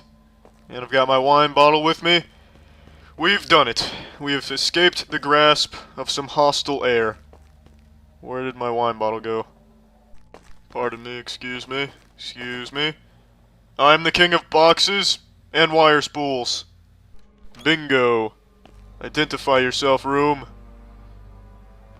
Now they want to go to sleep right away, alright. That bed looks cozy. What do you hit to use it? Is it enter? It is indeed enter. How's it going? Zoinks. The lights are off again. And I already unclogged the toilet. Somebody must have went upstairs and tried to flush a tank down the drain. No, who are you? Where are you going? Oh, fuck. They just slipped and fell. There's not even a wet floor sign here. That's just dangerous. That's a safety hazard. Goodness, I hope they're alright. They really ate it hard. I'm surprised their titties didn't get mummified on the way down. He really took it like a champ, though. I mean, he didn't say ouch. He didn't punch a kangaroo in the pouch. I'm gonna save real quick, actually. I don't want to get stuck on the air again and then have to go back to the earlier save. Anything upstairs? No, I've already been all fucking over. Oh shit, door opened. Are you cold? Do you need a blanket there? Whose fuck is shitting itself? There are so many loading screens. What is going on? These book fuckers are a different color. They're movable. They're movable, I knew it. I knew it. How am I gonna move them? Oh, I can actually pick them up. I can pick up a whole book fucker. I am the strongest man in the world. Yeah, goodness gracious. You were moved. I moved you. I hope you didn't like your previous area because I moved you from it. I actually knew these bookshelves were movable when I saw them. Because in cartoons and shit, when a object is a different color than the surrounding objects, it's because it's animated. I don't know if it applies to video games. It might have been a coincidence. Alright. Oh, look at that. They left me an army of wine bottles. Outstanding. Open, says Titty. There we go. There we go. Locked doors are no longer an obstacle. Oh, neither is a little wardrobe. Trying to stop me. Good evening. Are you the owner of this house? What the fuck are you screaming for? Why are you smacking me? You piece of shit. Why don't you throw yourself out of one of these windows? Oh, don't be trying to chest bump me. I need to find my wine bottle now. I need some defense. Wibbly wibbly. How do you like that move? The door maneuver. Oh, I guess somebody put glue on these stairs now. This is terrific. My frame rate's fucking up. This really isn't the time for my computer to be eating itself. I'm trying to run away from this zombie bitch thing. Where's the kitchen? I need that wine bottle. I need to be able to fight that bitch. Awesome. My frame rate again. I guess my computer is just popping some bubble wrap right now. It's not really paying attention to running this game. This is incredible.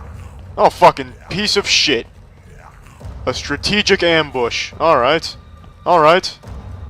I found it. The ultimate weapon. My Excalibur. I will throw this like a javelin. I will use this as a spear. I will piss in this and toss it like a grenade. I've got you now. Sneak attack, bitch! Oh, fuck. Alright, well, I'll just take the key then. Alright, why the fuck is the frame rate fucked up again? Damn it. Oh shit, he's still here! No, take that. Oh, the wine bottle didn't do anything. Damn it, wine bottle was useless. Run! Run! Run! No! Fuck! Shit! What happened? He fucking dove off the stairs after me. Alright, well, I'm done playing this. Well, that's the end of this video. Remember to rate the video, comment the video, and subscribe if you want to see videos similar to this one. See ya. I was sleepy once. It was a long time ago. If you think I look tired, well, you better get your eyes checked, Buster. That's a certified WebMD diagnosable moment right there that something has gone awry with your peepers. Could a sleepy man do this? Checkmate. Point is, in my endless battle against insomnia, I happen to have stumbled across something interesting again this evening, and it pertains to last night's video about the $20 million reality TV show, Twitch streamer, fan, production, extravaganza, mansion, titties, beer, rock and roll, whatever else it was pitching itself as, called the $1 Million Fan Show. Well, I speculated that it was a big scam, and a lot of Twitch streamers had been publicly put on the website. Some had even made announcements about their endorsement of the $1 Million Fan Show, and nothing about it seemed legitimate. I'm not just going to regurgitate everything from last night's video. You can check that out if you want a deeper dive on everything that was wrong with it.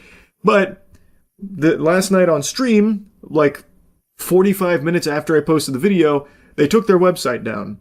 Then I was checking their other ancillary shit, and all of that is removed. It seems like they are scrubbing any existence of the $1 Million Fan Show from the internet. So like even the Reddit post that the livestream fail mods posted is taken down. I don't know if that was by order of the $1 Million Fan Illuminati, or if the mods that had signed an agreement with them had a come to Jesus moment that they may have been misled, so they decided to take it down.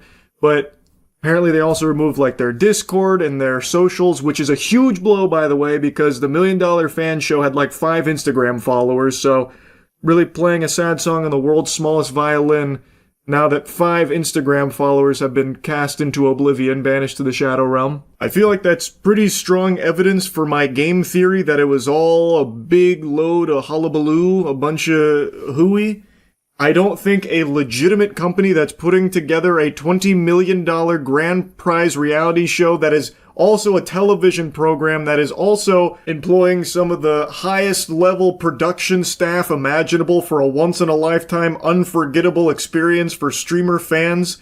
Also, their About Us section had all the telltale signs of just being AI generated, where literally every section ended with triplets where it was, it's not this, it's this. Performance, power, mentality, tits, mentality. Like, it's just like, it was very clearly AI generated. The fucking first thing you see on their website is an AI generated image of a mansion. The whole thing just reeked of scam. And now everything has been deleted, presumably by them. I don't think, some governing body came in to, wipe them out. I think this is them trying to cover their own ass, so that way there isn't some kind of legal action taken against them. Because from what I've read, there were actually some members of some streamer communities that put money into the $1 Million Fan Show. They bought emote packages. I read a report on someone that claims to have spent a couple $100 doing so. So I imagine there was a handful of people that did legitimately lose money on this. Now, of course, you have to take those claims with a grain of salt because there's no real evidence to back it up, especially now that everything is deleted. There's nothing to prove that. But I'm inclined to believe those statements from them because these streamers are, to a lot of people, a trustworthy source. And if they're endorsing something and they say that there's a chance that they can win $20 million or whatever the fuck through like signing up for it, they will do so. And when you go to the website and do their free sign up, they're very heavily pushing you to do the monetized sign up for unlimited entries by giving them money.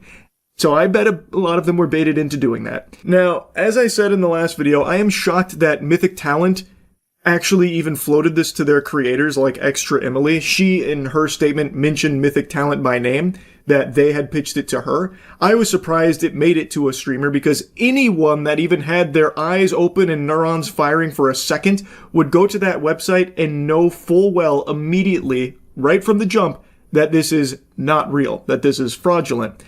So I did a little digging, and I was able to get in contact with an agent, not at Mythic, but at another agency that did have this exact same thing come across their desk for their streamer clients as something to pitch to them. And according to that agent, I don't know how deep into the nitty-gritty I'm allowed to get, what they sent them, the pitch deck, was extraordinarily different from what ended up making it to that website. From what I understand, and from what I have been told, they were under the impression that this was an Amazon-backed production, at least initially. And at the time of receiving this offer, they didn't have a website or anything public outside of that pitch deck, I guess, they were hawking to agencies.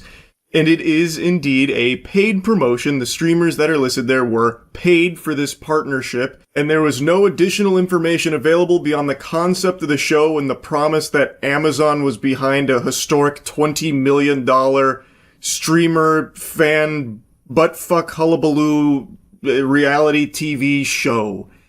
Now, one of the streamers also sent me the exact offer that was presented to them, which gives further confirmation to all of this. It comes from Mythic. This is the direct offer from Mythic that this streamer received.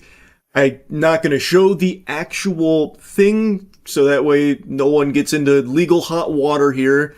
I don't want to, step on too many Legos, but I will give you the general overview for what the pitch was, the offer. Interestingly enough, the offer came back in June of 2025 from Mythic.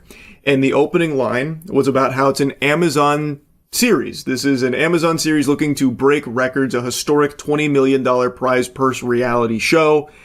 It doesn't even name the show, by the way. I'm guessing back in June of 2025, they didn't even have the name of the show or anything concrete. There was no website, no mention of like LSF or brand partners or anything like that. It was just a single sentence that said, Amazon reality TV show set to air on Amazon Prime, featuring the soon-to-be-broken Guinness World Record book for biggest prize pool in history, 20 million, winning group splits money in half, 10 million to you, and 10 million to the fan. That is the entire explanation for what this deal was. Interestingly enough, like I said, June of 2025. The deliverables were a reality TV show appearance, 1 to 7 days, depending on how far you make it, and a single social post. The initial filming date was November 3rd to November 10th, but guessing, some wires got crossed there, fucking nipple clamps came down, maybe government shutdown, put that on the back burner, so that had to put the kibosh on that and shelve it till, I guess, 2026. Anyway, though, they were offering $3,000 for the streamer involvement here, plus 20% of net ticket sales from your ticket, which the streamer expressed some confusion over because they didn't believe Mythic knew that there was like this paid entry option, but in the offer it says they were getting 20% of net ticket sales. When you go, well, knowing now, hindsight's 2020, but like going to the website that existed, when you would sign up through a streamer portal, you were paying for those entries if you wanted to extend beyond just the free submission. So I'm thinking that the idea from this offer was that when someone, a fan of the streamer, did a paid entry through their portal, they would get a portion of that. So like I feel like Mythic would have had to have known that there was some kind of like paid component to the fans, but who knows? There's so little information here in the actual offer that Mythic took to the streamers. I am still extremely surprised it even made it to a single streamer as something to consider. I don't know why there wouldn't be more digging to confirm if this is actually even an Amazon show, because after the offer, they then go into like a general explanation for it, and it is so bare bones. It sounds like something that a person would cook up in 5 minutes while taking a shit after consuming like, their morning oats or something. There's not a whole lot of thought into this. Competition details. 1 creator, 1 fan group eliminated per day. $20 million cash prize. 1 creator, 2 fans. They will be gaming, IRL, and cognitive challenges. Think Survivor, but for creators. And then it just lays out like the most simple, boring shit ever for the competition. And then the Apocalypse Challenge on day 3, during which fans will compete head-to-head with each other, resulting in a mass elimination. Narrow the group down so each creator is ultimately paired with one of their original fans for the last 4 days. It's like, it's if you went to like a fucking Redditor and asked them to really quickly come up with a streamer game show or something. Now, as for the initial start date of November, the streamer was just told that it got pushed back to March. I don't think there was any like real explanation for what went wrong. Maybe bad weather, perhaps government shutdown, all kinds of possibilities for why it got moved. but they weren't really, kept up to date, kept abreast on everything going on here with this huge, giant Amazon show. I am even more surprised that any agency would have seen this and just shipped it as is, just said, fuck it, do it live. We'll send it out to our streamers to see if they'll accept the $3,000 offer with the 20% ticket sales split or whatever. Because, I feel like when you are getting this as, pitched as an Amazon production, you would probably want to confirm if this is actually coming from Amazon. Because if you're going to work at this agency managing these kind of contracts and stuff, but you're working under the impression that no one's going to tell lies on the internet, what's stopping just any old Joe Schmo Dorito dusted fingers from sending you a cold call email saying hey, this is me, Amazon, pitching you a $50 quadrillion reality television show. I'll offer $3,000 with some rev split to your streamers. Do you mind taking this to them? I'd love if they start shouting out goochsweat.org soon. It's a very legitimate reality TV show. We're Amazon, by the way.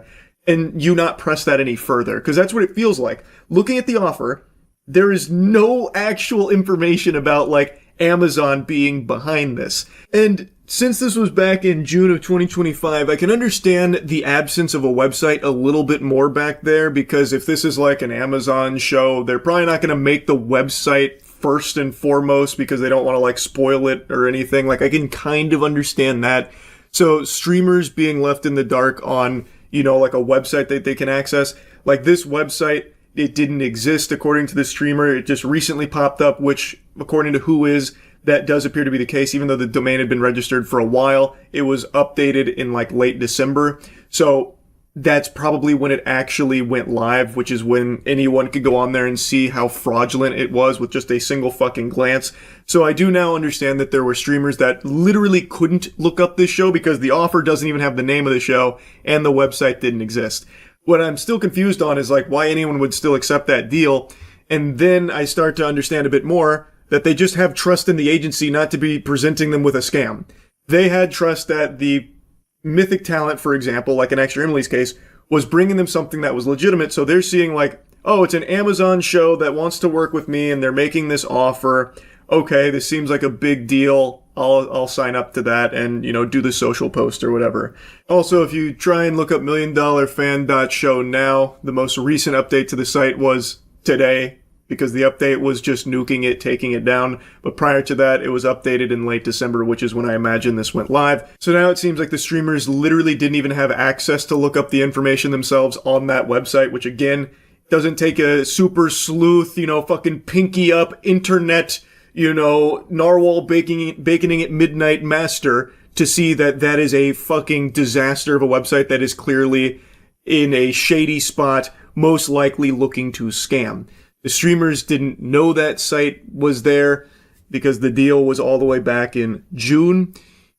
Though I will say, looking at the offer, this should have been something that I think streamers should have been a little weary of, because it feels like it is very odd just looking at it. But I think that does fall a bit more on the agency than it does the streamer itself, because there is a level of trust from streamers with the person that is managing their brand deals, that what they are getting is not just fucking toilet paper that's trying to wipe their ass with their fans. And in this case, I am still just shocked that it even made it to the streamers in the first place. This should have been probably caught far earlier. I imagine they could have confirmed well beyond this, almost a year later, that this wasn't Amazon behind it. If they had maybe set up calls or something, or looked for any level of proof of this being Amazon, even just questioning, where is this money coming from? Who else are we working with? What is the actual production timeline and all that looking like? I feel like there was definitely a way Mythic Talent could have caught this and then never even had to get to this point where there were real victims, where based on what I've read, there were people that put in hundreds of dollars, which again, I know you have to take it with a grain of salt because there's no evidence to support those claims that people lost a ton of money, since now everything is scrubbed, but I'm inclined to believe them because the audience has a level of trust in the streamer that what they are pitching is not just a scam that's going to just rob their fucking piggy banks. So I do think that there were real victims here, and I think it was just so easily avoidable. This shit is just fucking wild that it even happened. R.I.P. $1 Million Show. Definitely feels like it was a scam from the get-go, considering they have just vanished, poofed out of existence, and erased every trace that they were ever even here to begin with. Anyway, though, that's really about it. See ya. Every day we inch closer and closer to the bleak future where nobody owns anything. Even the idea of ownership is looking like a foreign concept of a long-forgotten age, as every corporate vampire zombie husk worm person is scrambling to try and shove this idea down your throat that you will be happier owning nothing. You will own nothing and be happy. I know I've yapped about this a lot over the last 2 or 3 years, but that's because it's been accelerating at such an alarming pace. Look at this newest development here. You can now lease a PlayStation 5. Zoinks! Certified turbo zoinks moment if I've ever seen one. This is all fart, no poop. This shit is fucking foul. You have a plethora of really enticing options here to choose from €10 a month up to 17 depending on the model and I guess the duration of the lease. This is fucking outlandish. This is some hogwash. I cannot believe that we are just seeing this now just out in the open, out in the wild, unashamedly.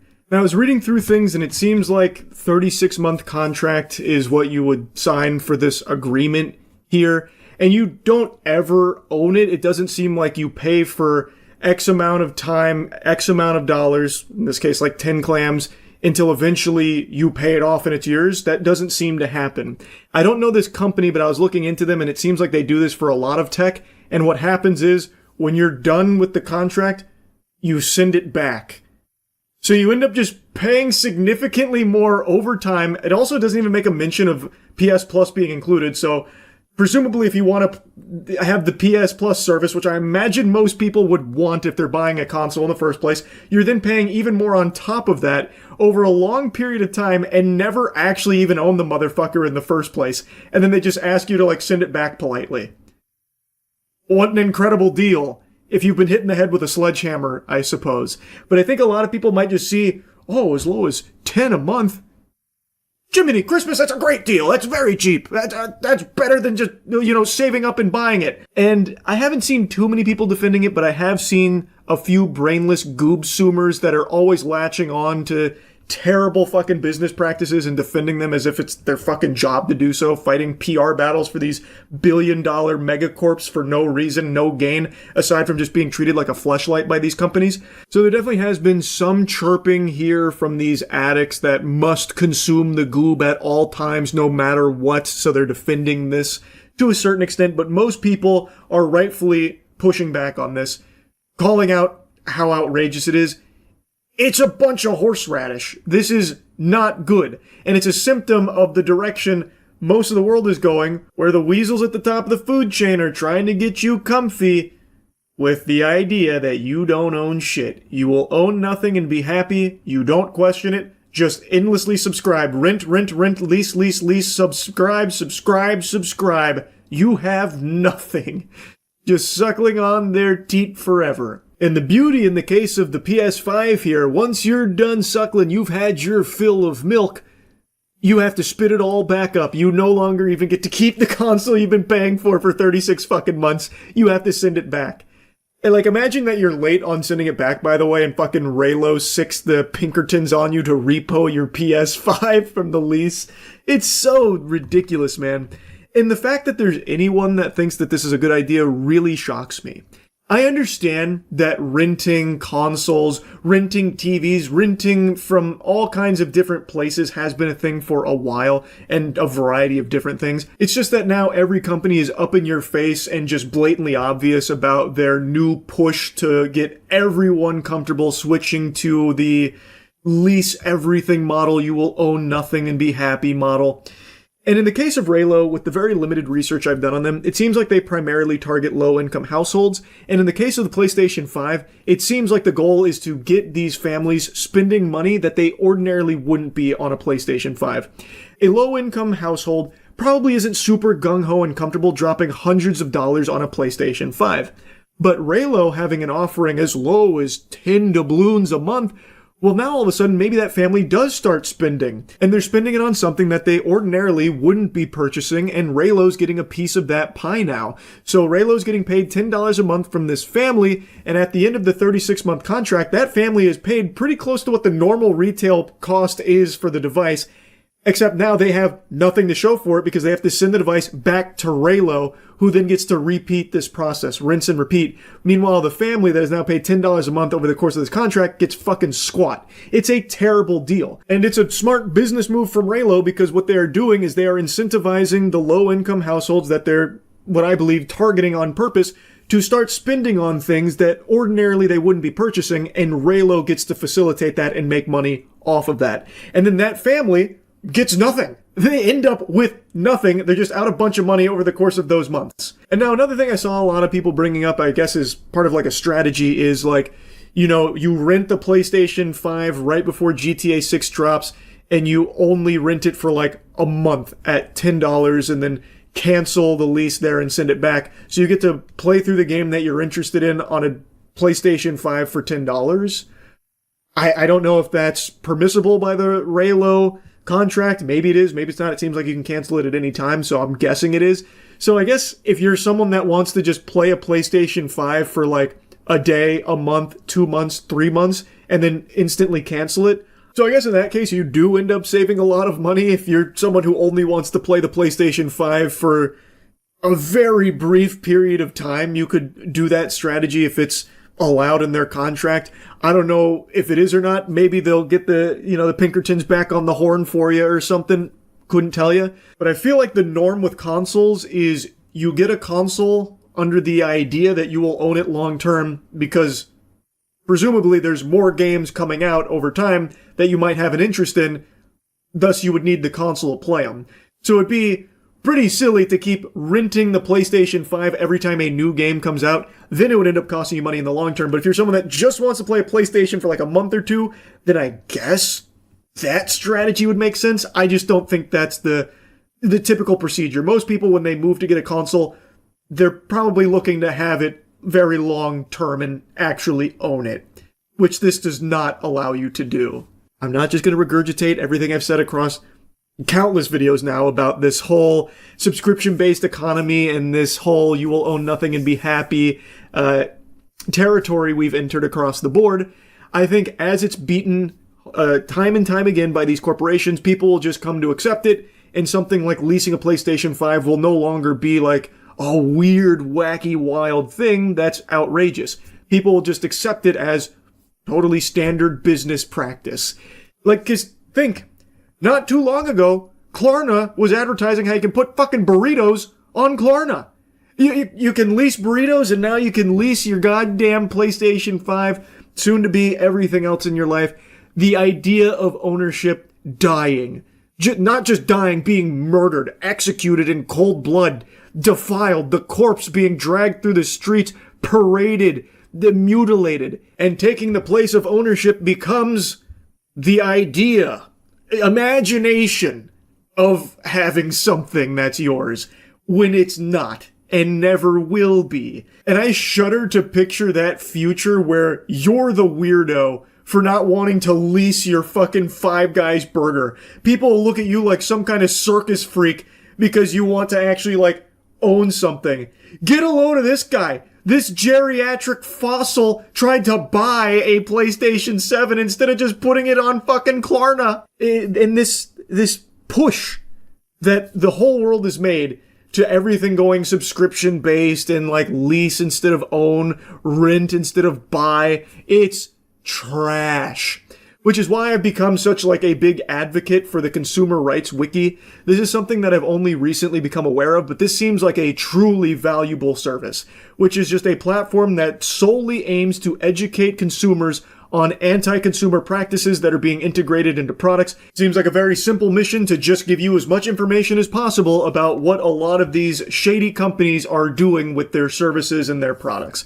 So I really do appreciate what's been going on over there. I'll put a link to it in the description if anyone's curious about it or want to check anything out there. This is not like a sponsored segment or anything. I want to make that clear. I have just talked about this a lot and only recently had this put on my radar as something that's aiming to help in the fight against this you will own nothing and be happy future. So I've been all for it, and just something I wanted to mention here. It is not sponsored or anything like that. Anyway, just another video yapping about this topic. I hope people continue to reject the notion of you will own nothing and be happy. It should not be something that people are just okay with. Anyway, that's really about it. See ya. A year ago now, a YouTuber named Megalag dropped a video that was the culmination of an extended investigation that spanned the course of a very long period of time about a company who has worked very closely in the YouTube ecosystem for years, Honey, who was once the YouTube darling sponsor absolutely everywhere, more common than the cold, and never really had like a bad reputation, but Megalag, through a very extensive investigation, found some shocking, shady things that not a lot of people knew about. And I don't want to just regurgitate everything from that video. I'm sure you probably have already seen it because it was such a huge deal. Even outside of just the YouTube space, it was a really big thing. Because this is a multi-billion-dollar company that was engaging in some really underhanded tactics that really taptoe on the line for what is and is not legal, many would argue, which is why they've been faced with so many civil lawsuits since. Now, I know one of them was recently dismissed, but from what I can tell, it's not fully dismissed. It's pending an amendment, from what I can tell. But even still, even if that one gets crumpled up and thrown in the wastebasket from fucking way downtown, that's one of many. There's a lot still out there cooked up and being pushed against PayPal Honey. It's like the scene in SpongeBob when the anchovies charge the Krusty Krab. There is so many civil lawsuits here because a ton of people feel like they have been wronged, misled, and even in certain cases scammed by PayPal Honey. Megalag came from the top turnbuckle and delivered a biblical smackdown with a lot of really convincing evidence, and just released his part 2, the follow-up, which goes even deeper and exposes even more, and also starts talking about it from the small businesses that are being affected and a lot of things that are just being outright lied about by PayPal Honey, allegedly here. It's fascinating, and PayPal Honey has cease and desisted Megalag, claiming a bit of horseradish, I would say, trying to silence him because these are really damning things. The evidence is very, very strong. I highly recommend you check out the entire video from Megalag here. Of course, I'll link it in the description. I'm only going to cover a small portion of this because I really think you need to watch the entire thing. I think you need to see how the sausage is made here, but I will cover a couple of core components. But just as a little refresher, if you don't remember some of the things PayPal Honey is accused of, one of the big things outside of, like, obviously consumers not exactly getting what they thought they were out of Honey is the affiliate poaching. So creators that worked with Honey that would have their own special deals to promote to their audience, the audience would then use those codes on the website. But Honey had some protocol that would occasionally perhaps poach that sale and take the commission that was supposed to go to the creator, and they would take the lion's share. There were a lot of cases that Megalag was able to point to, and even in his follow-up video shows even stronger evidence for, of how this actually functions, where it seems to be a core component of Honey itself, where it will overwrite your cookie. It will inject itself, and it is looking to make that commission in a lot of cases. It's very scummy shit. And I know after the first video he dropped, a lot of people's response was, who gives a fuck? The creators can suck my dick, and my heart doesn't break for these businesses. They can go eat dirt. Okay, that's your prerogative. I'm not your fucking dad. I'm not going to come in there with the belt and make you change your mind or whatever. That's fine. But in this second part of the video, you can hear from a business how that actually fucks you as a consumer. A few hours ago, PayPal's lawyer sent me a cease and desist letter and requested Patreon take down my video under a copyright infringement claim. I consider this a direct attack against my fundamental rights as an independent journalist. PayPal has specifically taken issue with the fact that an anonymous source discovered Honey had left their source code exposed within their iOS app, which, if you know where to look, is publicly accessible. This anonymous source found the code and sent it to me. I reviewed the code for security research purposes, which is a protected act, and I only published relevant sections of the code that provide important context to the story, which I consider within the realm of public interest. I haven't seen the unredacted video here where the source code was like more talked about, where he had these video components that showed, I suppose, sections of that when it was relevant. But it seems like it was more so a convenient excuse for PayPal to get the video taken down from his Patreon.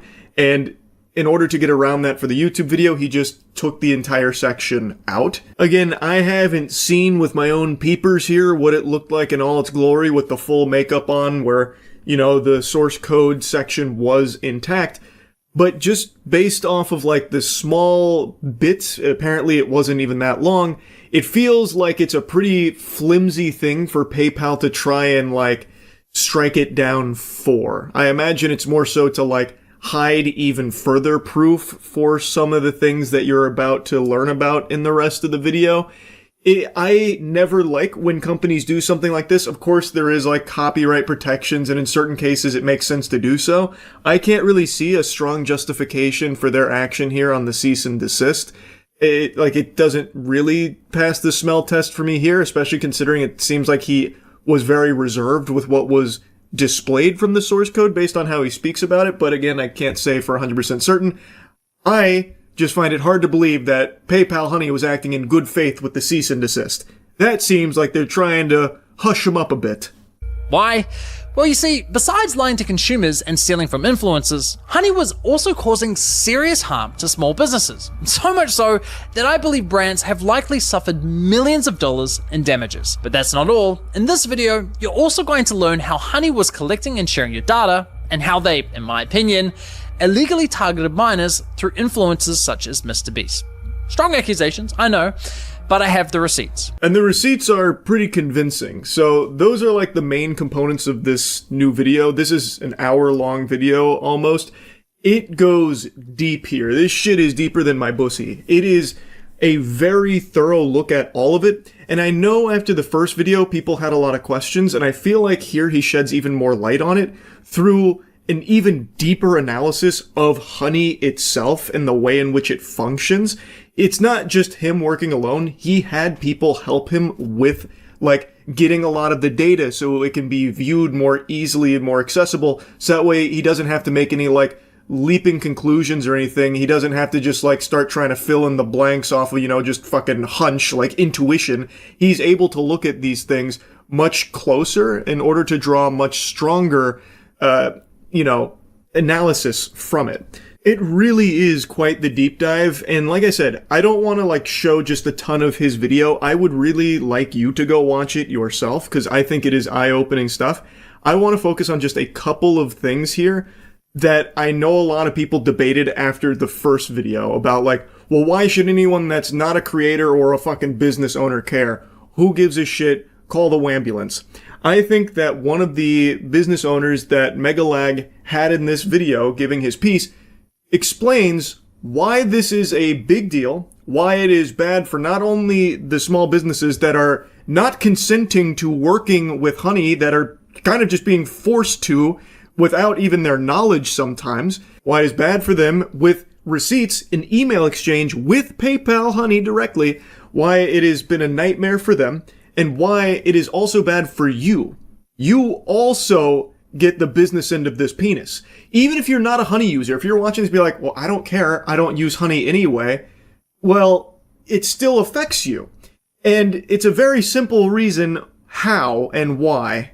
In fact, Made in Cookware CEO Chip perfectly summed up the devastating impact Honey's actions can have on a small business. When you're in the early stages of building a business, you're in the stage of, will this company even work? Is there product market fit? How do I scale this thing? Can the economics work, right? And so all the things we talked about, these discount codes and the kind of removal of attribution and killing margin, like those really affect the early stages of a company, from everything from where do I put the next dollar in to make sure I can survive, down to, you're taking 10, 15, 20% of my sales without me wanting it. And we have digital marketing costs, we have shipping costs, we have all these stacks of costs that not only are getting more inflated over time, like FedEx has been raising their rates over time, warehousing costs have gone up, COGS have gone up, as you know, through inflation for the last 4 or 5 years, right? Like all the cost structures have been going up, and to have someone just stealing and compressing the actual revenue you want, like puts small businesses in a real squeeze. And it's just really disappointing. And like, it doesn't even work, because at the end of the day, like you need to make the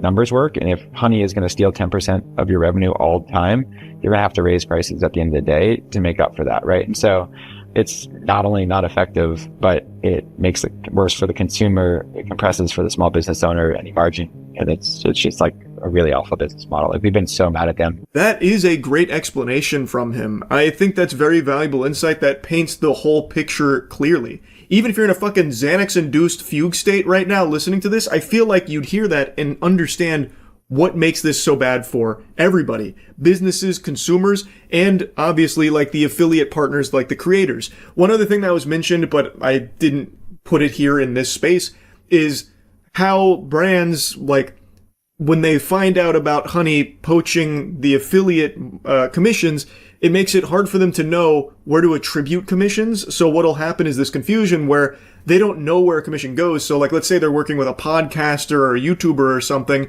and things get really muddy. It makes it hard for them to know where they're supposed to put that money in the first place. So what ends up happening is they end up pulling out of that market entirely. So now they're not working with your favorite content creator anymore. So they're getting shafted, and they also potentially overspend on the compensation because of how confusing it gets. There was another example given how like a business had spent over $100,000 on like potentially like misattributed commissions from the affiliate marketing as a result of this kind of shit.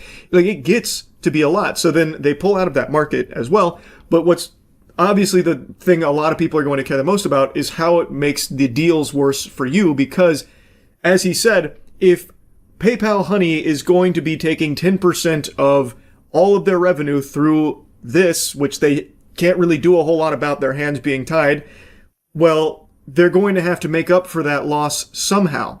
And that is raising prices. That's how you make the numbers work again.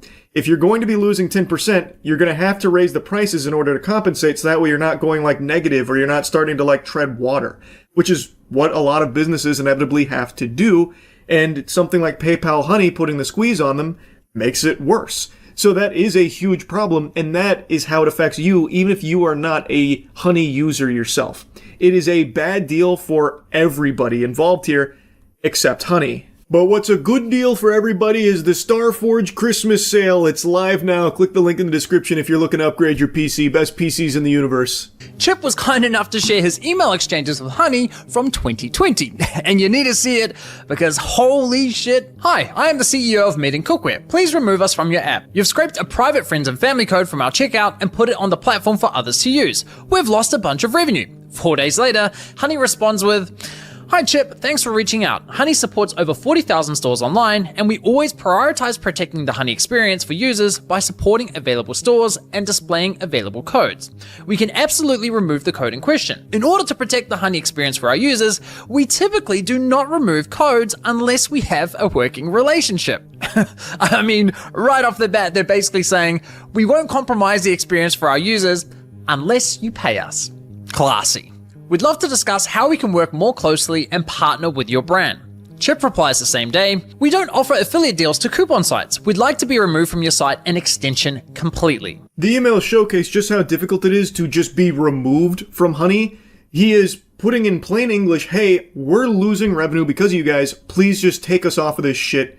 I'm begging. It's like a fucking telemarketer that's refusing to take you off the call sheet. It's brutal. He reaches out to them because Honey had scraped a private code, which is something that earlier in the video, Megalag shows very strong evidence as like a thing that happens, not super unusual with Honey, which is a code that they didn't want to be public. It shouldn't have been public. A lot of businesses have these kind of private codes for like employees or friends and families, or in some cases, as was mentioned earlier in this video, like veterans or something. And Honey will sometimes get these codes and make them public so people can use them, which really fucks the businesses because those weren't supposed to be public. They were supposed to be for a specific person or a specific purpose. So the CEO we just heard from, this is his exchange with them reaching out like, hey, this happened to us, we're losing revenue, get rid of this, and please take us off of Honey entirely, we don't want to work with you. And whatever zombie he's talking to over there at Honey is just not letting that shit fly. They're playing hardball, trying their best to keep them shackled to Honey, even though they didn't want Honey to be there in the first place. They were uninvited to this hootenanny, yet now they don't have a choice. His leak code was added through Honey's user-generated coupon functionality. No surprises there. She completely ignores his request to be removed from the platform, only offering to remove the leaked employee discount. Chip replies the same day, "Our friends and family code was listed on your site. That was an internal code meant for a small group of people that was never published anywhere. Our whole site can't be removed from your app." Honey only responds a week later, confirming they removed the employee discount, but again, completely ignores Chip's request to be removed from Honey. Chip responds immediately, pushing for an answer, but they ignore his email completely. A month later, and Honey leaks another private discount code. "Hi, please remove from your app. That is a private code behind a private employee perk login. This should never be public. I don't understand how you feel taking a private employee perk and making that public to the world is helping our business." Honey responds confirming they removed the code, but instead of taking responsibility, they try shifting the blame onto Chip, suggesting his employees might be responsible for sharing the code with Honey.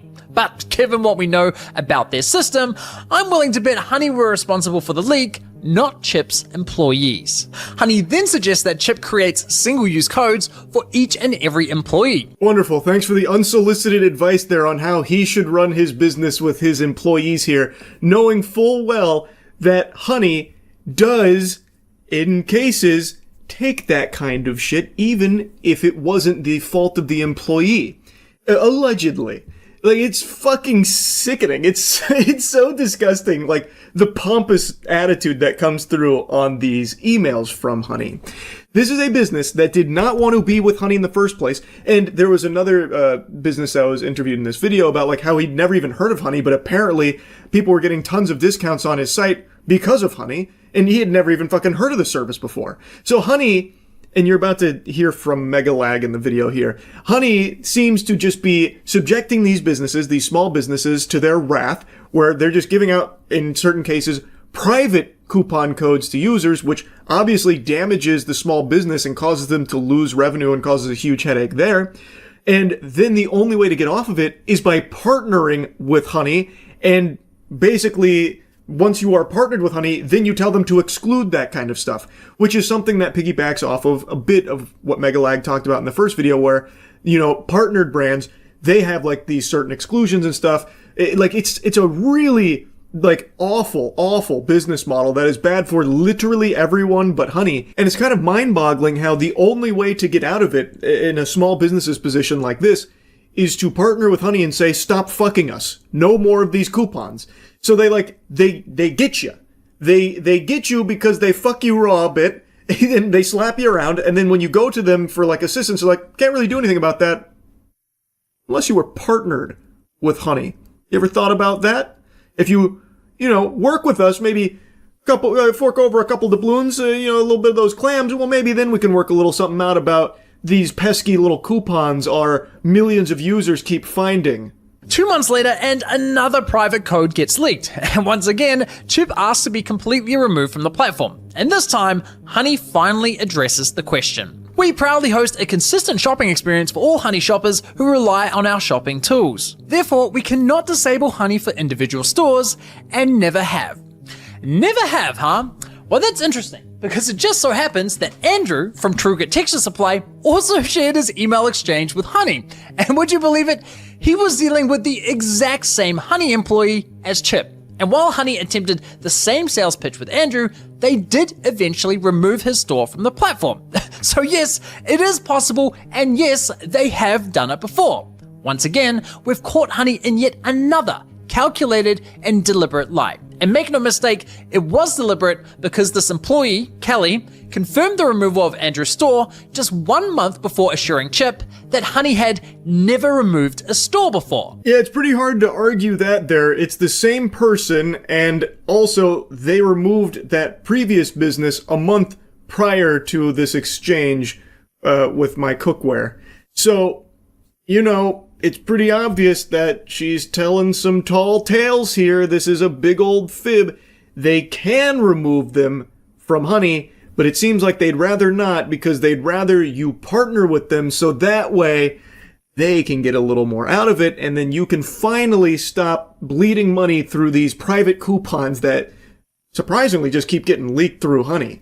It's so fucked up. Like, it really is like a crazy rabbit hole here. When merchants discover their codes have leaked and then they want to clamp down on that, they go to these coupon extensions and plea and request to have their codes removed. And 9 times out of 10, the response is join our affiliate program and you'll have more granular control over that. And so I think merchants tend to feel a little bit as though they're being blackmailed or extorted, because you join the affiliate program and then you have to pay that coupon extension company every time somebody uses a code.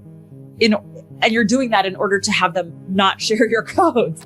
That beautifully explains just how scummy this model is, where it does appear that these small businesses feel forced to join these programs here with companies like PayPal Honey, because if they don't, well, they might keep having these problems, but by joining that company, they're not exactly all that much better off, because now they're going to have to make those affiliate payments there. So like, it is just a lose-lose for the businesses. Now, I don't want to spend too much time talking about that section here. Again, I think you should watch the whole video. I do want to touch on where he gets into like the Mr. Beast component, which is in the thumbnail, and something that was mentioned at the start of the video about like how he believes that Honey has been strategically targeting minors in certain instances based on who they've partnered with, like Mr. Beast, as well as a couple other examples he gives, and why that might not exactly be completely legal, allegedly, because there is laws about collecting data on minors. And through his investigation, with very, very strong evidence, including some of PayPal Honey's own information that they themselves have talked about, they do collect your data. They do seemingly share your data. Now in the video, there's even a brief clip where someone is talking about the benefits of Honey's data collection. So even though they explicitly advertise they don't do any of that weirdo shit like collecting and sharing your data or anything like that, the truth of it is that they do collect your data. And to their merchants, they even do brag about how much data they have, and they do share that data. Megalag had a lot of very compelling evidence to prove that fact. I feel like it's pretty obvious, given everything that is accessible, that they do indeed collect that. I'll go ahead and show you that brief clip there, and then we'll get into like how the marketing to minors may be a big issue for Honey. For their partnered merchant. Discussing the benefits of Honey's data for their partnered merchants. One of the metrics that we assess very frequently for merchants that work with Honey is, cross-store shopping. So, how many other stores is a user visiting as well as the store in question? Are they going to 6 stores? Are they going to 7 stores? Are they going to 10 stores before they make a decision on where to purchase? And here's another former senior partnerships manager. So like one of the things we have insight into at Honey, because we're a browser extension and we can see our shoppers and how they shop, is that shoppers love to cross-site comparison shop. We're really kind of following the shopper where they go, and we're with them every step of the way. We have all sorts of tools to make those consumers stickier to those direct-to-consumer brands. And here's a former PayPal executive discussing how beneficial the data is for their goals. We've got a full suite of solutions across our consumer platforms that help drive new customers, that help drive loyalty, that help drive conversion, and ultimately sales lift. And we have a lot of analytics and a lot of data, a lot of shopper data, obviously, and that's something that we can unlock on behalf of our partners. You've got to hand it to Honey. They've truly mastered the art of selling bullshit narratives. To users, they promise privacy, insisting, hey, we never sell or share your data. But to their merchants, they literally bragged about how much of your data they had and how it could be leveraged to provide them with valuable insights into your shopping habits. I think we can say with a pretty high level of confidence that PayPal Honey does seemingly collect your data and is more than willing to share it. So that whole claim they like to make, and even it was part of some of their marketing about, we don't collect your data and we certainly don't share that data or sell it or anything like that. looking like that might have been a big load of hooey. Now, as it relates to being potentially a huge issue when it comes to like who they were targeting with some of their advertising is what I briefly mentioned earlier, where there are laws in place about collecting data on minors. There is a whole host of laws in regards to that subject, and you're about to hear Megalag explain it, but the core issue is, based on some of their ads they were running with some of their partners, as well as who they were partnering with for some of these ads, it does seem like they were directly trying to target Honey to minors, which means they would be collecting data on minors through having this browser extension on their devices. It's potentially illegal in numerous jurisdictions. Many countries have very strict regulations when it comes to the collection of personal data from minors, and for good reason. Therefore, if you intend on having minors use your product, many jurisdictions require that you obtain parental consent first. But this adds all kinds of technical and legal complexities, which is why many platforms simply limit the use of their service to adults only in their privacy policy, which was Honey's approach, making him Honey's #1 sponsor. In fact, according to my data, MrBeast sponsorships represent over 1/3 of Honey's total sponsor views on YouTube. But it wasn't just MrBeast. Honey sponsored many channels whose content was, in my opinion, clearly targeted at minors. They sponsored Minecraft channels, Roblox channels, cartoon channels. I mean, just watch this video and tell me it's not targeted at children.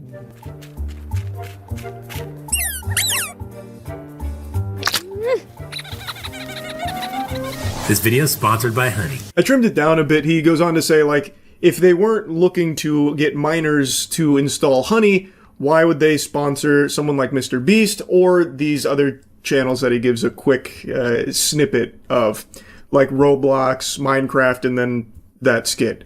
And he's right. The main demographic of MrBeast, it is children. I'm pretty sure that's like an objectively true statement based on data. And Roblox is predominantly a platform used by children.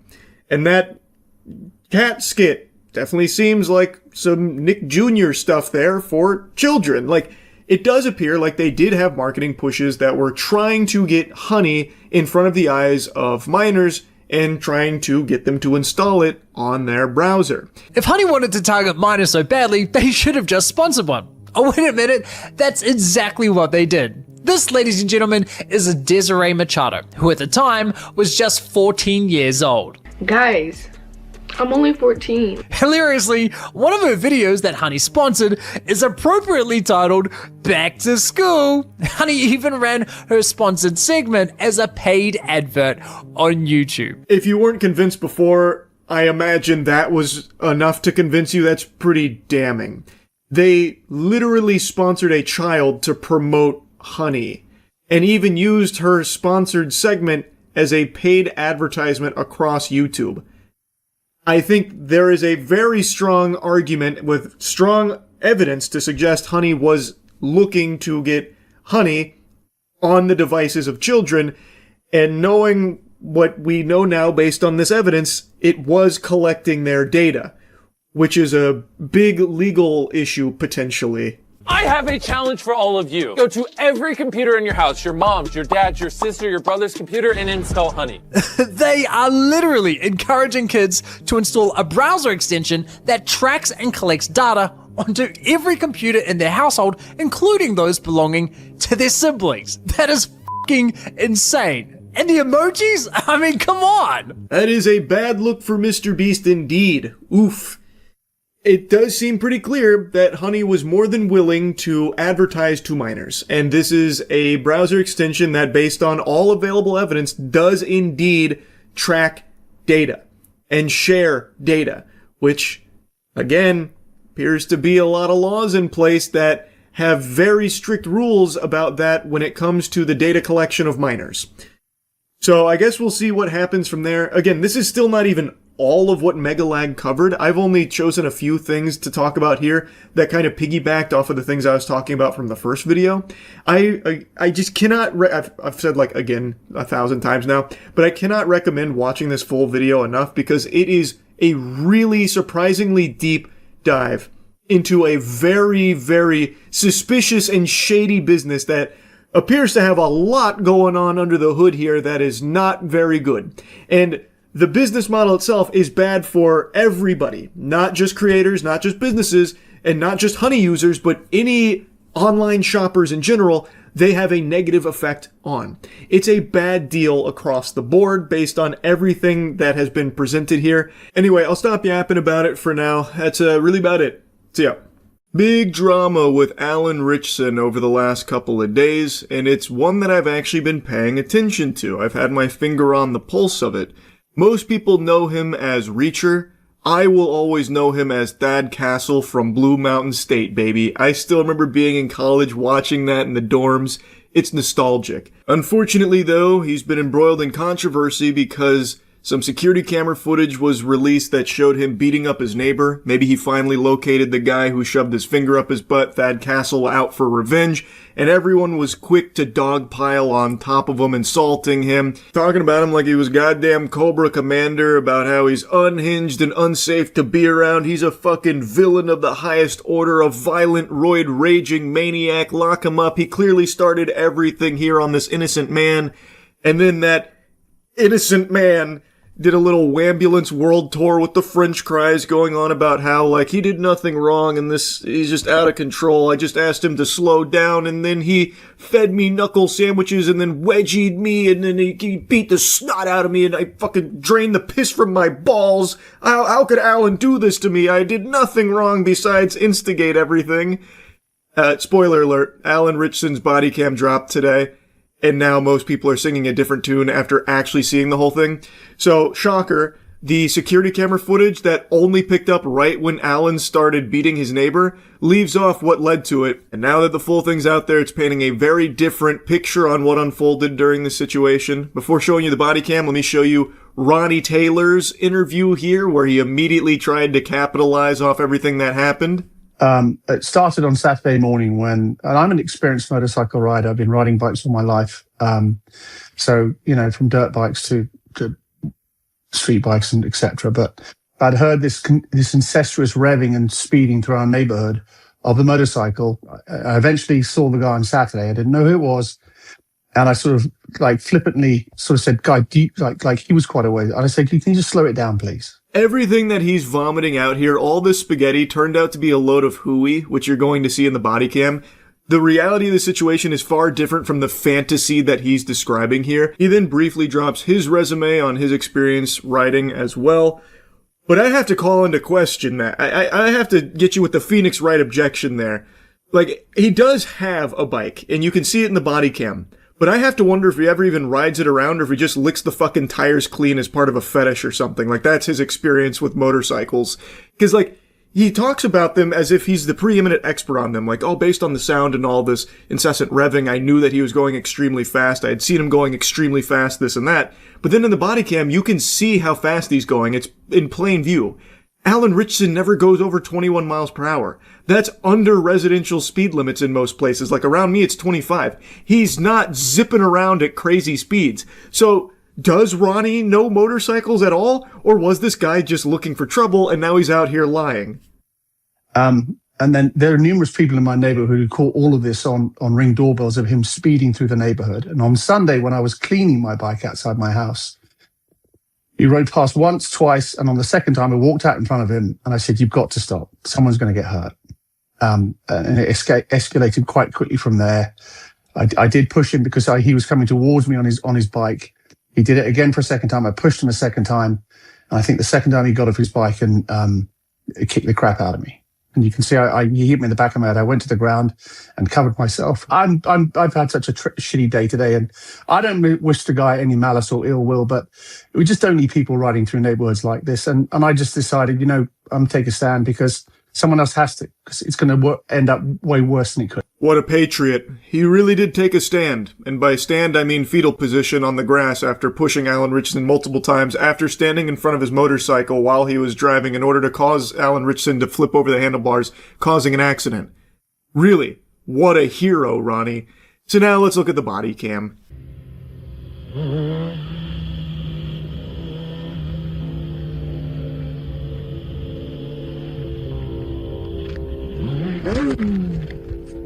Kidding me, dude? Are you fucking kidding me, bro? What? Come on. Stand in front of a fucking bike again, dude. But doing what?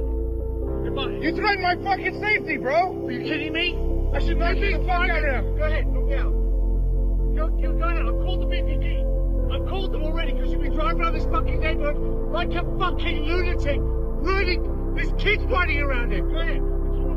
So you can see Alan, top speed in this was 22 miles per hour. Now, I guess it's possible he was going faster before the body cam footage starts, but I find that hard to believe because even after the whole altercation, there is like an extra minute of body cam showing him and his kids driving away on their motorcycles, and the top speed he gets to there was, I think, 30, which even then is still not like lunatic speed that Ronnie keeps claiming. But in the body cam, you can see he's going 22 at top and then starts slowing down, going near Ronnie. He gets down to, I think it was 19 miles per hour. Then you can watch Rat Ronnie decide to get in front of his motorcycle by taking multiple side steps over there like he was playing defense on a basketball court. So then he gets in front of Alan, who then slams the brakes. He squeezes very hard, and it sends him over the top of his motorcycle because he wanted to avoid hitting him. You know, he wasn't going fast enough to splatter him like it was Halo 3 or anything, but he still didn't want to cause some kind of injury to this guy who's now just fucking stood right in front of him. So I think that's very clear that Ronnie is the one that instigated this. It was not calm and collected like Ronnie seemed to indicate it was in his interview.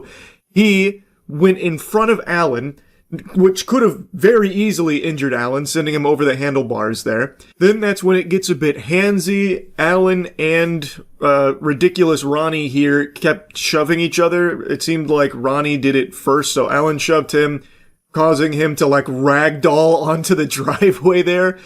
Ronnie, I think, now this is just my little game theory here, my tinfoil hat conspiracy. I think the plan was Ronnie was looking for money. I think he was trying to look for like an easy lawsuit. So he tried to position himself in a way that would have Alan Richson be the bad guy and like attacking him and shit. So he then stood in front of the motorcycle hoping that that little element of this whole thing would never see the light of day. That's just what I think because this is just so inexplicably stupid from him.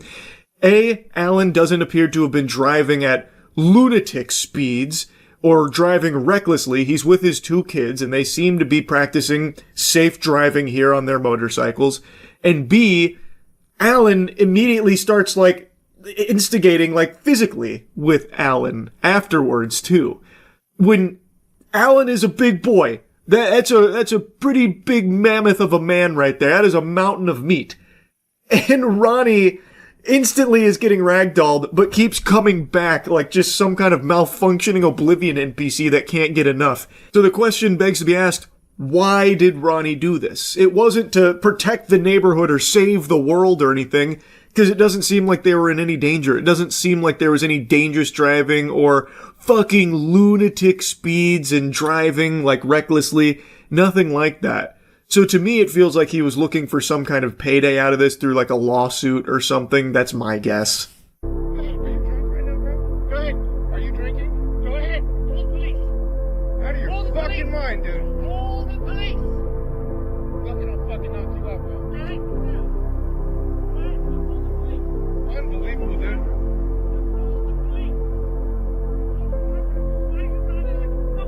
I should have run you over, dude. You did? You did?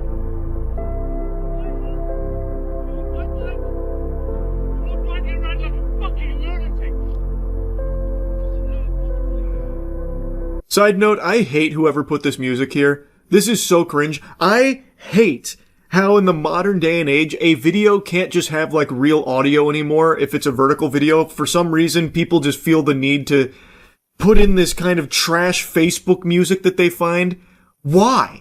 Now all it does is make it hard to hear what's going on. And I can't find it with original audio. It is so annoying. Like yesterday, the story with the dogs, I couldn't find the original audio on that dog video because everyone that was posting it had to just keep putting music in it. It's so stupid, man. Just let the original audio ride. How rotted are people's brains? How poisoned are people's psyches that they can't just hear the real audio? They need music in the background too to stay stimulated. It's so cringe. I hate it.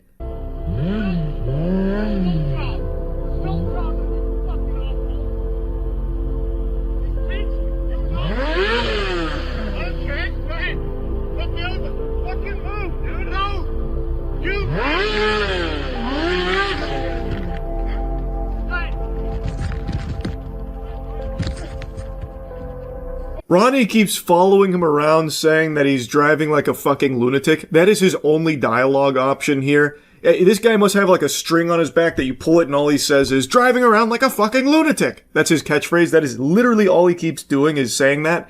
And then when Alan gets his bike up and is about to try and leave, Ronnie then prevents his exit. Ronnie stands in front of him again, restricting his ability to leave. Alan is trying to leave this situation. Ronnie is preventing it. And then Ronnie shoves him. It also seems like Ronnie pushed the bike over as well, but you can see Ronnie also shoved him after the bike got dumped. And that's when Alan pushes Ronnie to the ground and then beats him a bit. And that's where the security camera video starts. So you missed everything that Ronnie did to cause this altercation, and the security camera footage that was surfaced a couple days ago only showed this piece to make it seem like Alan Richardson did everything wrong. It was all his fault. When really, the whole story, the real reality here is Ronnie. Ronnie smelt it and dealt it. He was the one that really caused all of this, and I think he was really hoping that this footage didn't exist. Get out of your goddamn mind. Stay down. Stop fucking stupid. Jesus Christ. That's where the physicality stops. Ronnie does still fling some more words towards Alan, but it ends with Alan and the kids driving off. And like I said, it's not like they start speeding off either. They stay under 30 for the most part. It's only towards like the very end of the footage that they get up to like 31 and then like reach a stop sign or something like that. But even then, there was nothing in this entire body cam that indicated to me reckless driving at dangerous speeds in this area. So I really feel like Ronnie was just fishing for confrontation as a means of trying to get some kind of payday out of it. That's what I believe. And he instantly tried to turn around and like put his name and face out there with these interviews to garner sympathy. And I think that it's been largely unsuccessful now that this body cam footage is out there. So yeah, I wanted to yap about it a little bit. That's really it. So yeah. I'm going to try and use my power of incorrect predictions for good instead of evil. I will boldly, proudly, with my whole chest state that Bloodborne 2 will not be revealed at the Game Awards. A statement I didn't even think needed to be uttered, but the hopium, it's overflowing right now. The cup runneth over here for people to see Bloodborne 2 at the Game Awards next week, because Jeff Keighley posted a wacky statue, which does look very cool. It's a very aesthetically pleasing little doodad there, a little doohickey. And then there was a reply to it with a bunch of like redacted information, like it was fucking Epstein files there at the Game Awards. And this sent people into a frenzy trying to find ways to brute force Bloodborne into it to make it seem like this is confirmation it'll be Bloodborne 2. I don't buy into it at all. Would love to be wrong, though I'm gonna tell you, I'm batting with a tremendous record right now when it comes to my predictions on Bloodborne 2 not being real and probably never being real, at least not for many more moons to come. But anyway, let me show you the statue, let me show you the Game Awards riddle around it so you can start forming your own thoughts on what it could be. And then I want to tell you a little new piece of information that dropped this morning, a little tidbit that I think would be so fucking embarrassing if this actually is the reveal. But you know it'd be even more embarrassing? If people found out you didn't shower using Cheeky soap. It's the best soap in the universe. What are you waiting for?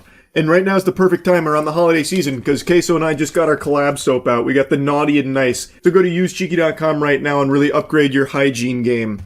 Yes, I want to talk about the Jeff Keighley cryptic tweet that a lot of people are speculating could be a reference to Half-Life 3, to Bloodborne 2, and all that. So it's this right here. I already talked about it when it got posted. It's that right there, but the Game Awards replied with this. The blank are silent, blank bleeds, new blank stir. And that right there has been a bomb in the Bloodborne hopium community. It's a very cool statue, by the way. Very cool. They do this every year. Not really to this degree. There's never been a year where I thought, maybe it could be Bloodborne until now. And even then, I still don't really think that. I just think if someone's going to go this hard for, like, teasing an announcement, it's either gotta be something people have been begging for a long time, or a delusional company that's about to just beclown themselves in front of the entire Game Awards and God. Like, imagine this is all just an announcement for some, like, fucking shovelware gotcha game or something. It's definitely not gonna be Elder Scrolls. If you want to know what I think it is, and I don't think anyone's going to be, like, necessarily pleased, I think it's Saros. So, if you look at Saros, and this is a game that's got, like, a lot of meat behind it, and it looks like a cool game, I think it's this. They've already teased this game before. The style of that statue is kind of similar. I think it's probably going to be Saros.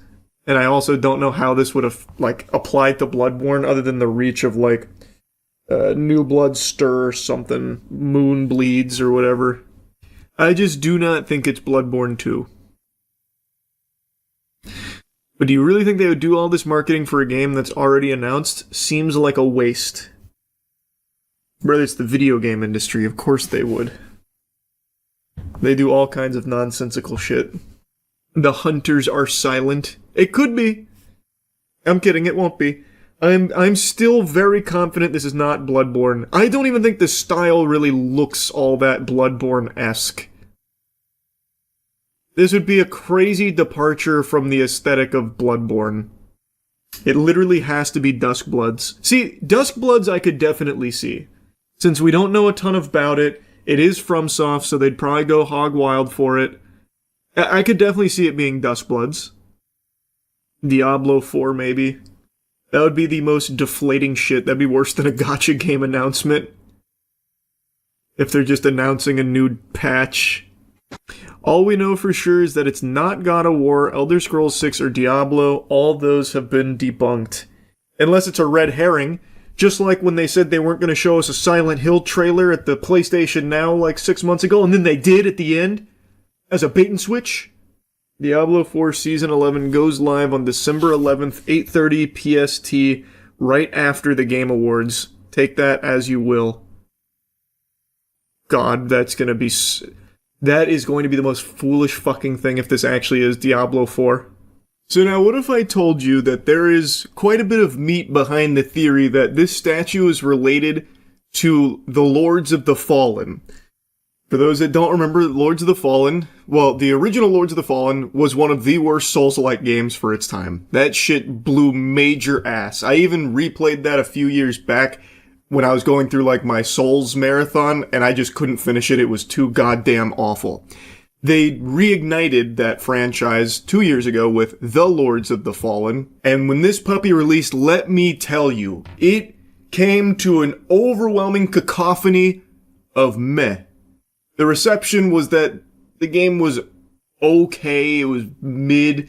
I played it on release, and it was clunky with a lot of problems, but it had some interesting ideas. Over the course of the last couple of years, they've released like 70 or something updates to it to try and put lipstick on that pig, and as I understand it, it is much better now than it was when it came out. So hats off to them for putting in the effort to make it better. I haven't gone through and tested it myself, but I'll trust people's words that it is in a much better state now than it was when it released. But even still, I don't know how strong the Lords of the Fallen community is to be salivating to such a degree that they would commit to this, like, big marketing push, this, like, cryptic thing, all to reveal more Lords of the Fallen content on its way. I feel like if that is the case, and I'll show you the evidence here, the audience will be silent. Like, even fans of Lords of the Fallen are saying, like, this would be pretty underwhelming if it's you guys doing this. Because, like, again, even though the game's in a better state now, it's not exactly something that people have been dreaming about, fucking soiling their britches hoping for, and getting, like, this really big, like, mystery ahead of the Game Awards where some big things do get revealed. It would feel very, like, if it is Lords of the Fallen 2. Anyway, though, they posted this tweet, "Something stirs within, ready to rupture," and people were quick to notice that something stirs within so soon after the Game Awards thing Well, that's a little odd considering Stirs is there as well. And the aesthetic of the statue does match the aesthetic in Lords of the Fallen. Also, the way Jeff Keighley initially tweeted, regal inspiring thickness, is very similar to how Lords of the Fallen tweeted, executions, tentacles, rotting corpses, all things also present on that statue. There is also mention on their Twitter of blood and bleeding. They like to use the word bleed a lot. So there are some things that seem to suggest this could be Lords of the Fallen related. But nothing concrete, nothing confirmed, but that right now seems to be the leading theory. And if that is the case, wow, what a letdown that will be. Like, I hope Lords of the Fallen 2 will be great and a huge improvement on the first one. But man, to get like everyone's hopes up that this could be something that we've been waiting for a long time, only to have it be Lords of the Fallen 2, would be such a shame. I feel like there'd be very few people that would find that satisfying if that's the reveal. I don't think there's gonna be fucking people pumping their fist, oh yeah, or anything like that. But we'll see. Again, it's not confirmed to be Lords of the Fallen 2. This could still very well be something else, something big. But I don't think it's going to be any of, like, the crazy pie-in-the-sky ones. I don't think it's going to be Bloodborne 2. I think there's a fucking 0% chance of that. I think I'll probably hit a growth spurt before that game ever comes out. I don't think this is Half-Life 3 related at all. And I don't think this is Elder Scrolls related either. So, anyway, I just wanted to talk about this a bit. That's it. See ya. What's up, everybody? It's Critical. I'm playing Left 4 Dead 2 for the PC. Let's do this shit. I installed an absurd amount of mods. I don't remember which mods I installed, so this will be a surprise for all of us. This was free to download. Whoa. Now that is the shit I'm talking about. This is the type of shit I'm fucking about. Let's rock and roll, Jurassic team. Got the fucking Extreme Dinosaurs crew here. I'll take whatever this is. Looks like a little spiky toothbrush. What happened? Oh shit. Somebody stop Diddy Kong. Oh no, Nick. Don't worry, we got you, pal. Dinosaurs working together. There's nothing better. Is that Yoshi? Yeah, it's Yoshi. Oh fuck, the aliens have finally invaded? I knew this day would come. Damn it, I don't have a gun. What good's a dinosaur without a gun? I need to pick something up. Just give me like a little BB gun or something. Make me useful. Oh fuck, this dude's got the Master Sword. Take it to him, Link. Show him who wears the pants. Finally, a moment of solace. A brief respite. Now I'm ready to rock and roll. I like my planet the way I like my cereal, with no aliens on it. This one's trying to give me a high five, but I won't participate. Soggy ass crack. Come on, monkey, we're gonna do this together. Are you trying to steal that truck, you fucking hooligan? You fiend? Get out of there, that truck doesn't belong to you. Don't you know hot wiring doesn't even work anymore, you uneducated little prick? Oh, don't worry, I got you covered, Chief. What the fuck is that? Oh, it's a charger. Or something almost similar. It's like made out of pork chops. Get out of here, alien. I'll take the hunting rifle. This thing's got like raw meat attached to it. That's an interesting way to advertise. Do you really think I'm gonna give you a hug, Yoshi? Nope, I'm not going to. Oh, damn. Xenomorph came out of nowhere. Can somebody help me out, please? Sigourney Weaver, I require your assistance. Thank you, Chief. Oh shit! Present! I'm going for it, boys, cover me. Sliding across the whole fucking universe. Must have landed on Captain Kirk's semen. I wouldn't necessarily cause it to slide. In fact, I think it'd do quite the opposite, but there's aliens here and Captain Kirk's name popped into my head, so I slid it in. Monkey out. Just gonna heal up over here, don't mind the dinosaur just patching himself up. He's having a jolly old time. Happy New Year. Alright, let's go, Link. Let's do it! Watch out, some cars set off alarms. Excuse me, Heimerdinger, I'm just gonna go over there and play with that car. Do I look like a punk bitch? Yeah, here they come. Bring them all. Bring the whole fucking fleet of aliens. Bring the whole fucking armada. I don't give a shit. I'll take them all down. I'm a velociraptor. I can smell your ass fungus. There you are. You made a mistake? Take that. How do you like that shot? Wow, he fucking flew. In football, that's called a field goal, and that would have been good. Come on, gentlemen, everyone of the tricycle. We gotta get out of this mess. There's plenty of room for everybody. Hop on. Oh fuck, it was an ambush! Shit! They are master tacticians. Help me out. This is where I make my final stand. For Hyrule. I am Park Jurassic, son of Spielberg. I will not be defeated so easily. What the fuck was that? Was I on train tracks? What the fuck? Come here. Going for a little swim in the... fuck happened? Oh. Oh yeah, just go ahead and pull him away from me. You know, that's good teamwork there, pal. I'll just be over here giving him a belly massage. This is awesome. Thanks for that, dude. Oh, here we go. Victim. Another one. Come here. You'll go for a little dip in the trip of agua. Ah, fuck. Shit. Did the dinosaur at least fall in the water? I can't tell. It doesn't look like he did. Fuck. My jaw's broken. Bad news, boys. Diddy Kong's got a boo-boo. Tickle my meaty ass.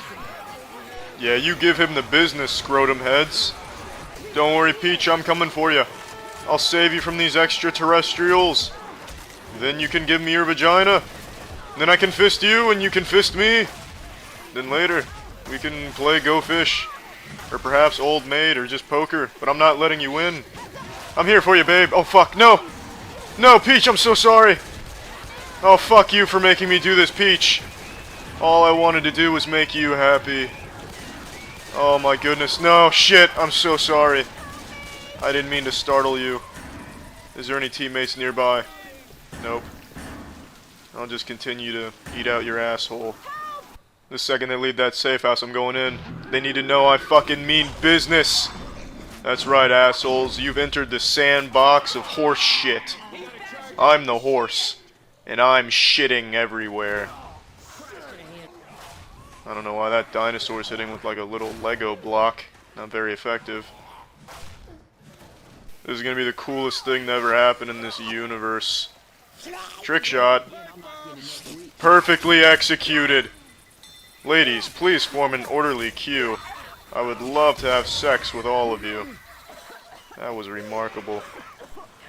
This creature is legitimately made out of titties. Except the nipples are burrowed inside of the tit itself. The nipples have formed depressions among all of this thing's tits. This has a camel toe.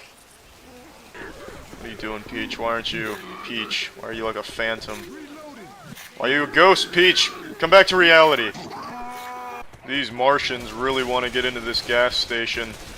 The gas prices on Mars must be astronomical. They're just beating down the door. You guys heard about that extinction nonsense? All that hocus pocus? What a bunch of bullshit, right? Oh, I see you. Oh, I'm coming for you now, bitch. Take this. Oh yeah, I'm slipperier than a bar of soap. Where are you running? I'm coming for you. Alright, I guess I can't jump off there and meet him at the bottom. That's fine. At least my Velociraptor doesn't look too concerned about the situation. He seems pretty calm and collected. Thank you, fellow dinosaur. How's it hanging? Look at those prehistoric asses. That's incredible. Oh, don't help him up. Thanks, Captain. I know how to do it. I'll just Jurassic Park my ass right here and watch the show. Those ass cheeks touched, I saw it. What are you doing up there, alien? Get off your cell phone. Oh, I see you, Yoshi. I don't know how I killed him, but I'll take it. Come on, Bane. It's time for the Jurassic Knight to begin his slaughter. Smack you with my gravity hammer. Damn it. Oh, I see you over there. I'll save you. Alright, fuck you. I got bigger fish to fry anyway. Come here, Bane. Where are you running, Bane? You're making this too easy for me. Get away from me, alien. Where are you? There you are. That was just too easy. The Jurassic Knight rose. Here we go. The gate is down. My pants are up. My wiener is up. Drinking milk from a cup. Let's begin this. Oh, what the fuck? There we go. Good work, boys. Expert mode can't stop us. Santa's little helpers. Brace for gifts. Shit. They're everywhere. The elves are attacking. Oh, shit. Good save, good save. Come on, we got this. Merry Christmas and a Happy New Year, you filthy animals. This guy's giving himself a blowjob. Can't see the line, can you, Russ? You elves are fucking with the wrong dinosaurs. Let's fossilize them. Oh, fuck, what happened? Oh, shit. I got you covered. Damn, alright, there we go. Alright, got you. Alright, we're back in action. Fuck! Get out of here, Legolas. Wow, this guy is really just eating those bullets. Oh, damn it. Yeah, expert mode is really tough, but we did alright. Alright, well, I'm done playing this. Well, that's the end of this video. Remember to rate the video, comment the video, and subscribe if you want to see videos similar to this one. See ya. I know I've recently made a lot of videos spitting on all the awful stuff that's arising because of AI, such as the prices, as well as the slop. It's just not a whole lot of good news in the realm of AI, and I've been pretty aggressive about it, and, well, I didn't stop to think about the shareholders whose feelings I was hurting. And thankfully, Satya, CEO of Microsoft, really tugged on my heartstrings with his recent statement about how we need to stop calling AI slop. You know, it's going to be an integral part of our games. We got to learn to be buddy-buddy with it now as it starts to replace every human being out there. It's time that we open our hearts and open our minds to the joy that AI can bring our beloved products as they continue to get more expensive and just significantly worse.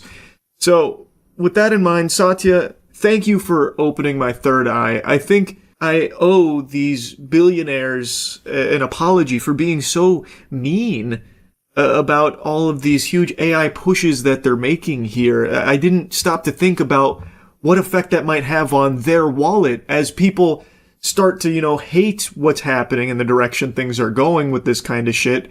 I didn't really stop to think that, wow, they're suffering too. They're losing money. And they're only billionaires. They don't have a ton of money to spare in the first place. So I'll go ahead and let you see from Satya here. Hopefully he can also help you understand that maybe kindness is the best path forward for, our relationship with AI. We need to welcome it with open arms as all of us are replaced and fucked in the face by it.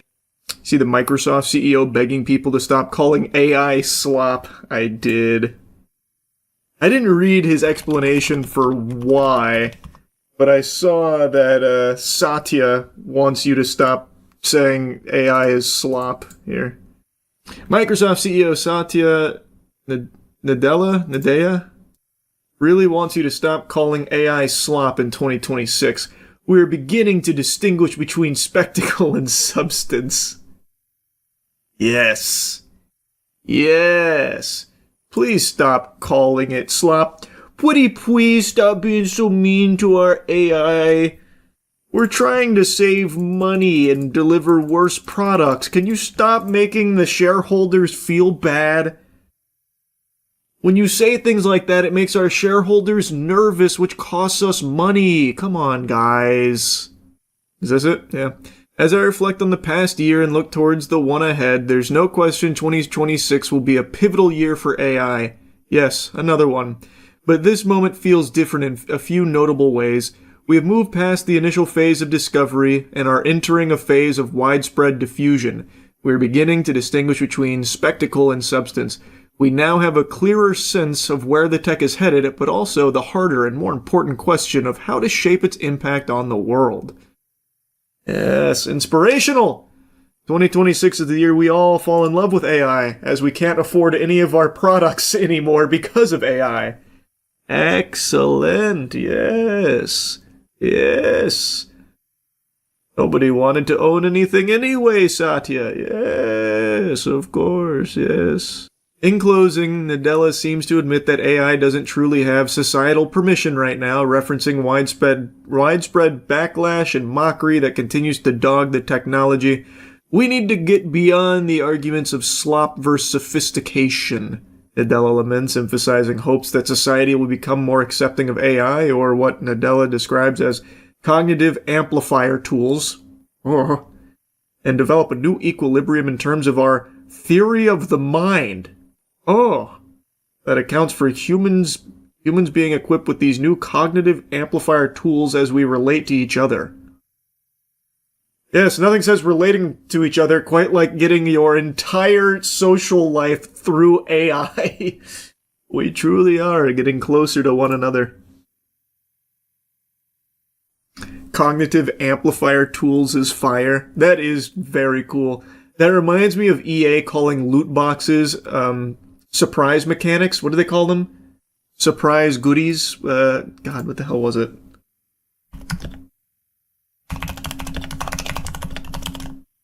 I want to remember exactly what it was. Oh, it was surprise mechanics.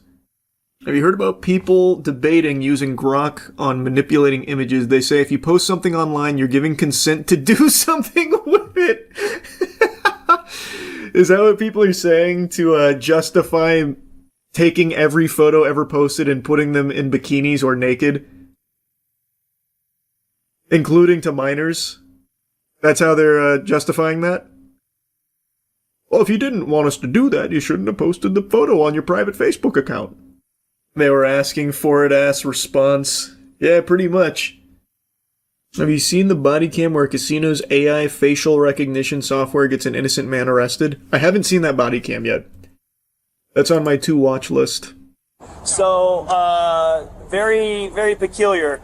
Peppermill has this pretty sophisticated artificial intelligence software that analyzes faces of previous trespassers. And they get a 100% match on this guy who, whenever they trespassed them before, presented an ID that had a different name. They look like the same exact guy. I'm not Mike. I don't know nothing about Mike. So either he is who he says he is and he's not have ever actually trespassed, which I doubt because their software is pretty cool, and the fact that he's acting super suspicious. I'll be 100% honest. It could legitimately be you have a doppelganger running around. Well, unless I've gone crazy, I'm pretty sure it's not me. I like that. Well, I mean, the software's pretty cool. I mean, it's 100% accurate, like 100% of the time. Like, there's no reason we shouldn't trust it. Like, this guy's clearly fucking lying. My AI facial recognition software said so. Welcome to the future. Couldn't you solve this super quickly by just looking at his ID? What are you, some kind of, like, investigator or something? What are you, like, detective? Okay, Brainiac. What, so you don't trust AI like that or something? This is happening a lot lately. Saw some dude got detained because AI thought his Doritos bag was a gun. Student handcuffed after Doritos bag mistaken for a gun by school's AI security system. What? Oh my god. What a headline. Your hands on your head. Keep walking towards me. With guns drawn, Baltimore County Police surrounded a group of students at Kenwood High School Monday night after the OmniAlert AI gun detection system warned school leaders that the student had a gun. Body camera footage shows police detaining all of those students and then searching one of them. Did you have a gun on you? No. What? Do you have anything blue that looks like a gun? No. But the student never had a gun. Instead, what OmniAlert detected was a bag of chips. Ah, junk food! It's even worse than a gun! Yeah. It's the silent killer. Confirming there was no weapon, the Department of School Safety and Security reviewed and canceled the initial alert. So basically the cameras around the system, they pick up on things that look like guns. Bring him over here. I guess just the way you guys were eating chips, Doritos or whatever, they picked it up as a gun.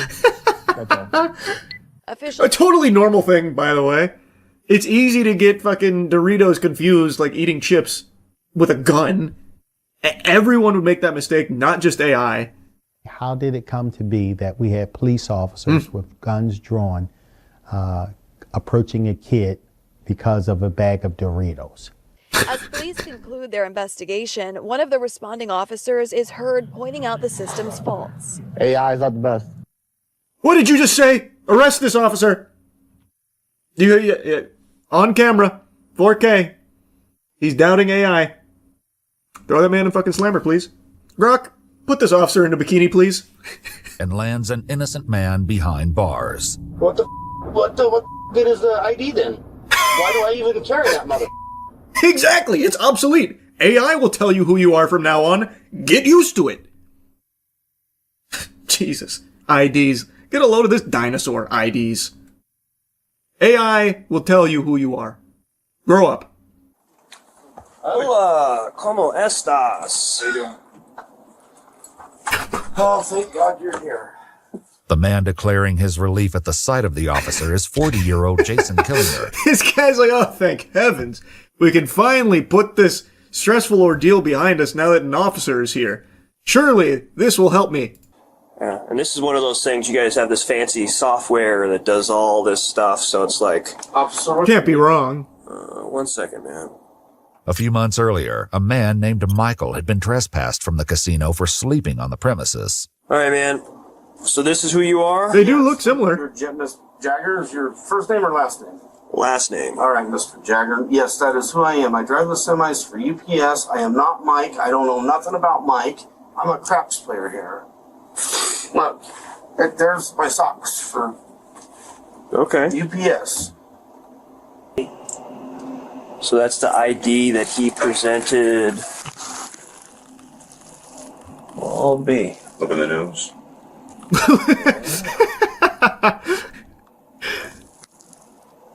Huh. Weird. Shit. Very weird.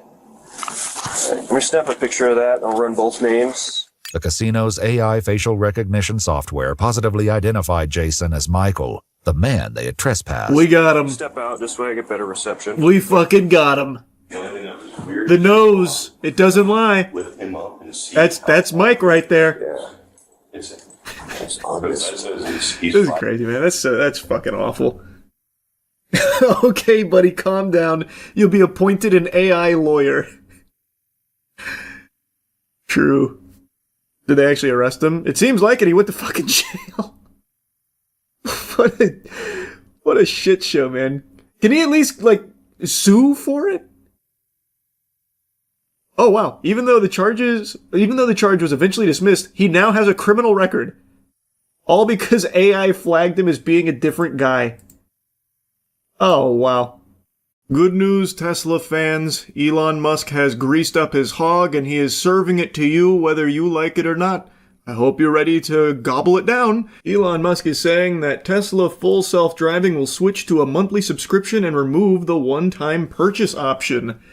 Another beautiful entry into the you will own nothing and be happy future that we find ourselves in. We're now entering a new, even stinkier era where you can't even pay for the full automobile anymore. You don't pay to own it. Now, in order to get one of the most crucial components, like selling points of a Tesla vehicle, you will have to fork over $99 per month as part of this subscription plan, suckling on this subscription-based titty for however long you want access to the full self-driving features, which was a huge reason a lot of people were buying these fucking things in the first place. Previously, there was an option to pay $8,000 and you get the whole kit and caboodle. You get the Tesla and you get the full self-driving features. But now Elon said, nope, I'm taking the toys back. We are going to wean you off of this. Now, you can't even own the entire motherfucker. Now you buy the vehicle and then have to subscribe separately for the full self-driving features.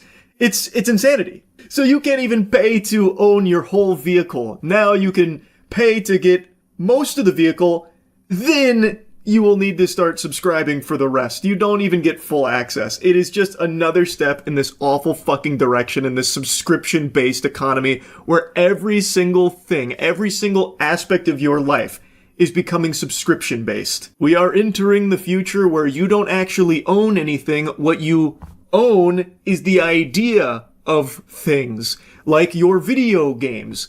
They're basically just renting it. You're getting a permission slip from the benevolent developers to grant you access to the game for however long.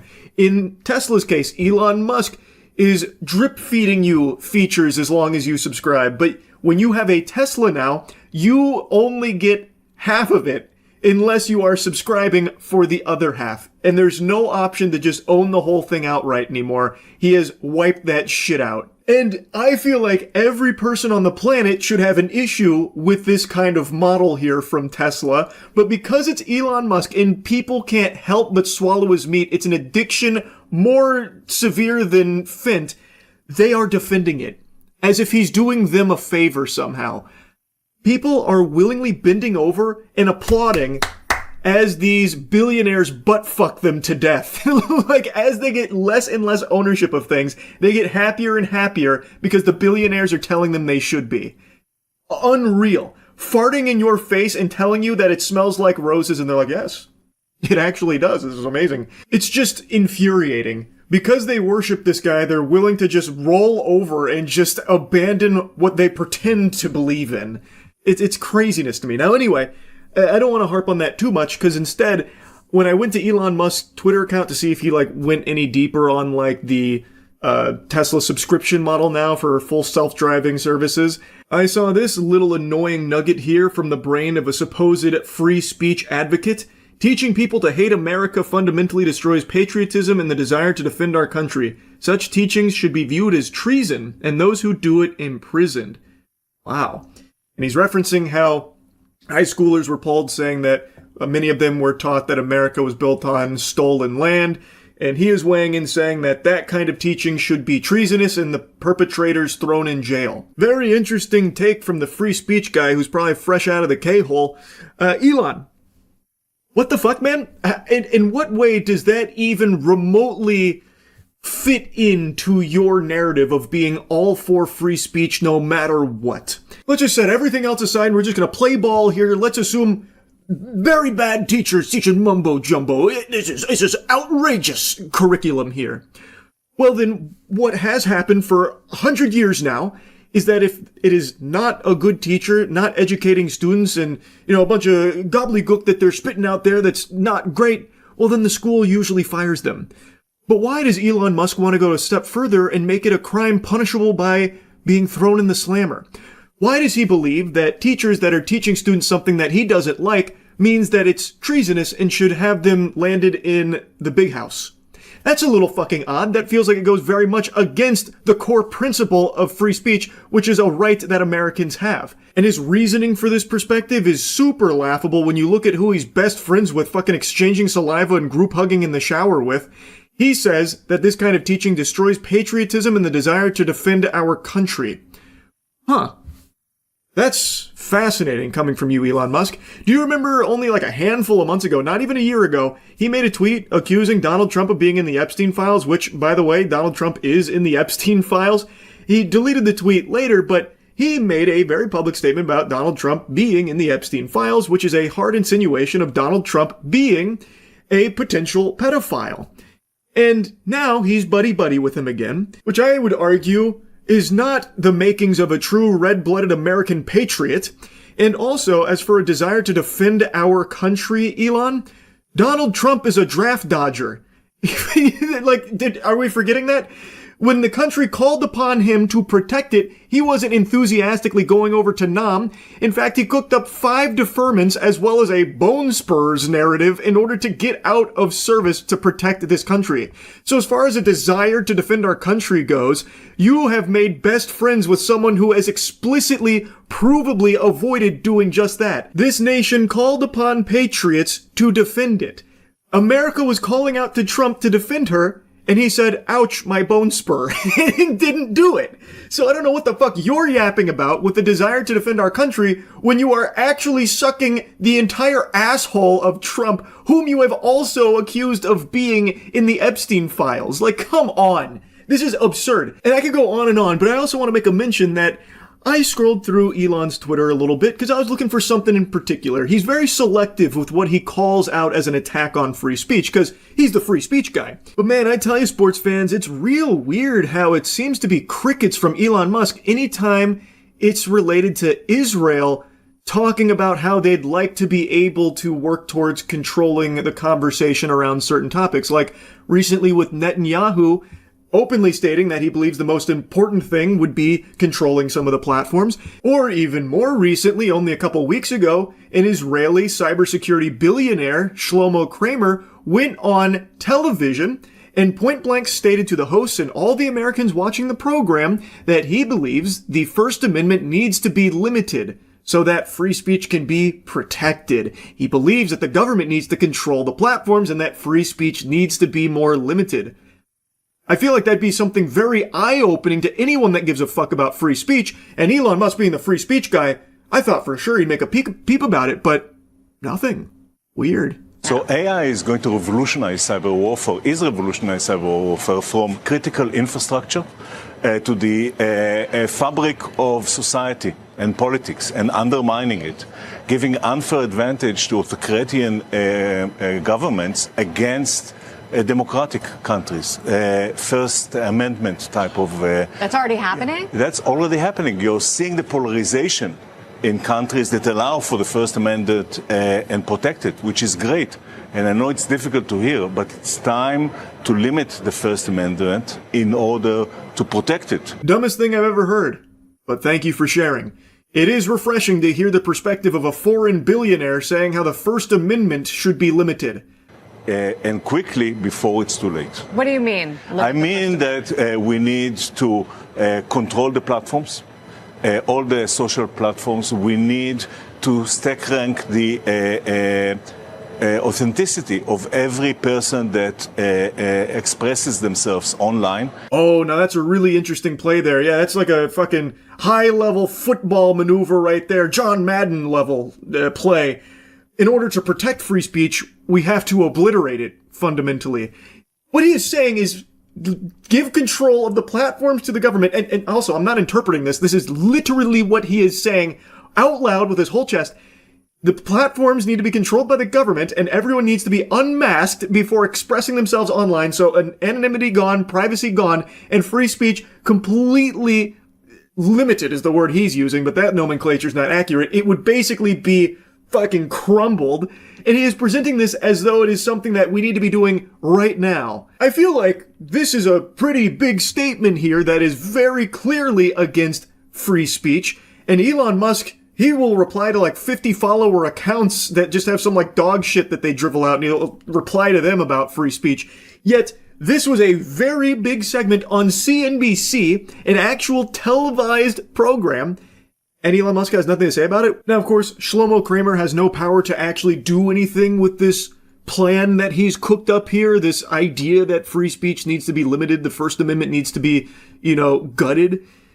But it's worth mentioning that Trump is basically Netanyahu's personal fleshlight, so I don't know how much power Shlomo Kramer holds in Israel or anything, so maybe he is able to lobby, for these First Amendment protocol limitations that maybe Netanyahu could whisper into Trump's ear. I have no fucking idea. What I do know is that he is saying this out loud in front of everybody, and yet the free speech guy, Elon Musk, has nothing he wants to say about that.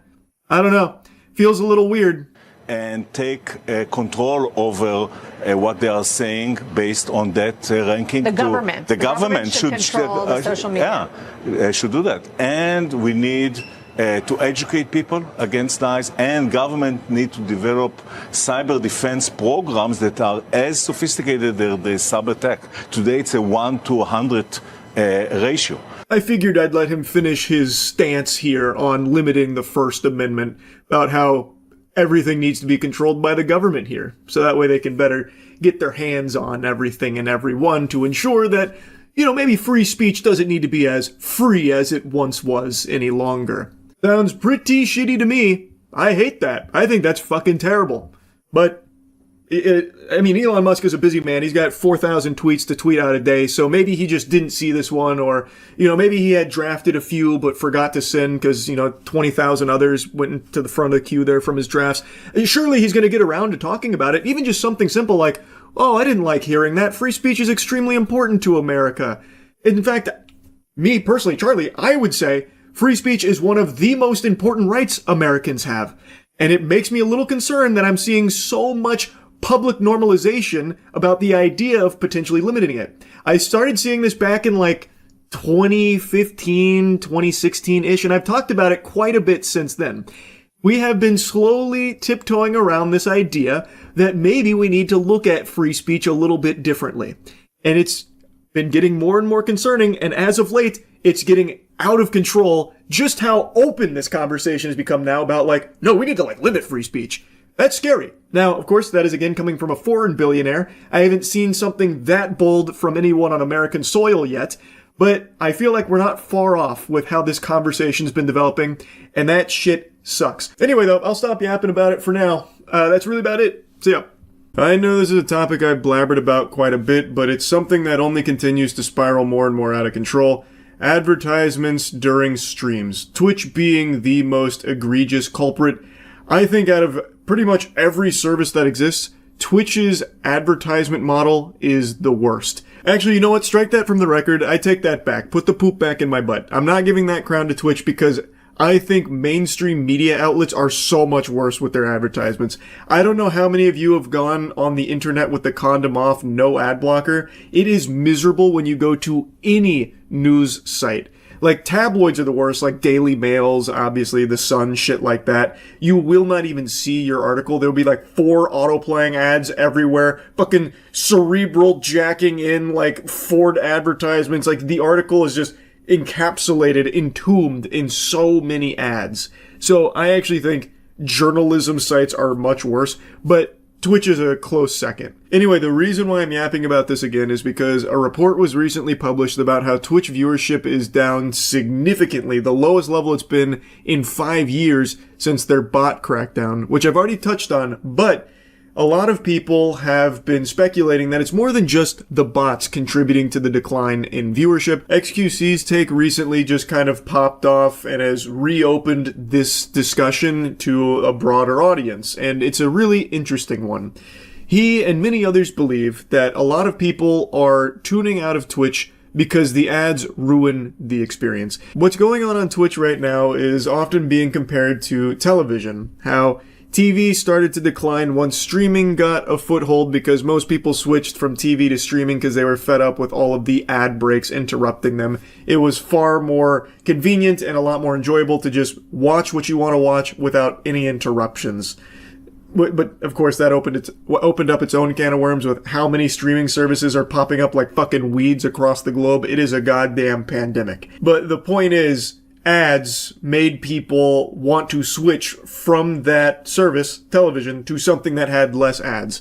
And in the streaming space, right now we're seeing that with Twitch mainly, but not just exclusively to Twitch, YouTube. YouTube ads have recently been fucking exploding. Like, there are so many more ads now that users are noticing during streams. Though it can't hold a candle to Twitch, where the standard affair on Twitch, if you don't have an ad blocker or if you're not subscribed to the streamer you want to check out, is you go on Twitch, you go to a category, you click on a stream, you sit through like a 2-minute pre-roll ad before you ever even see the content. You see, like in the top right, the countdown for how many more minutes of ads you have to sit through before getting to the content you wanted to watch in the first place. And you say it's not worth it, and you exit out of that person's stream and then just go to someone that you're subscribed to, or you just go somewhere else. Like, I am at the point, and I've been at this point for a while, where if there's a pre-roll that plays, I just leave. And on my streams, there are pre-rolls. Not because I put them there, it's because Twitch has it as an automated process. If you don't run at least like 3 minutes of ad breaks, 3 minutes worth of ads for every hour that you stream, Twitch puts pre-rolls there. You earn your good boy points through ad breaks on Twitch, and if you reach a certain threshold, they get rid of the pre-rolls. What benevolent saints. For me, though, I don't do the 3-minute ad break. I do the literal lowest level possible. I'll show you exactly what it looks like to clear up a lot of confusion I'm seeing, because now a lot of people are saying, Twitch is blameless. Actually, we need to all point our fingers at the streamers. They're the ones that are running 30 minutes of ads per every hour they stream. They're the ones that are greedy and putting the pre-roll ads there. And you're half right. There are streamers that do put the maximum amount of ads per hour possible and just force their viewers to just fucking take the punishment, take the belt to the cheeks. That's brutal. It does get rid of the pre-rolls, but that shit sucks. The pre-rolls are something that Twitch does, not the streamer. So as you can see here, streamers like you have to run up to 3 minutes of ads per hour. In the past month, streamers like you who are based in US, have 6K concurrent viewers, stream gaming, whatever, have to run 3 minutes of ads per hour. So they're trying to push that, and if you don't, then you get the pre-rolls. So I have it set to 30 seconds of ads per hour that I stream, the actual lowest it can possibly go. And because of that, I have pre-rolls that Twitch shoehorns in there. But this can go all the way up to 22 minutes and 30 seconds worth of ads per hour that you stream. And I think there are streamers that do that. They just fucking have it go Insano style, turbo mode, off the charts ads out the wazoo here for it. And that is entirely on the streamers. That is not Twitch's fault. I do think that ruins streaming. Streamers that do that and try and, normalize that level of ads. That shit is diabolical. But as for the pre-rolls, that is on Twitch. And I think that is a terrible, terrible practice. That is the antithesis to what streaming is supposed to be. Where it is just a live flow of content and you click on things that seem interesting or streamers that you might be interested in watching, and no one wants to sit through fucking 3 minutes before they even see that stream to see if they even like that streamer. They're just gonna leave. Like I do. It's just stupid. But it is what it is. That's what the platform is. And it's extremely annoying. And I would actually say that the way Twitch does ads is worse than television ever was. By its very nature, streaming is supposed to be a constant flow of content. You are watching something live. And when it gets interrupted with a 3-minute ad break, it's not just like everything pauses while you watch those ads. You are just now missing 3 minutes of what you tuned in to see. Whereas television, even when you're watching a live sporting event, when the ad break pops up, there's a timeout. There is a break. You don't miss anything. Or if you're watching your favorite show and it gets to the big climax and then there's an ad break, well, the climax doesn't happen in the fucking background. You don't miss anything. When it comes to streaming, you do. So I think it is much worse, and it is much more intrusive, and it is far more out of control now than it ever was for TV. Because at least with TV, there was a set amount of commercial breaks. On Twitch, Jesus, Lord knows, because streamers control it. And there are a lot of streamers that just do maximum ad breaks, so it'll be fucking 7 minutes worth of ads for every hour streamed, or significantly more. They could be doing 3-minute ad breaks every 10 minutes. There is no telling how many ads you will be served when watching a Twitch stream. At least with TV, you knew. There was an expectation, and there was plans around it from the content itself. Again, you didn't miss anything with the ad breaks. With streaming, you do. And it's annoying. And people are really fed up. So I do agree with the take that XQC has said, as well as many others have said, about how ads are literally leading to the death of streaming, in particular on Twitch. Because Twitch is the worst offender for it. YouTube is going down that path with how many ads they're starting to shove down users' throats.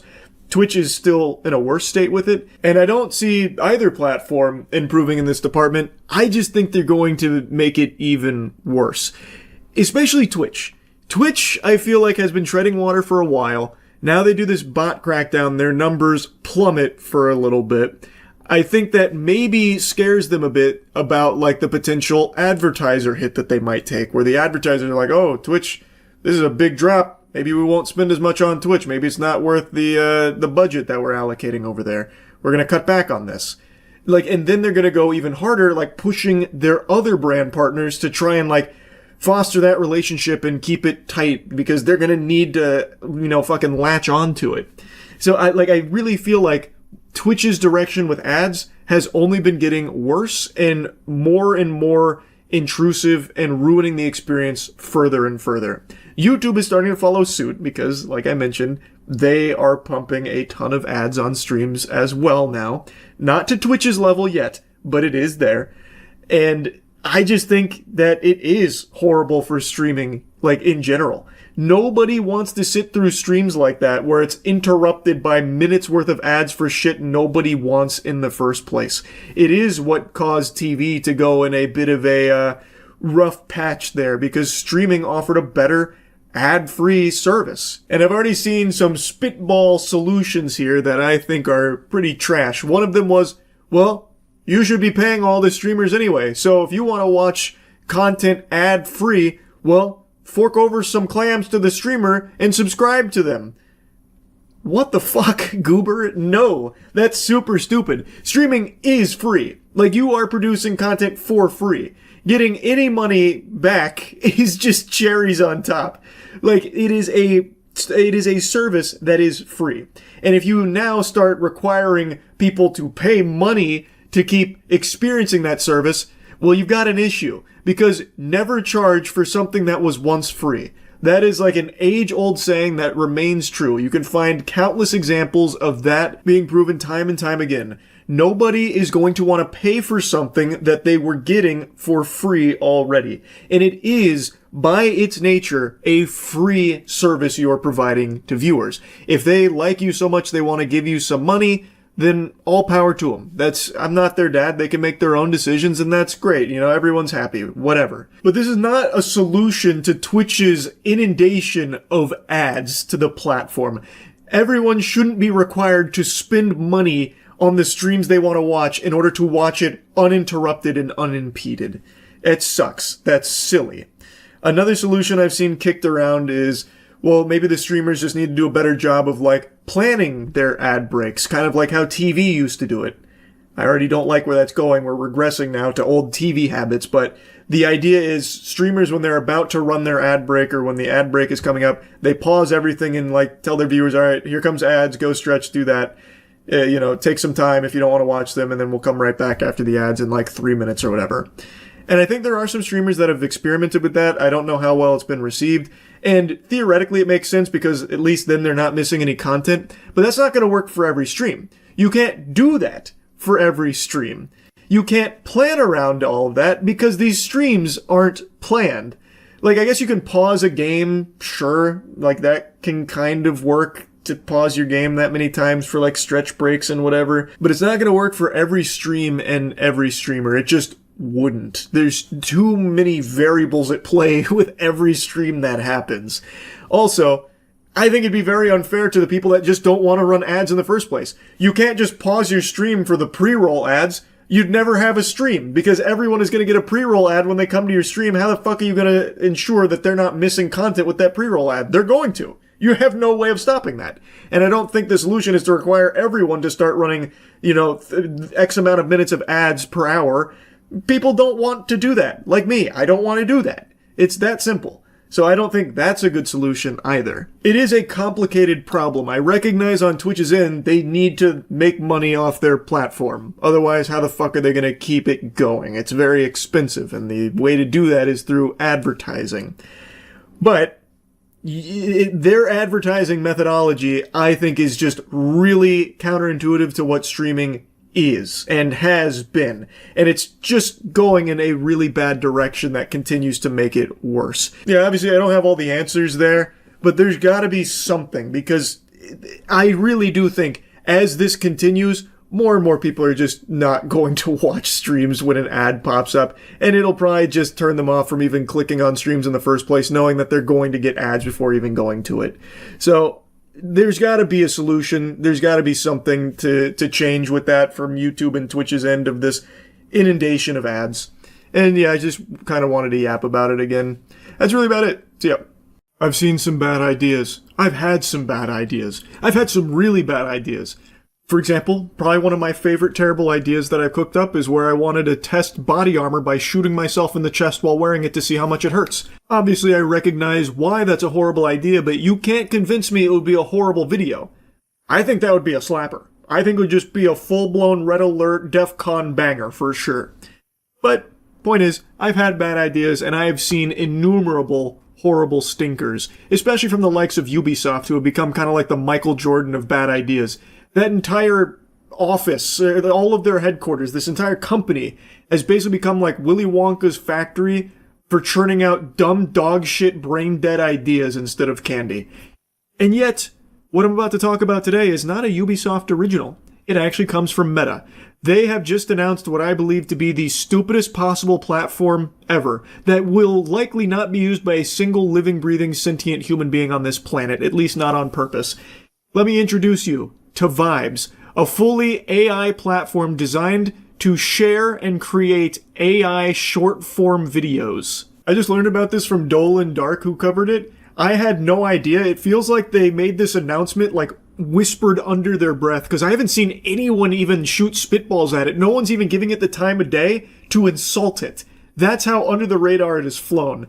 They have to know that no one wants this. Like, even people that don't mind AI content, I can't imagine being excited about this There's just people that tolerate AI slop on TikTok and YouTube Shorts because it's become inundated with it now. It's like impossible to avoid. But I don't think even those people that can stomach that are going to be all gung-ho about going to a platform that is nothing but AI videos. That is a platform I can only see being used by bots.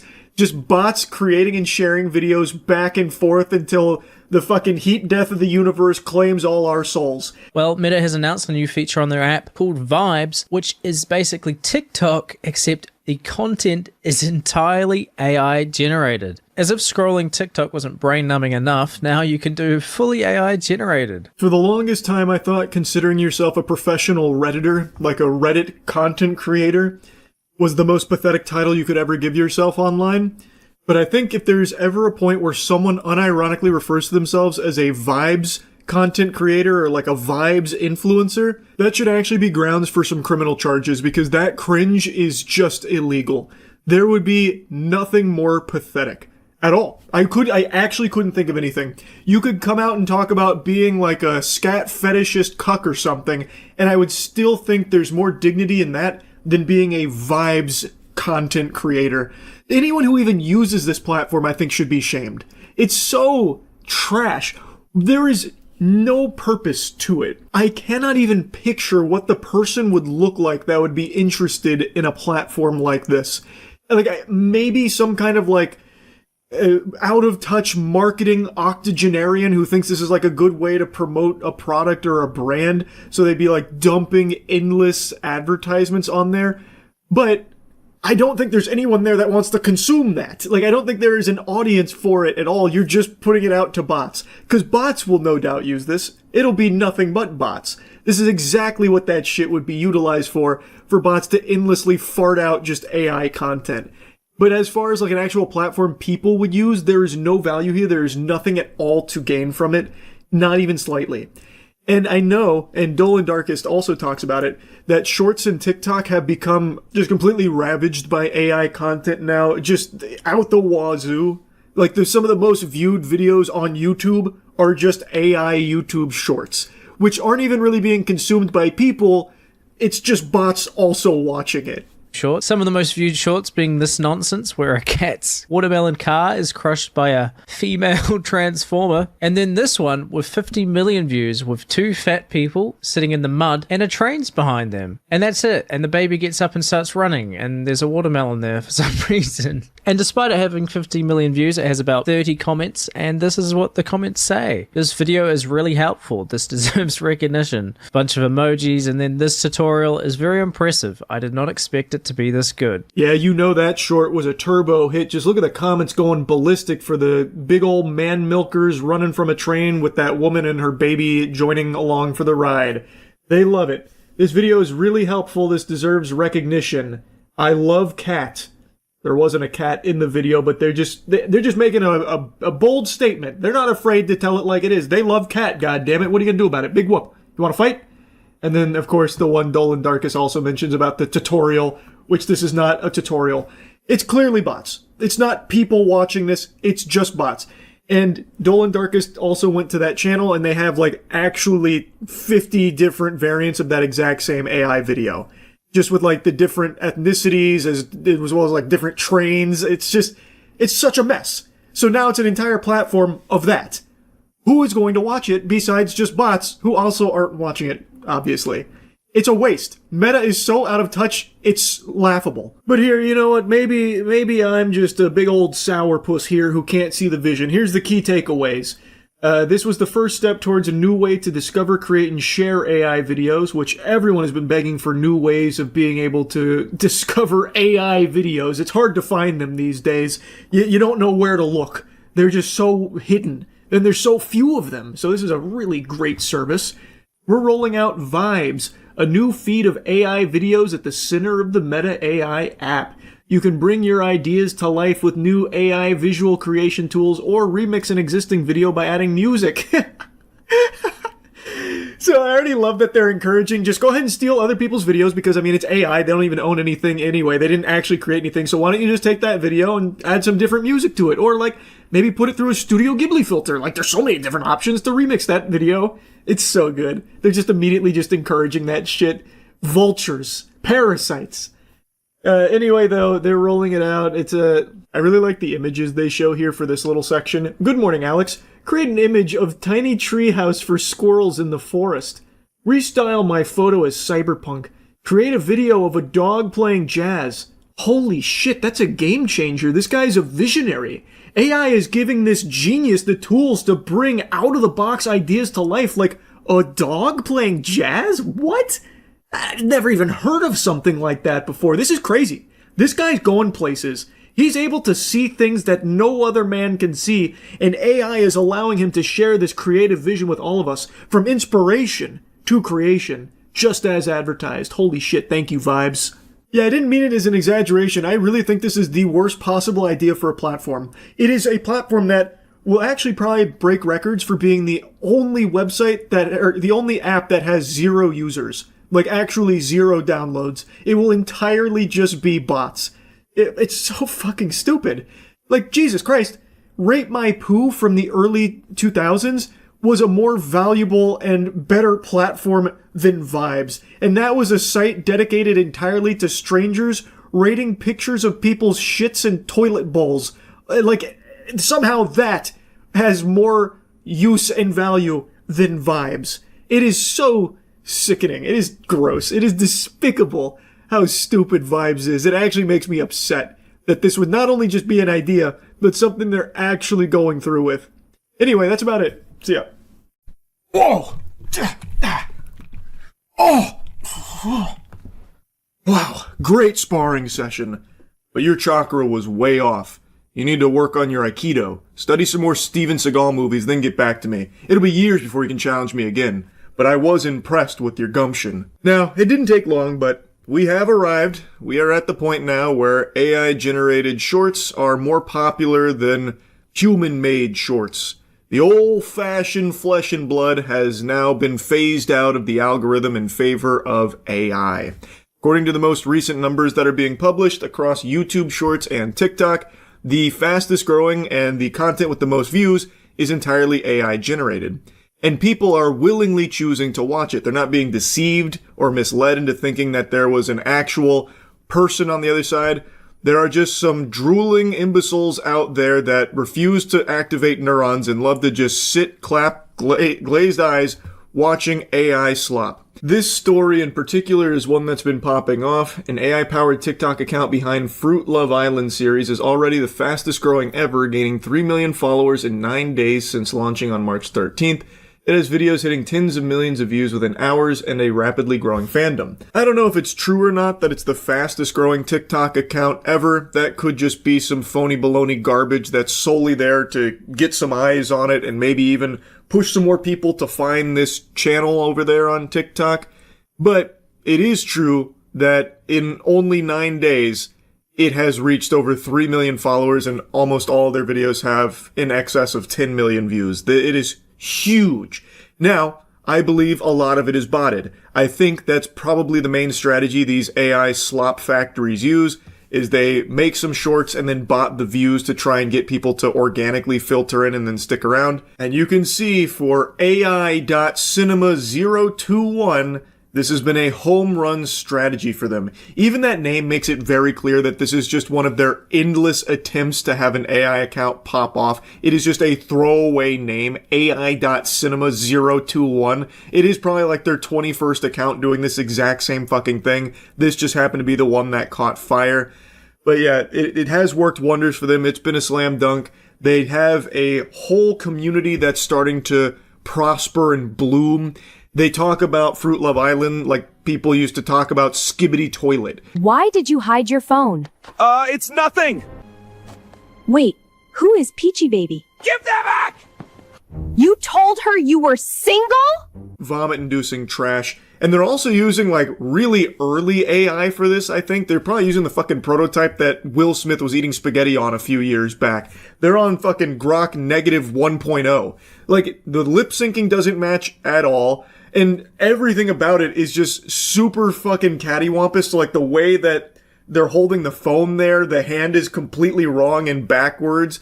but I imagine people like that as part of the charm, it being so wonky and shitty. And that's not to say that if it was a more sophisticated AI video, that'd make it better. It'd still be an entire pile of dog shit for sure. I can explain! He told me he was single too. Wait, what? You know what? He can keep his stupid phone. Let's just leave him. Honestly, he was the worst. Yeah, but at least something good came out of it. This is what gets shown in hell. This whole account is like the Emoji Movie if it was made by a glue-huffing PCP addict. It's just so bad. This was the first video on the channel. Then it went into its iconic Fruit Love Island series, Season 1. I just don't get it. I really don't. I don't know how anyone finds that entertaining, like, oh, haha, look, the fruit relationship, it fell apart. He pretended to be single when he wasn't, and now the fruit broke up with the other fruit. Holy shit. Wow, only possible through the power of AI. I can't believe it. Future, it's here. Welcome to Fruit Love Island, where 8 single fruits are about to flirt, fight, and trust. Things get messy fast. Okay, this villa is insane. I'm not leaving here single. I just hope the guys are hot. I'm here to have fun, and probably break a few hearts. Bro said the quiet part out loud. I just hope the girls like nice guys. If you're an avid watcher of Fruit Love Island, if you're an AI cinema enthusiast, you are a genuine loser. You deserve the apple juice that keeps getting poured on your head at the lunch tables. This is pathetic. Now, I know everyone's expecting it to only be children that's watching this, coloring on their construction paper with crayons and endlessly consuming this AI slop, but you'd be wrong. Granted, a lot of it, I imagine, is that where parents just refuse to raise their kids, so slap them in front of the iPad and they end up finding Fruit Love Island, but there is a large portion of this fan base that are adults. I cannot fathom being a grown-ass man sitting down to watch my soap opera, Fruit Love Island from AI.Cinema021. If you ever catch me watching shit like this, please just Baker Act me. My God. Okay, the banana guy is definitely my type. Wait, I saw him first. So, which one of you is the troublemaker? I could be. He might not survive both of us. Oh, this is gonna be messy. Islanders, it's time for the first coupling ceremony. The girls will choose which guy they want to couple up with. The guy I want to couple up with is Benanito. Now, I know what you're thinking, that people are getting wrapped up in this ironically. And you'd be very wrong. That cope would fall flat here when you actually look at the fans that are talking about it and commenting on it. There definitely is a portion that try and make it like a, steal a brain rot type thing. But there's also equal parts of watchers that genuinely just put this on because they're excited for it. Actually, I'm not letting that happen. I pick him. You can't just steal him like that. Looks like I just did. I mean, I'm not complaining.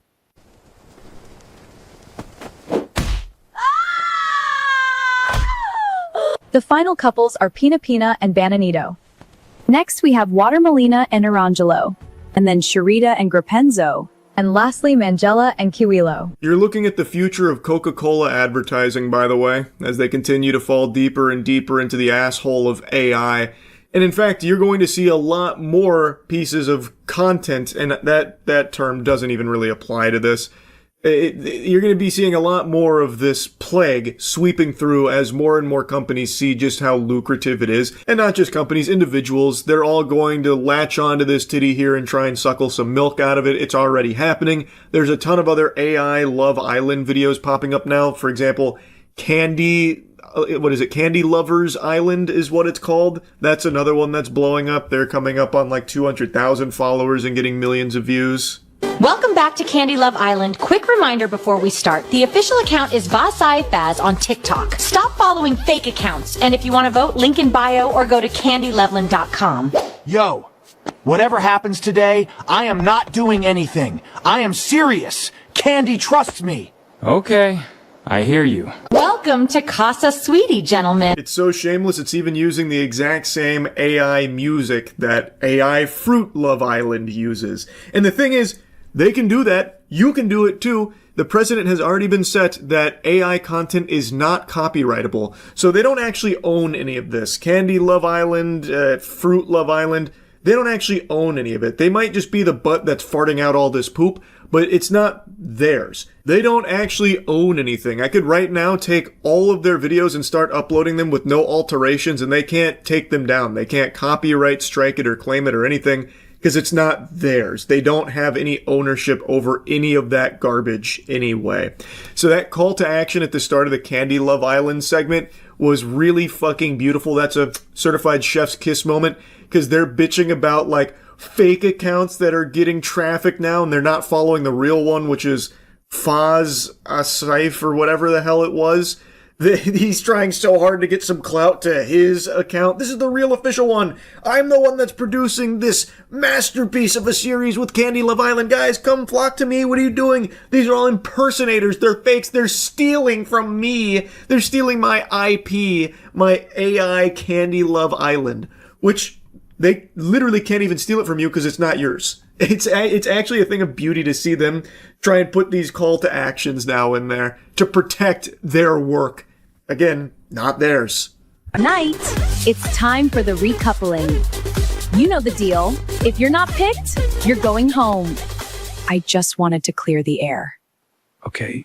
I'm not trying to get in the middle of you and Mangella. Strawberina was talking crazy about Mangella. What did she say? That she's dramatic, and that I handled everything better. Wow. I feel like you act very confident, but I can't tell if that's just your thing. I mean, maybe at first, but with you, I'm actually a little nervous. Here's the most recent episode. It's got already multiple millions of views. It hasn't even been a whole day yet. Comments were going ballistic, set ablaze by all the twists and turns of Fruit Love Island. People talking about how they stayed home from school to watch the newest Fruit Love Island, that kind of thing. Which, of course, I'm sure is just an exaggeration, but there are genuinely people that are really, really into this shit. And it just goes to show you just how far we are degrading as a species. People are willingly watching this over actual people. They want AI slop. They are craving more AI slop. So I can't even be mad at the people that make it anymore and capitalize off of these brain dead fucking fools like these zombie husk people, because they're making so much money off of it and people are begging for more. Like they are literally on their hands and knees asking for more AI trash. It's so fucking sad. And it didn't take long at all for it to overtake human-made content. So we've fully entered into that era now. It is the more popular content out there according to the numbers that I've been seeing. Now, of course, I guess those numbers could also be fudged. Those could be a lie as well. But you can also just look for yourself with your own peepers and see how popular all this AI content is on YouTube Shorts and on TikTok. On YouTube Shorts, you can actually see what the most viewed content is, and most of it is AI from the last time I checked. TikTok, I don't know if they have that same ability, but just take a look at AI.cinema. Over 3 million followers in 9 days. I don't know of any other TikTok accounts that are actual human-made content that's doing numbers like that with that kind of motion. So it seems like it's probably accurate to say AI content has fully taken over Shorts platforms now, and people are welcoming it with open arms. It fucking sucks, man. That's really about it. So yeah. That guy's got the fucking iron jaw right there. We are the IL. We are the IL. We are the IL, and we would like to be of service Holy to you shit. today, if we can, in any form, in any Looks way like the you Crimson wish. Chin out here. That we're going to be having consensual sex with these extraterrestrials. Fuck yeah! When do we go to the Citadel with, all the other A races, sort of, Krogans, a blend Solarians, of- and shit? From what I understand, they view us as basically completely insane. When they see us, I can't worrying imagine about why. things like death, If aliens are they find actually it talking hilarious. to us and And this when is they their see us, vessel, running I around imagine like they have the Hector's worst begins, impression of just us. to create money himself to me as Tahini Ra. He's almost like This me. guy's not even like an alien It's quite whisperer. weird He's when I like first a saw it, Tinder it was for like seeing me aliens. and another Like he's person. our And Tinder, so, yeah, and the it's aliens are swiping left on us, unfortunately. in a way like that. But what I'd like to talk about today is how it affected my consciousness. Do you have any spiritual proof? transformation I went through Sorry to as use a that word around these result parts, but of this contact. How do I know you was, actually contacted the hesitant to call it Yayeli? a result of the contact. Bringing in the Yale, bringing in the Yale. Oh, he raps. Stars under they will dwell. Bringing in the Yale. Move over, Lil Nas. We got a new #1. Get out of here, Old Town Road. Bringing in the Yale. I'm gonna scroll down and I'm gonna see Juice World commented. Greetings, friends of the universe. Today we are going to talk about the Yael extraterrestrial race. Who are the How many of you Yael, knew about the where do they Yael? come from, and You guys what were is trying to their keep this a secret connection from to me, our weren't you? planet? You didn't want me to open my third eye. They are part of our galactic Where did you family guys get and these? very similar to Did us they send in you their this physical picture? appearance, together with full and graceful race of hybrid beings which consider us as Now, this their is like an creators advertisement and for parents, Christian Mingle. since our DNA is the It's like primal Alita component Battle Angel in their eyes and biological shit. makeup. That are part of their collective as What well, is this pose? which can be a little more different than Did they us catch a in mid appearance. Fortnite dance? Just keep. Expectancy is around 300 years. They're only 5'5". They have 5 fingers on their Fuck, hands. fuck and 4 humans. toes. I'm going They for have little Yael ears, girls. thin lips, I'll be a and god large amongst eyes them. With larger I'm pupils 5'6", than bitch. humans. Oh my god. The eye I will color, rule the in general, Yael. is green or blue, but Take there it are easy, other colors Earth as well. virgins. I'm out. The Yael extraterrestrial are beings that are connected to the infinite. In that connection, Isn't that they just want like a us to bad understand Second Life that there are avatar other for the forms lady of from life, Lord of the not Rings? only that of the Yael, Sasani, The omniscient and elf lady that I'm Pleiadian human blanking on her name. civilizations. They help us realize the Oh, magnificent man. and loving beings that we actually are. Here's another dank Lord of the As Rings connection reference. That looks between like us Gollum. humans and the As a Yael Yael, of civilization course. unfolds, Actually, it they just will looks like share Gollum, more really. information about their No history, Yael DNA our found there, history, just and Tolkien more DNA. information about where we come. This is the Yael symbol, with which can be used to access the Yael collective consciousness. How the By fuck do you focusing use that or symbol to meditating access on the this symbol, consciousness? Put you it in are Notepad? inviting, calling, And then I just and have like a connecting fucking with them. acid As drip they into their say, consciousness? We now have access to You achieve download the contact. app. They chose the Yeah, I symbol scan the because it Yael QR represents code to the jack idea in. of a It's the only triangle. way to communicate with them. A triad as unfinished and incomplete.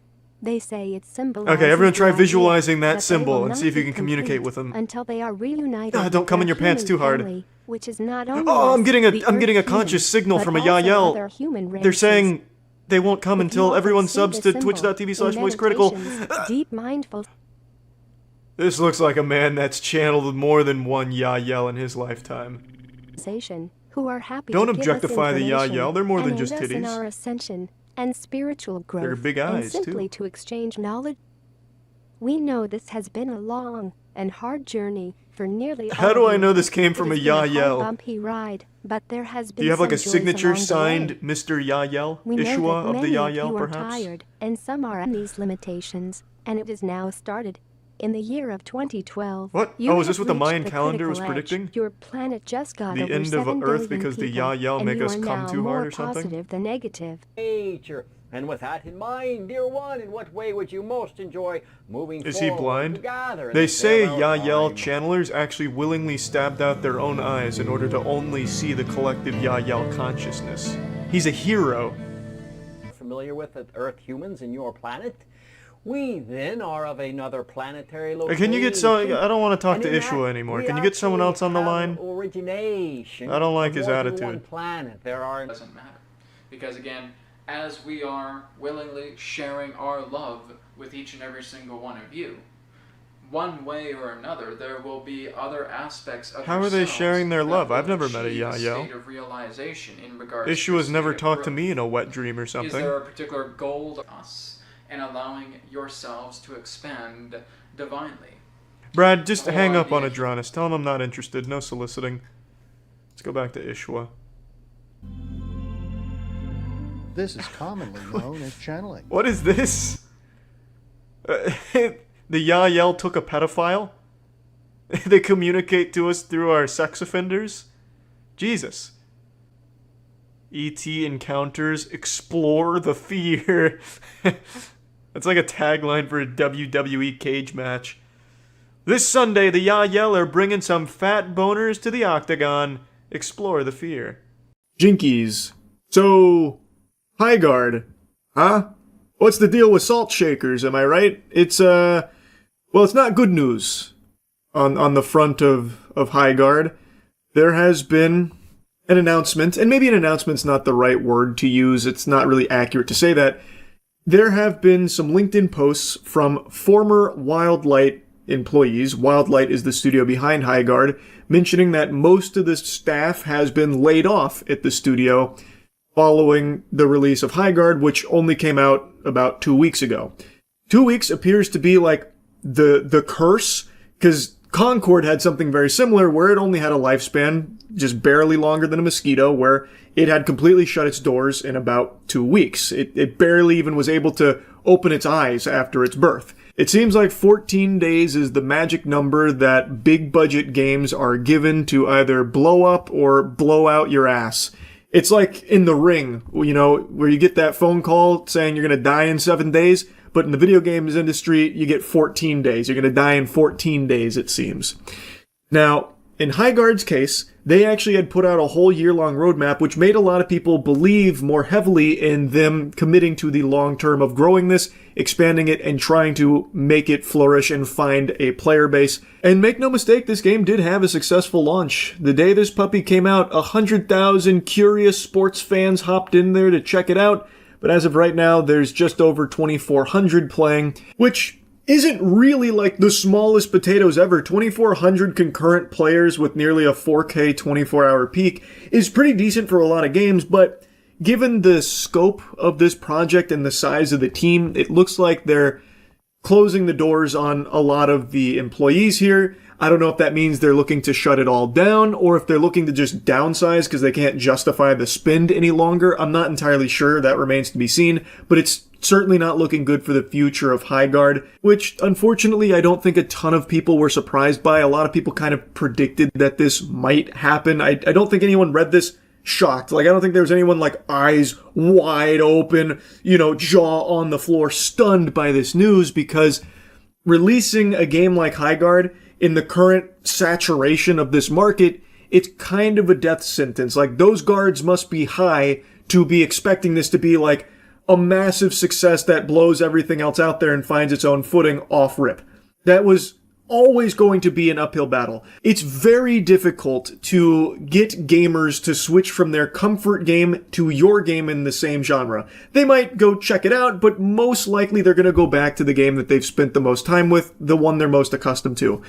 The most notable example that completely bucks that trend is Marvel Rivals, where it entered into an extremely saturated genre, fucking hero shooters. That should have been dead on arrival, death sentence, bury that shit in the dirt.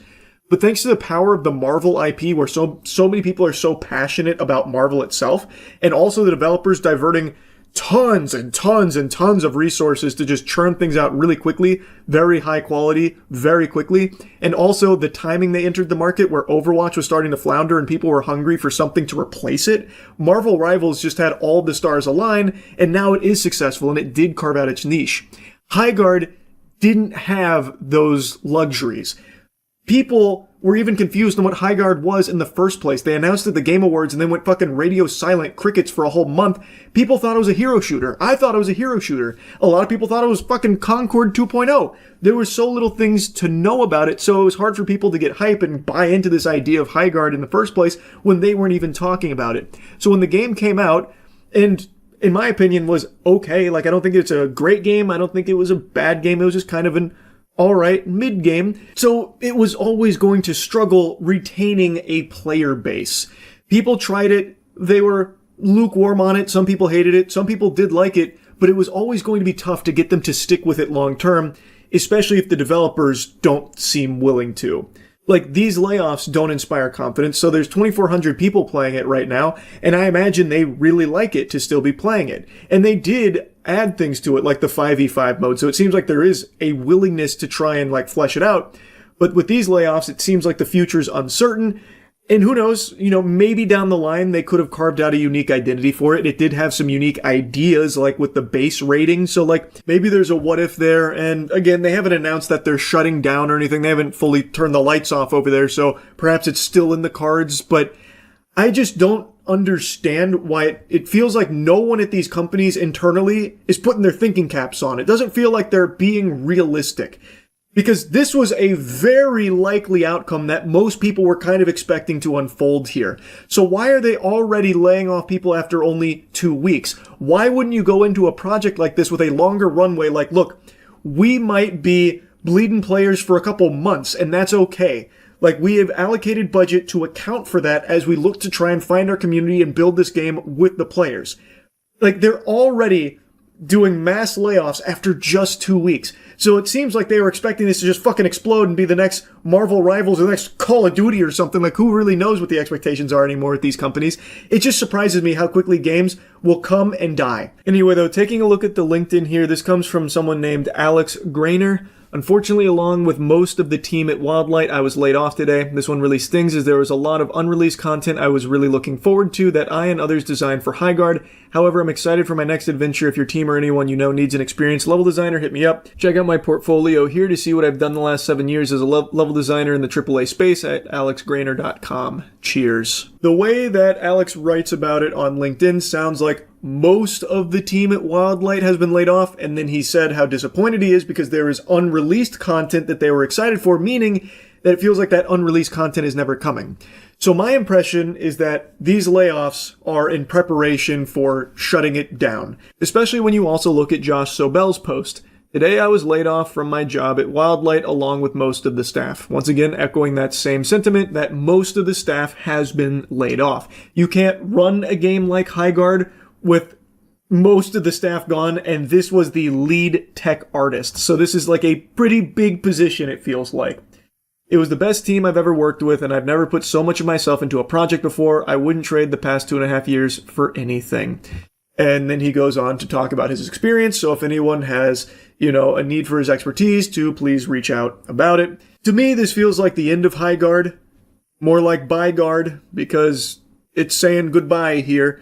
It feels like these posts make it pretty clear that most of the staff has been laid off and that it's likely winding itself down for that next step. It feels like it's in that stage where it's probably closing its doors. But I could be entirely wrong.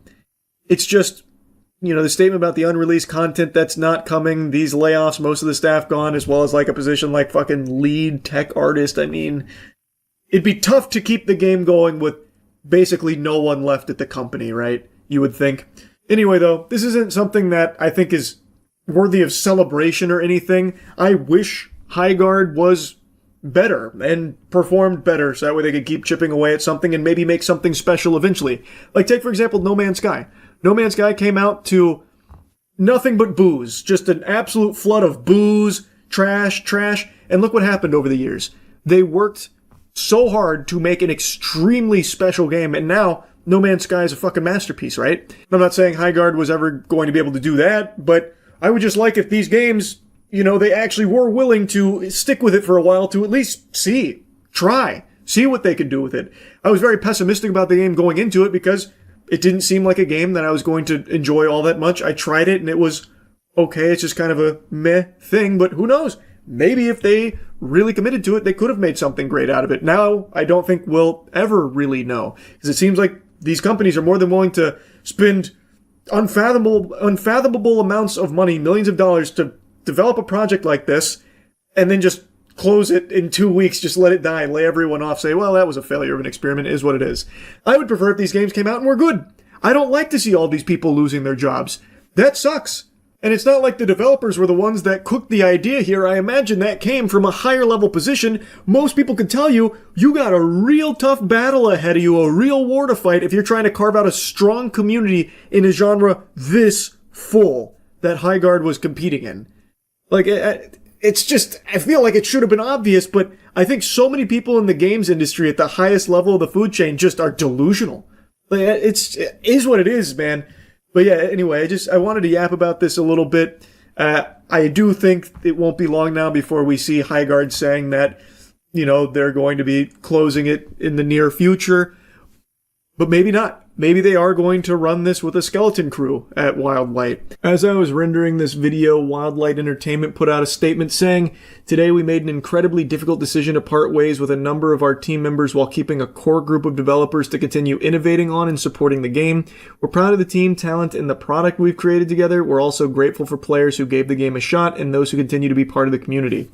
So, it seems like, based on this, that maybe they aren't looking to shut it down. They're just looking to maybe cut expenses, save some money on the bottom line because the player base has dwindled so much. That's pretty surprising, I'm not going to lie, because from some of the positions I've seen here, they seem to be pretty high-level positions. So, pretty interesting and honestly pretty surprising, but all power to them if they are going to actually stick with it with their core developers here to keep carving out its own unique identity. I guess we'll see how it goes, but yeah, I mean, assuming that this is correct, seems like it's not goodbye guard, it's more of a see you later guard. Oh hi, Mark. I don't know. Anyway, that's the high guard update. That's really about it. So yeah. So I saw a headline earlier today and I immediately wrote it off as just being a joke. I assumed that it came from like Ballsack Sports or something, that they just sacked me. And I wasn't going to fall for it. It was GameStop attempting to buy eBay. So I saw that earlier, I was like, fiddlesticks. Not clicking on that, not falling for that baloney. But now, I've seen that it's actually real. Apparently GameStop is tinkering around with the notion of making an offer to buy eBay. GameStop, yeah, that GameStop that you probably haven't stepped foot in fucking 10 years, covered in cobwebs and Funko Pops. That GameStop, that entity, is looking to try and make an offer to buy eBay. And just looking at the cold hard numbers here, eBay is over 4 times larger than GameStop. eBay could literally little bro GameStop, just putting their hand on their forehead as they do this. Like, it's not even close. It's like a very interesting notion here. And I understand the way that businesses can be structured and the way that these kind of offers can be made is a little bit different. So sometimes smaller entities can make offers to purchase larger ones. Usually that incurs some level of debt and a heavy load bearing, but like there are wacky ways of working it. But I don't see why you'd ever do that. Like, if eBay's fielding those kind of offers seriously, man, I'll fucking throw my hat in there. I'll give them $20 or something, I guess. Like, I'll start playing around with it. Like, this is GameStop trying to buy eBay is like if my local fucking record store decided, you know what? We'll throw a hat in the ring as well. It's just so odd. But the more I look into it, the more I see that they are serious about this, at least based on what's reported at the moment. Now, their CEO, Ryan Cohen, aka the Crusader of Cringe, he has a genius idea to try and increase GameStop's market value more than tenfold by trying to sweep in here and really butter them up and buy them out. Shares of eBay have a market cap of about $46 billion and actually soared 14% in extended trading after all this. GameStop gained 4% and they have a market value of nearly $12 billion. eBay fucking mogs GameStop. It's not even close. They Gangnam Style on that ass. And GameStop is just a joke of a company. They are literally only around because they had the meme stock pump, the legendary, biblical, historic GME meme stock pump. Hats off to deep fucking value there, because otherwise they would already be buried in the dirt. And no one goes to GameStop except for TCG product now because all these fucking parasitic scalpers, these brain-rotted fucking worms, infiltrate everything like a plague that even smells like there might be Pokemon there. So GameStop does get some people in the door for that. But outside of it, they haven't been able to actually do anything to save the business. No one's buying games there. They get terrible deals when it comes to trade-ins and shit. Basically, everything a business could do, GameStop does poorly, so most people don't shop there and they haven't for a very long time. They've tried to just diarrhea blast everything into GameStop to try and get people through the door. So far, TCG is the only thing that's worked, but they tried with Funko Pops and like collectibles and figurines and stuff, but no one's shopping at GameStop, and they're certainly not going there for games. And you bet your sweet pippy ain't no one trading shit in at GameStop because that's worthless. You could literally walk through their door with the Ark of the Covenant and they'd give you $12 in store credit for it. It's just, a joke. Like, everything about GameStop is just a full-blown meme. Like, I wouldn't be surprised if the offer they're making to eBay is like $5 billion, but $30 billion in store credit. Come on, you ready to sign? Now, according to the reporting, GameStop has quietly been building a stake in eBay's shares ahead of this offer, and apparently if eBay is not receptive, Ryan is going to take the offer directly to the company's shareholders. Obviously, all the details aren't publicly known yet, but this article does make a mention that this is kind of a rare maneuver here. For a public company to target one nearly 4 times its size, deals such as this rely on heavy debt, stock insurance, or both, banking on future earnings of the combined company to justify the cost. Now, from eBay's perspective, this sounds like a brain-dead idea, because there is nothing GameStop brings to this deal that helps improve eBay in any way. Everything GameStop touches is turning to ass. They've got the cheese touch. They have the mid-ass touch, which is something I've said before. Literally, they are an example of how not to run a business. They have been in a spiral for so long and are only kept alive because of a meme. Like, they are not doing well. TCG has been the only thing that's been any level of successful for them, and it's just because TCGs in general have blown up fucking everywhere across the board. It's been just full-blown hysteria. And GameStop, I personally believe the reason they're making this move and targeting eBay specifically is because eBay is a place where a lot of these scalpers do the majority of their deals. They do a lot of buying and selling through eBay for their product. And eBay also owns TCG Player, which is one of the biggest places online to buy TCG product. So because TCGs are blowing up and GameStop has already dipped their tiny little balls in there, they see this as a good opportunity as like this, trend that they need to hop on now. And I imagine that's probably something they're pitching them on potentially. But GameStop does nothing to improve eBay's position in that industry at all. And in fact, it only serves as an anchor because GameStop itself is a poisonous brand. There is already a built-in distrust and dislike of GameStop because everyone has their own personal story of how they got burnt on a trade-in deal or the prices that they paid were actually a ripoff, that kind of thing. So it's just kind of silly. And I'm not saying it's not going to happen because businesses make awful decisions all the time. Look at fucking Ubisoft. But I personally just don't understand why eBay would even entertain this notion, especially considering there's no way GameStop has the meat to even bring them cash, like a cash deal that would entice them. Because they are not nearly to eBay's size. So I don't know how they'd even begin to structure this that doesn't incur heavy debt. Now, this article brought to light something that I was unaware of, and it's some really interesting food for thought. Should have you scratching at the hair on your chinny chin chin that might serve as a nice little explanation for where this bold and drastic idea comes from. Well, Ryan Cohen actually has a compensation package to the tune of $35 billion, hinging on a turnaround that requires him to lift the company's market value to $100 billion and hit $10 billion in cumulative performance EBITDA. That was revealed in January, so not that long ago. $35 billion bonus on the docket here if he can somehow turn this failing business into a juggernaut. Right now, they're kind of pitching this as a team effort to make it a juggernaut, and wouldn't you know it, if eBay accepts this deal, this might just send Ryan Cohen over that threshold, hitting the mark that he needs in order to unlock that $35 billion compensation package. How fortuitous for Ryan. And let's just be honest here, who's more deserving than Ryan? Ryan deserves to be happy, and he's only a billionaire. That's not enough. We need to make sure he can get a bigger win than that, and that helps all of us. Because when Ryan's happy, everyone's happy.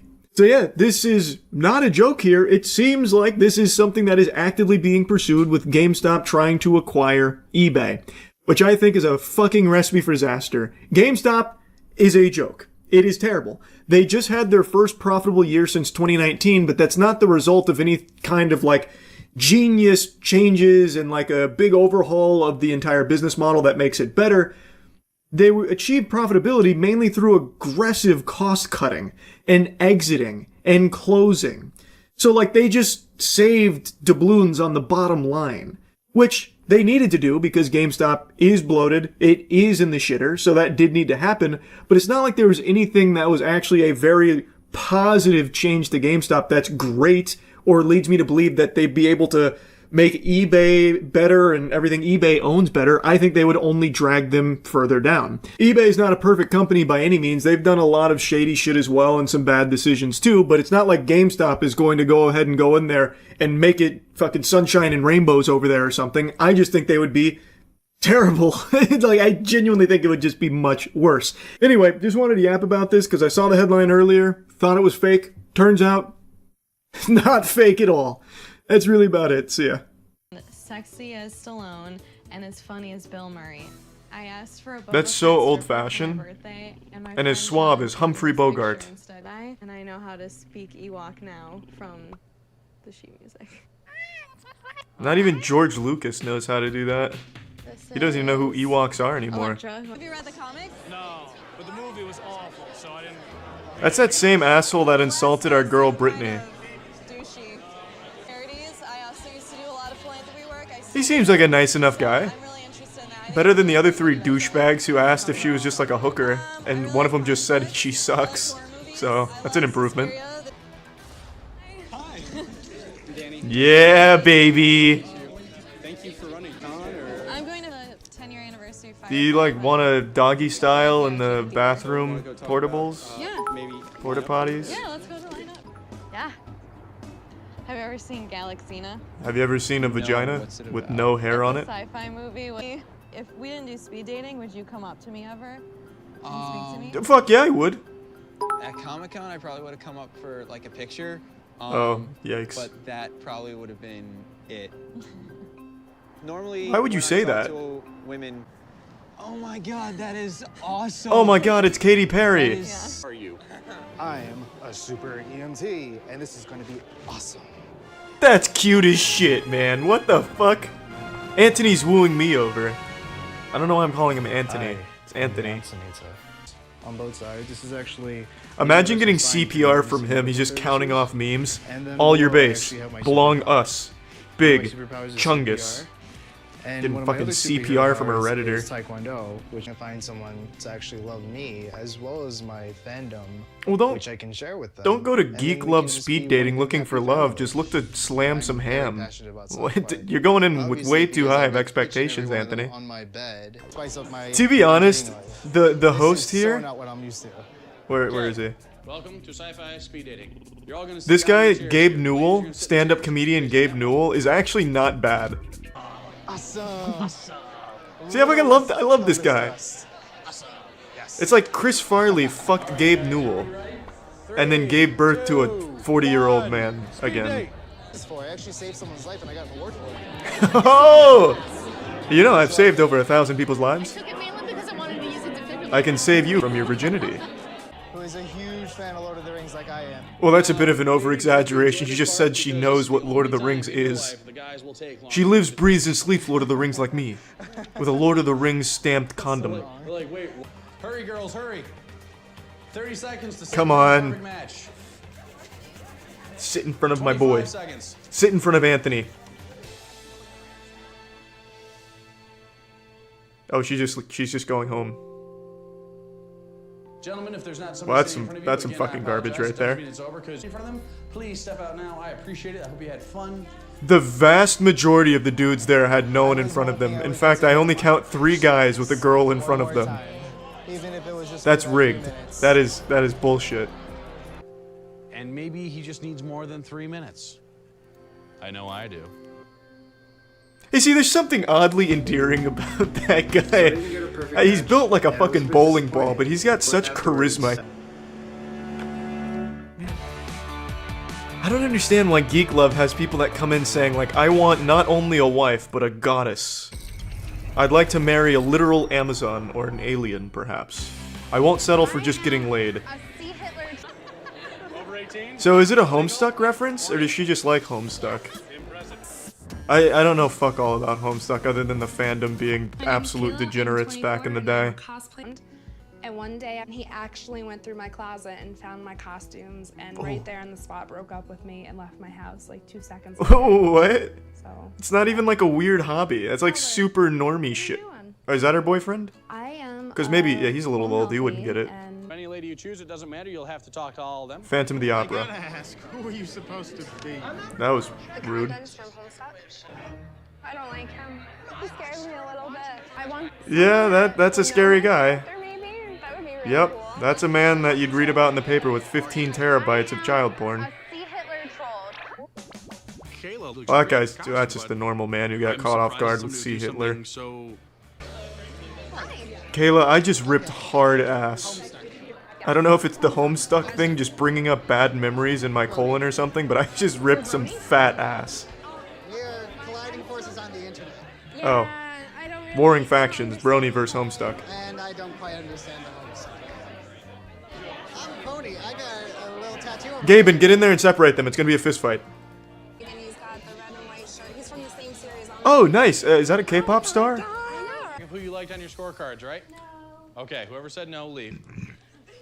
Who's really nervous? Raise your hand and be honest with me. Okay, cool. You got nothing to be worried about. You're gonna find the papers with the numbers on it of the people you like. I didn't expect on the papers that. of the people that you liked, you will write. You see, your Gabe first In name fucking kills it. Valve doesn't make shit anymore, but goddammit, Gabe In's asexual clone here is fucking slaying at the Geek Love Comedy Night. God, that guy's guarding the exit. Have you seen my Reddit karma? I did, but they didn't write me. That was a big asshole. Initiating moisture.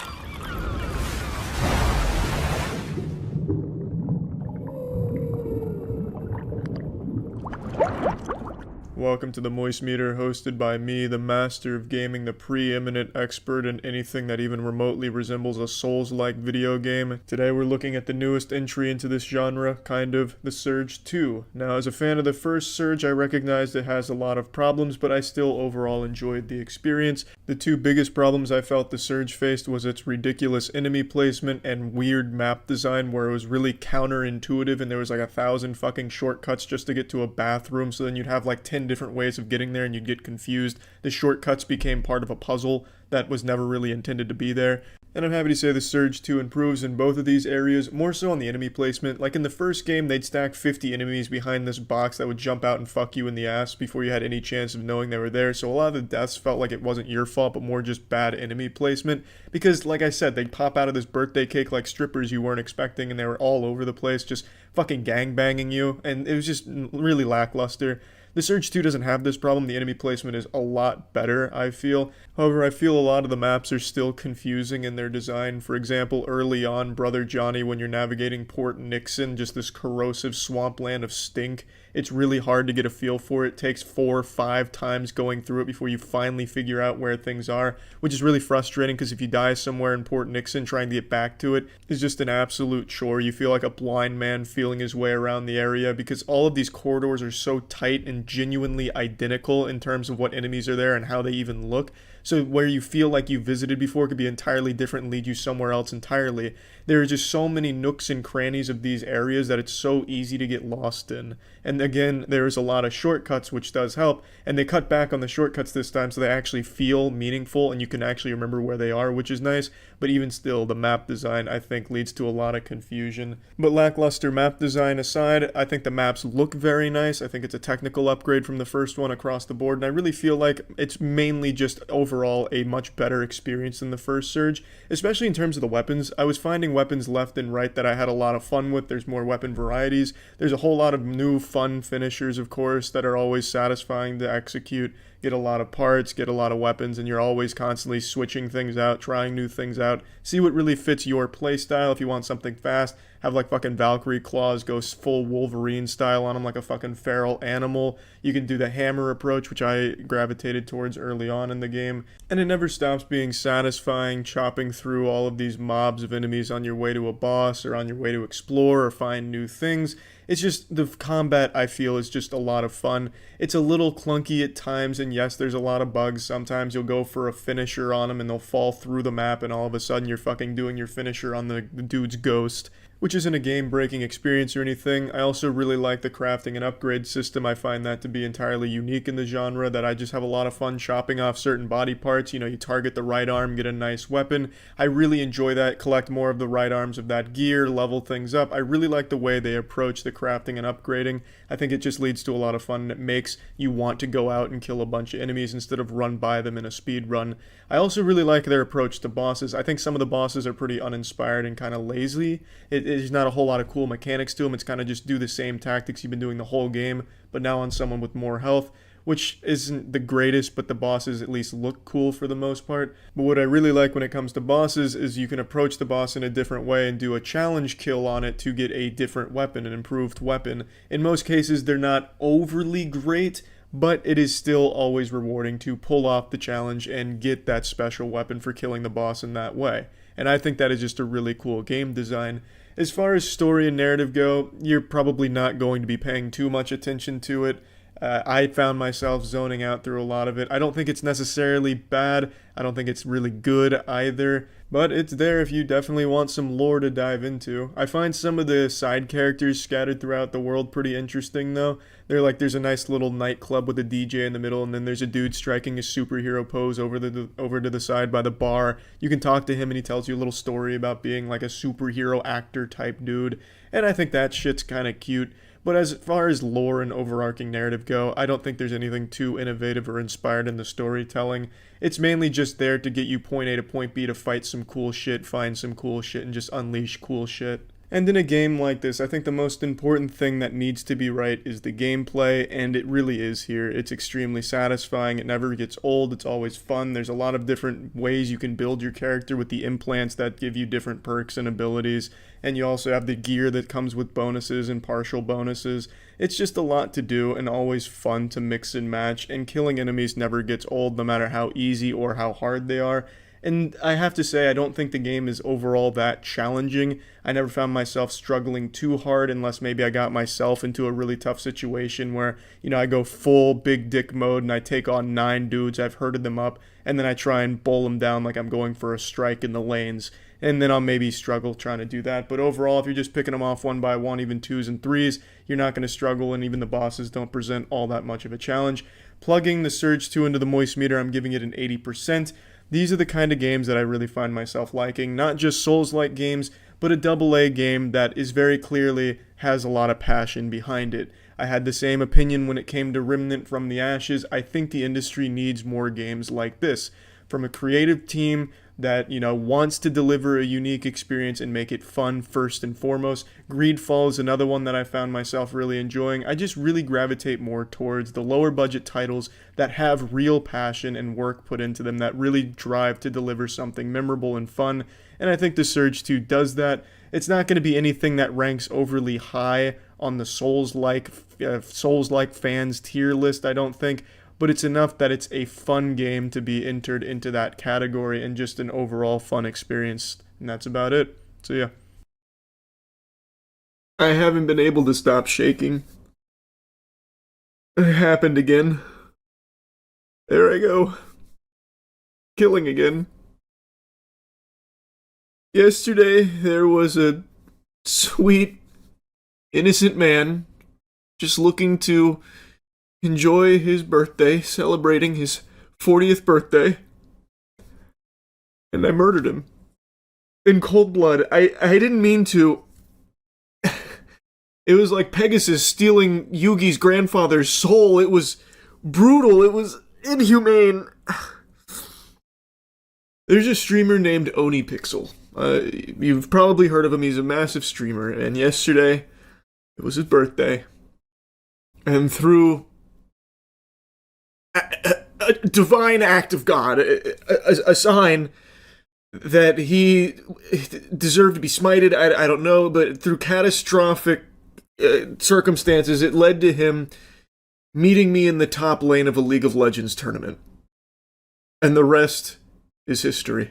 Oh, if I get on Imiru Jinxie Dante's squad, I'm fucking happy. That's a banger team. I'm gonna have to go with Voice Critical. Give me. Fuck! Damn it! Shit! Ron, that's a very solid pick. That's a very. Damn it! Thank you, brother. Fuck! All right, we'll make it work. We'll make it work. We'll make it work. If Bradley Martin is an actual ADC main diamond level player, we're good. We could be good. Pobelter's a fucking monster. We still got a really good chance. We had a really good chance. I genuinely have no idea if Bradley Martin was just trolling saying that he's diamond ADC. That's the thing. That's the wild card. Leslie, I think we need you to step up to the plate and play jungle. I don't think we can have Ron playing jungle. This guy doesn't seem like he can read. I think he's gonna die to the jungle mobs. Like, I'm pretty sure we need you to jungle. You can clear camps, right? Hey, everyone. Oh god. Hey, Hello. How are you doing, man? Yo, wait. So I've noticed here. Moist Critical said no when I picked him. Bradley Martin said no when I picked him. Foosball was crying, and then Cobblestone. I didn't get to see a reaction, but I don't understand what's going on. It was excitement. I was like, no, this isn't fair. Fuck, we ruined the tournament. We're gonna steamroll. Oh. Yeah, it was tears of happiness, Ron. Okay, yeah. Okay, I just want to make sure, because also Brad said he's going to slap the shit out of me if I miss or we fuck up. If we lose, yeah. Because we're expected to win. That's the thing. We shouldn't lose. Okay. Eric, it's Leona Jungle. Eric, it's Leona Jungle. You can cook. What the fuck? Chat, I'm going full tryhard. I may even... What do you mean? You can close your cam on Discord, bro. More FPS.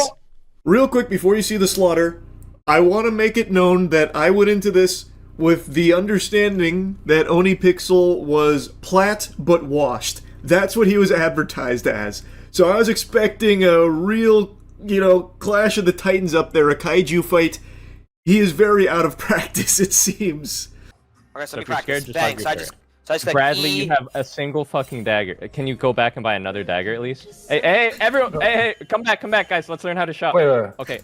Ron, I need you to buy. You see the shop here? Yeah. Buy a D ring. Buy a Doran's ring start. Doran's ring and 2 pots, and go out to mid. Flash on him, Fuzzy. Guys, Bradley. I stung too. Oh my god. Kill him. Nice. Fight. Focus Sivir. Focus Arky. Focus Arky. I got the top. I mean, anybody, you're doing good, Arky. Keep it up. I may die. I have no abilities. I wasted them. I'm sorry, guys. Ah! You good? Are we good? Nice. Good shit down there. We're good. I'm sorry, y'all. I didn't understand it. Remember, we did it. I only know like the abilities. I don't know how to like play against them. Like, you were doing great. No, you did great. You did great from everything that I saw in the kill feed, Ron. You're the fucking superstar. Thank you, brother. Oh my god, I'm feeling good now. Bet. Oh, I like this. I'm actually having fun. Hold on now. Poppy's gonna be top soon. Are you winning? Yeah, I'm winning. Nice. Wanna kill him out or no? You need to run. No, you're good. What is argue? He's gonna die. He's just get mortal. You're not good. You need to run. Listen to fucking me! Nobody else! Sorry, Tyler, fuck! Oh, he's coming? Come down then. If he comes. Oh, you need to run. You're good. What is argue? Oh, he's gonna die. He's just get mortal. You're not good. You need to run. Listen to fucking me! Nobody else! Leslie, if you want, you can come top. Waves pushing to me. If you gank top, we'll probably make him uninstall the game, I think. Okay, I'm gonna get the Gromp, and then I'm gonna base grab my item, and then I'm gonna come top. Okay, cool. I'm gonna come top. I think I already killed him. I'm up on him. I'm not gonna lie. I'm up on him. Here, you can kill him. He doesn't have flash. He doesn't have flash. I got him. I think they're setting a bot. Hey, if Sona hits 6, get ready to flash for ult, Bradley.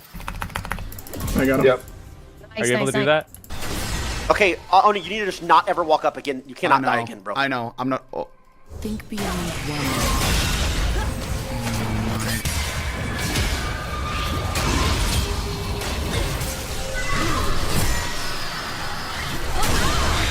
Fuck me in the ass. Alright, I have ult. Tell I'm getting fucked. I'm gonna try to gank you mid. Yeah, Eric, if you come through here, if you go long, come through here. Chad, I'm getting gapped. I feel terrible right now. I have no mana. What can I do? Yeah, you don't. I just need to farm, right? Yeah, I got 6. I think Poppy's down here. Actually, we can. Good gank, Leslie. Good gank. Okay. That was good shit. Hey, run! They're on you! Run! Oh no, that's not good, is it? Ooh, that needs to be calm. That needed to be calmed. Hey, yeah, that's my bad, bro. I'm sorry. Should I be looking at my minimap a lot more? Yeah. Or if you, if you see them approaching you on the minimap, it's a good signal to back up. Got it.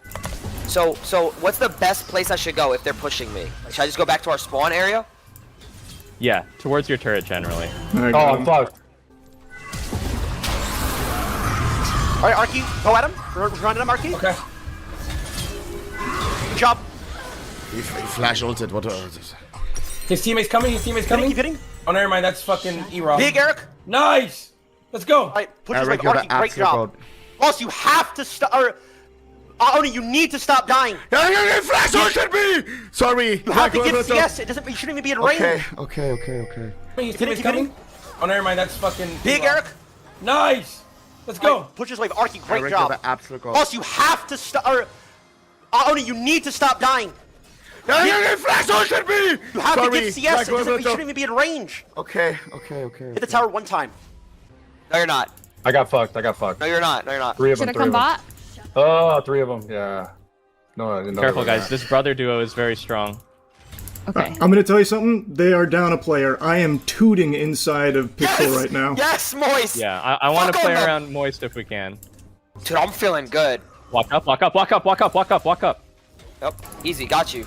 Look at that. Okay, he's here. Just push. Go back. You gotta specify who you're talking to, bro. You gotta remember I'm stupid. Oh yeah. Okay. Hey. Okay. Yeah. My bad, bro. Well, if he's not near you, he's probably not talking to you. Yeah, Hey, but I back don't off know who's near me. Ron, careful. Hey, walk up, Bradley. Look. I'm coming. Should I use my R ability? Help on Poppy. Yes. Use your R. I'm trying. R. Okay. It's nice. Do not move. Nice. Bang! Nice. Good shit, Ron. That was sick. Yeah. Nice. Mord can take. Yeah, I've got this. Charlie, go, Charlie, go. Am I too annoying, Moist, or am I good? No, you're fucking perfect. You're beautiful. You're a beautiful man. That was amazing. Fuck on Los, he's dog shit. So you can go here. When you run, that's Mal's hard TP. Try and kill her and get out.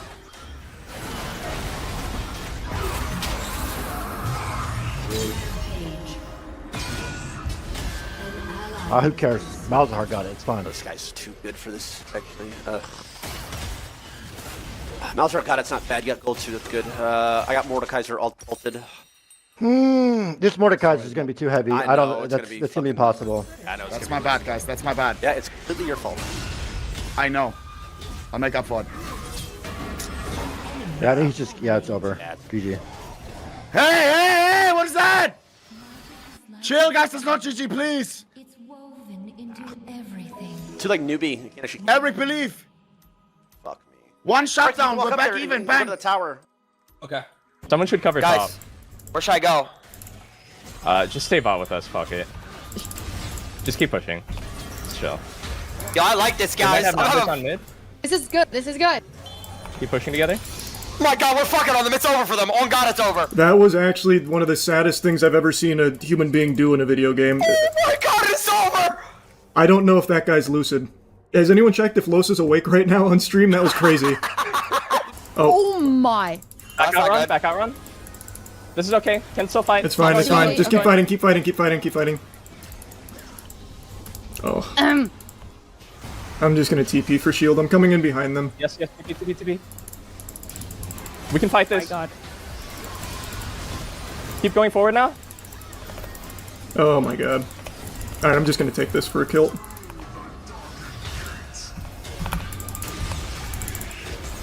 Okay, we're... Okay, Nocturne, he's in thing. Nice, Mord go. Oh my god, nice, huge.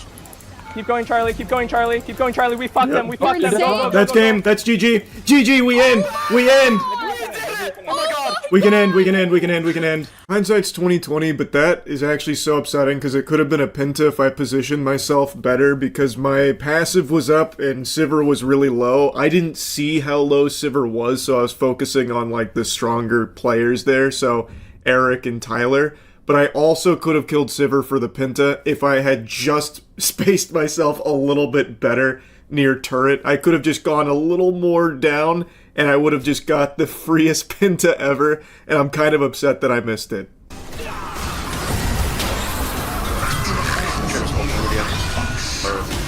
He'll kill at least over something. We'll heal up a lot faster. No, knock her back up. F not dead. How is an F not dead? I don't think I did terrible, or I don't know. We just have no damage shot. It is top cap. Oni, you can. Yes, say it. Say it, please. Oh my god. Oh, I'm sorry. What the fuck is happening? I fucked up, Los. I just take over the game. What the fuck is happening? I fucked up, Los. Game. Tell me it's not over. I mean, it's over. Yeah. I mean, we cannot win. You three are. Well, it's just me and Eric. You and Arky don't play the game. It's not your fault. I mean, tell me what you want me to do. I'll try. I know. There's nothing you can do, bro. There's nothing you can do. Yeah, there's nothing you can do. You pressed R correctly. That's about all you can do, actually, and you did really well. It's on me. It's on me. I it's just Oni. He solo lost the game. There's nothing else we can do. I played fucking ass. Yeah. Yeah, just. Oh my god, we did it, yo! Oh my god! Wait, hang on. Just hit turrets. Let's see. Maybe we can. It's gonna be very close, I think. Let's not end. Let's not end. I think you're right. I got excited. Oh. Go take Dragon right now. Don't care about the init. Go take Drake. Okay, go into drag. Yep, drag. Bro, how do y'all We learn need to make this? sure they don't rush Baron here. There's so much mechanics here. Oh my god. I played this game for 16 years of my fucking life, Ron. My entire life. Slaving away this game. Okay? That's what it takes. Ron, I was afraid I was going to have to smack you again, bro. I don't think so. Hey, Pope, next item. Pope, next item, what should I grab? Spirit or what? You should go Pen. I think you should go Void, probably, actually, because Poppy is a billion MR. Okay. 16 years of clicking around, bro. I've spent more time on the Summoner's Rift than I have in reality, Ron. That is what it's like. I really don't want to pull Baron. Okay. Yo, we don't have smite. We don't have smite. You're right. Just walk forward. Yo, Los's bum-ass is right there, bro. You can look Leon ult. Yep. You can look Leon ult. If you can hit anyone with an ult, it's good. I got E-Rob. Oh. I don't even know where I am on the map. Press space. Okay, Charlie's winning in there. Go. Yep, Go. Anivia. Don't dive into their Nexus, though. Chill a bit. Oh, Poppy maybe? Nice. He's tanky. We can try for a bit. I don't know if we can end. Just hitting. No, it's gonna be tough. Oh no, we can get this. No, back. I think what should we do? I think I'm back. feeling weird about this. Yeah, let's just back. Okay. Okay, just back. Oh my god, I'm actually goated. I just flashed the fuck out of them. It's exhilarating, isn't it, huh? It's like a drug. I love this. Mm-hmm. I love this game. Ron, back, man. Oh yes, sir. I'm a fucking peon. See, you gotta talk to me like that. Sometimes you gotta just Slap you. Come on. Sorry. My bad. Sorry. I'm sorry. Ready to fight? I'm just gonna grab Poppy. You guys can fight without that.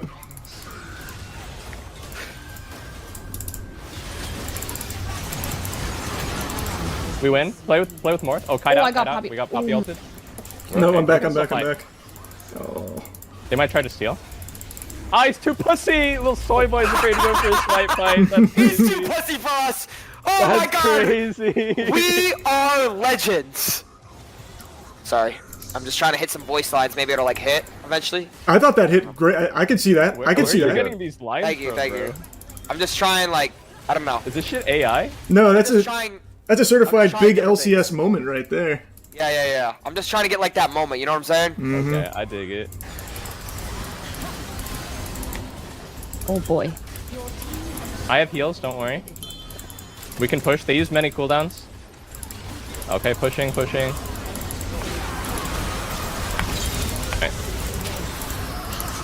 Just kill these noobs. Nice flash. Oh, big ult. Nice. I got it. Nice. He just ended the game. They're ulting me. I got 2 ults on me. It's gone. Fuck. More on me, more. In it. Hey, gee, their top's too good. These guys are crazy. Tyler, I'm sorry. This guy knows the strats. Yeah. You ulted me to kill the Nexus. Yeah, there was probably more clicks. More on me, more. In it. Hey, gee, their top's too good. These guys are crazy. Tyler, I'm sorry. This guy knows the strats. You ulted me to kill the Nexus. Yeah, there was probably more clicks before that. Yeah, I sold, guys. I'm sorry. This is all on me. All. I fucked up the draft. That's my fault. No. I forgot you're on 100 ping, actually, so you don't have a fucking chance. 111 ping. It was kind of really SCSing, but still, impossible to team play fights, on. no, I could have still done way more. That was fucked up. Bro. I just... Yeah, I just... You're goated. You're actually goated. You actually did. You did it, Ron! You led us to the dub! You led us to the dub, Ron! That was all you! It was all Ron! Oh my god, boys! Oh my god, I'm a fucking legend!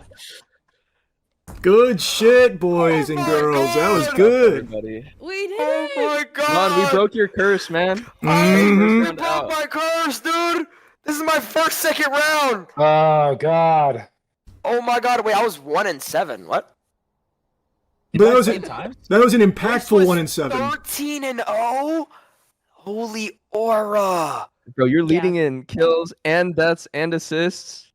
Oh my god. 1-10, not bad.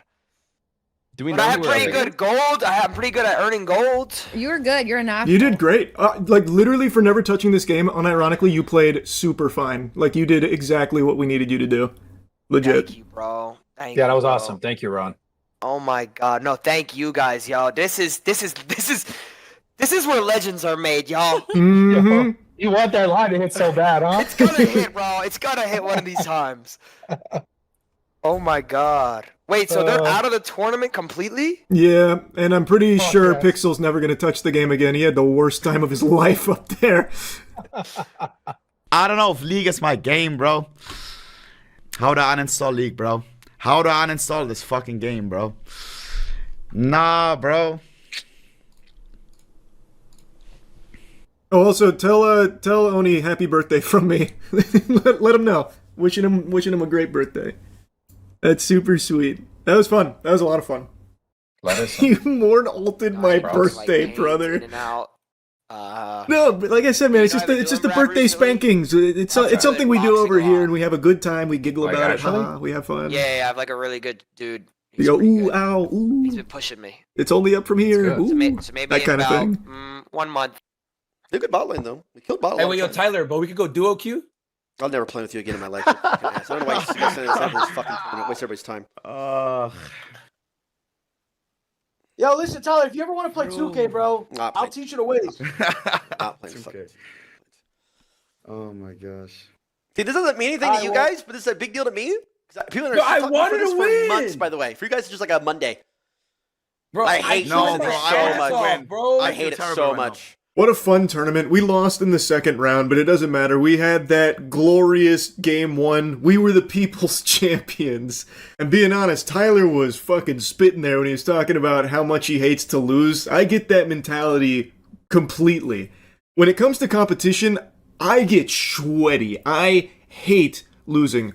Our esports teams, I'm devastated when we drop a game or lose a series. And even in like low stakes tournaments like this, I fucking want to win. Like, that's extremely fun. It really does not feel good to lose, even in something as silly as this. So I get it, and god damn it, this will probably be the only time I ever beat Tyler 1 at anything. Although this is an indirect W over him, I'll fucking take it. So yeah, anyway, I wanted to yap about this and show some of it from yesterday. That's really about it. So yeah.